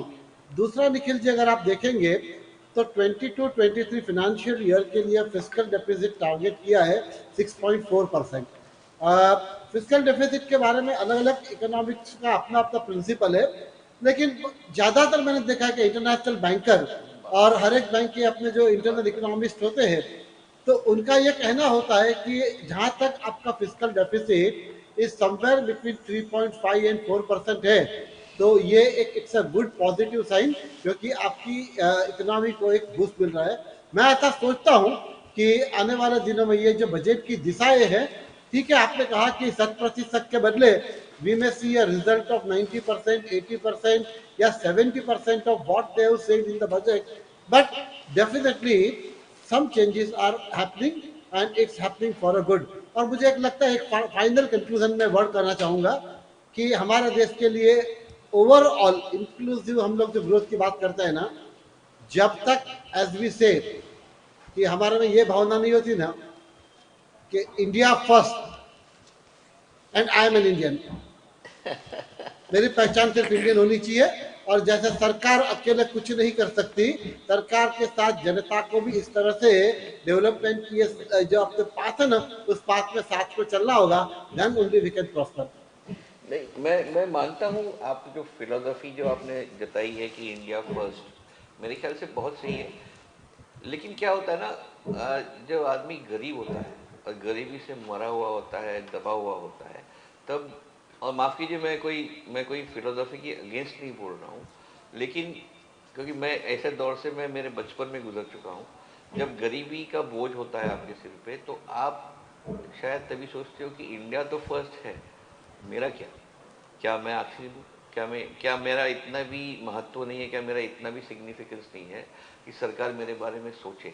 अगर आप ज़्यादा कर नहीं पाते हो तो सोचिए तो सही, बोलिए तो सही कि हम शायद ये करेंगे। अब कहीं ना कहीं कम्युनिकेशन भी इम्पोर्टेंट होता है कि आप जब कुछ कम्युनिकेट करते हैं, आपने इस बार कह दिया कि मैंने किसान के लिए ये किया, ग्रामीण के लिए ये किया, अगर आप कह देते कि हम अगले बजट में हम जानते हैं कि ये दर्द है लेकिन इस बजट में नहीं कर पाए, आगे करेंगे, क्या होता है जो आदमी को दर्द है वो कभी कभी सपना दिखाने से भी दर्द कम हो जाता है, दवाई की ज़रूरत नहीं पड़ती। लेकिन आप सपना भी नहीं दिखाओगे, आप दवाई भी नहीं दोगे, तो उस दर्द की वजह से वो आदमी फिर किलकारेगा और फिर जो रिएक्शन होता है सोसाइटी में, मेरे ख्याल से यहाँ कहीं सरकार का जो कम्युनिकेशन मशीनरी है, इसको it has to come into action and address that part of the population जिसको हमने ध्यान नहीं दिया है, उसके साथ कम्युनिकेट करना ज़रूरी है कि हम समझते हैं कि ये करना है, इस बार नहीं कर पाए, आगे चल के हम इसका ध्यान रखेंगे। मेरे ख्याल से बहुत ही जरूरी होता है। बिल्कुल जरूरी है। कम से कम नहीं कुछ दे तो कम से कम उसका जिक्र तो कर दें। जैसे देखिए अभी आए थे होटलियर अभिजीत जी, उन्होंने बोला कि नहीं कुछ किया, कम से कम होटलियर का, होटल का, इंडस्ट्री का जिक्र तो हुआ। इतना भी बहुत हो जाता है।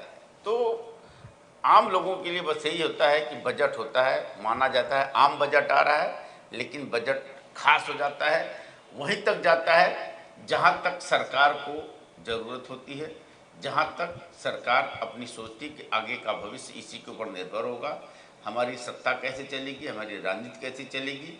भले ही इनडायरेक्ट नहीं बोले, लेकिन डायरेक्ट एजेंडा वही होता है। आम लोग नाराज हैं, महंगाई कम करने का कोई तरीका नहीं, टैक्स पर कोई छूट नहीं, टैक्स के स्लैब में कोई टच ही नहीं हुआ, यह लेकर के आम लोग काफ़ी नाराज हैं। फिलहाल एक छोटा सा विराम बजट पर। अभी भी एक खबर बता दें, मोबाइल फोन सस्ता होगा, ये जो बजट को लेकर के ये 10 बड़ी प्रतिक्रिया है और जो प्रतिक्रिया आई है। और दूसरा जो यूनियन जो टैक्स फाइलिंग की गलती सुधारने के लिए 2 साल तक का समय मिलेगा। पहले अगर हम लोग टैक्स फाइल करते थे, उसमें कोई गलती हो जाती थी तो उसको सुधारने का मौका नहीं मिलता था, उसमें पेनल्टी लगती थी। दूसरा 2022 तक पूरे देश में 5G सेवा शुरू कर दी जाएगी। 5G सेवा बहुत ही स्ट्रांग नेटवर्किंग होगा, उसके जरिए हमारे IT सेक्टर का काम बहुत तेज हो जाएगा। इस साल से ई-पासपोर्ट जारी किए जाएंगे, मतलब अब देश विदेश की यात्रा आसान हो जाएगी, लोगों को पासपोर्ट आसानी से मिल पाएंगे। सभी डाकघरों में ATM की सुविधा होगी। अब यानी कि हर गांव में भी जहां पर लोग कैश नहीं निकाल सकते, शहरों में जाना पड़ता था, बाजार में जाना पड़ता था, अब वो अपने गांव के डाकखाने से ATM से पैसे निकाल सकते हैं। ऑर्गेनिक खेती को बढ़ावा दिया जाएगा, इससे हेल्थ और स्वास्थ्य में सुधार मिलेगा। PM आवास योजना के तहत गरीबों के लिए 80 लाख घर। अब वो 80 लाख कौन होंगे यह नहीं पता, लेकिन सब लोग अपनी गिनती अपने आप को मान करके सरकार को वोट देते रहें। टैक्स छापेमारी में मिला पैसा होगा जब्त, चाहे वो पैसा इलीगल हो, चाहे लीगल हो, चाहे कानूनी हो, चाहे गैर कानूनी हो। छापेमारी में जितने भी पैसे मिलेंगे उस पर उसको जब्त कर लिया जाएगा, उस पर टैक्स लगा के उसको छोड़ा नहीं जाएगा। किसानों, शिक्षा और नौकरियों के विकास पर भी सरकार जोर देगी। बजट में व्यवस्था की गई है। ये रहा बजट का मिला जुला जो पॉइंट है, हमने बता दिया।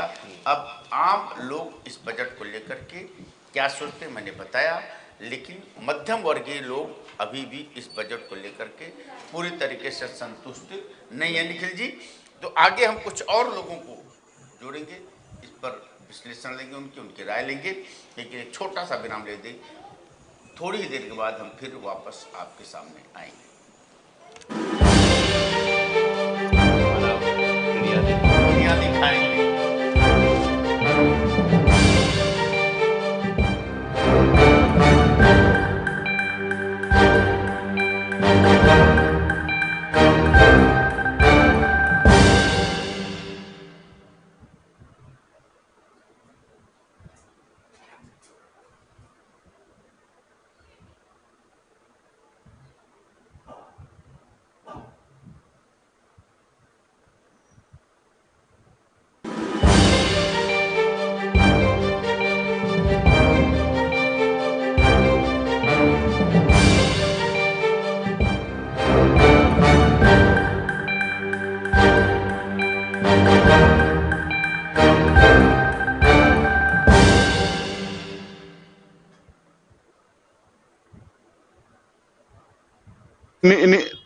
निशा तुम बैठ जाओ ना 2 मिनट।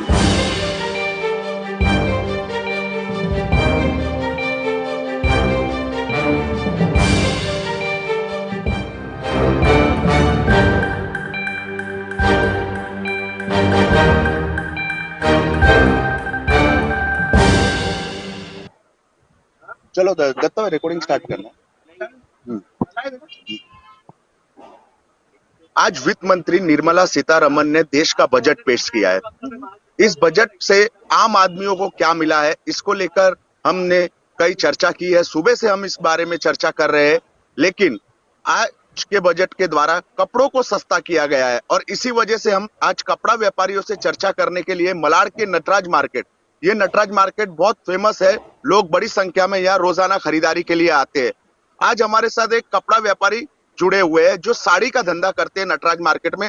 सर, पहले तो आपका नाम बताइए और बजट में कपड़े को सस्ता किया गया है, इस फैसले के, सरकार के इस फैसले को आप कैसे देखते हैं? मेरा नाम विमल रुइया है, मैं देरानी जेठानी साड़ी शॉप से बोल रहा हूँ। कपड़ा बाजार जो सस्ता हुआ है, ये सुनकर एक बहुत बड़ी उम्मीद जगी है, क्योंकि आज ये कोरोना काल का जो 2 साल का जो पीरियड गया है, उसके अंदर अगर सबसे पिछड़ा हुआ इंडस्ट्री देखने को जाओ तो वस्त्रालय है। वस्त्रालय सबसे पिछड़ी हुई इंडस्ट्री हो गई, सबसे ज्यादा कम सेल हुआ और अनएम्प्लॉयमेंट जो इंक्रीज हुआ है वो वस्त्र उद्योग से सबसे ज्यादा हुआ है।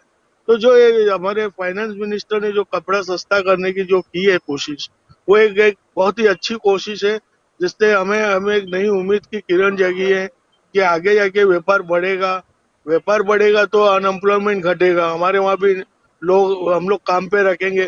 पहले मेरे वहीं 6 आदमी काम करते थे, आज 2 जन काम करते हैं।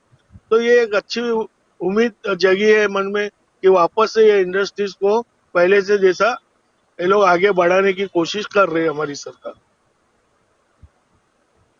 रुइया जी, मेरा आपसे सवाल है सर कि हम कुछ समय से यहाँ पे बैठे, हमने देखा एक भी ग्राहक आपकी दुकान पर नहीं आ रहा है।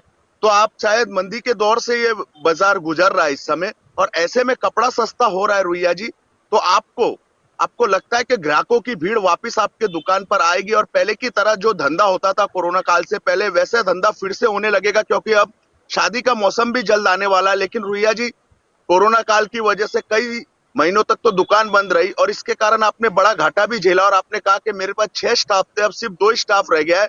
तो क्या कपड़ा सस्ता होने से ग्राहकों की रौनक आपके दुकान पर फिर से लौटेगी रुइया जी, आपको उम्मीद है? हाँ, ऑफकोर्स, क्योंकि ये जो 2 साल के अंदर जो कुछ हुआ है वो घटनाक्रम अभी नहीं होएगा।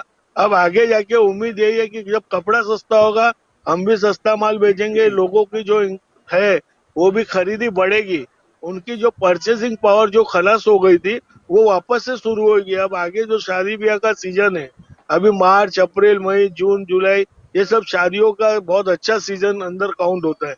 तो इसमें 100% जब सस्ता कपड़ा होगा तो इसका सेल काफी बढ़ेगा। आज ऐसे है कि कुछ लोग ऐसे सोचते हैं कि भाई आज मेरे को 200 रुपए की कोई चीज गिफ्ट करनी है, तो वो नहीं कर पाता है। जो हमारे 300 में बेचते थे, अगर कपड़ा सस्ता हुआ तो उसका भाव कम हो गई, और जो आदमी गिफ्ट करना चाहता है वो आगे जाके 200-250 में वो चीज खरीद के गिफ्ट कर सकता है।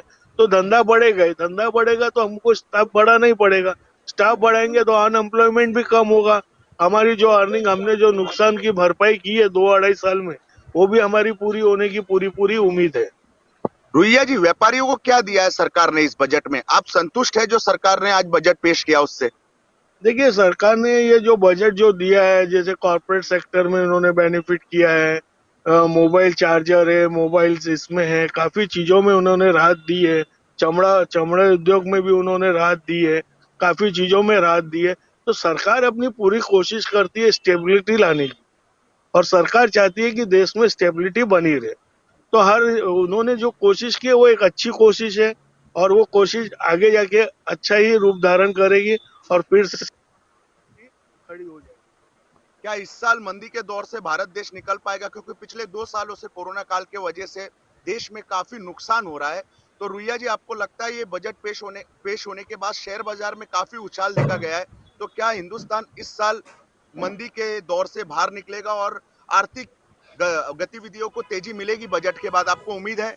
ऑफ कोर्स, क्योंकि जो जो आज सरकार की कोशिश है कि हर चीज में कुछ ना कुछ राहत देना, उसमें राहत देना, तो सरकार खुद चाहती है कि हर जगह से डेवलपमेंट हो, लोगों का हो। तो अभी शेयर बाजार भी अच्छा जाएगा, बढ़ेगा ही, और आगे जाके एक साथ तो नहीं होगा, लेकिन मुझे लगता है कि 50% 70% तक इसको हम टारगेट पूरा कर सकते हैं। जी, बहुत बहुत धन्यवाद रुइया जी। ये थे हमारे साथ रुइया जी, जो एक कपड़ा व्यापारी है। मलाड में इनकी साड़ी की दुकान है, जिन्हें बजट से संतुष्टि है और उन्हें उम्मीद है कि इस बजट से देश के आर्थिक विकास को गति मिलेगी और जो अर्थव्यवस्था जो पटरी से उतर गई है वो वापस से पटरी पर आएगी। मेट्रो मुंबई के लिए मलाड वेस्ट से राजेश सोनी।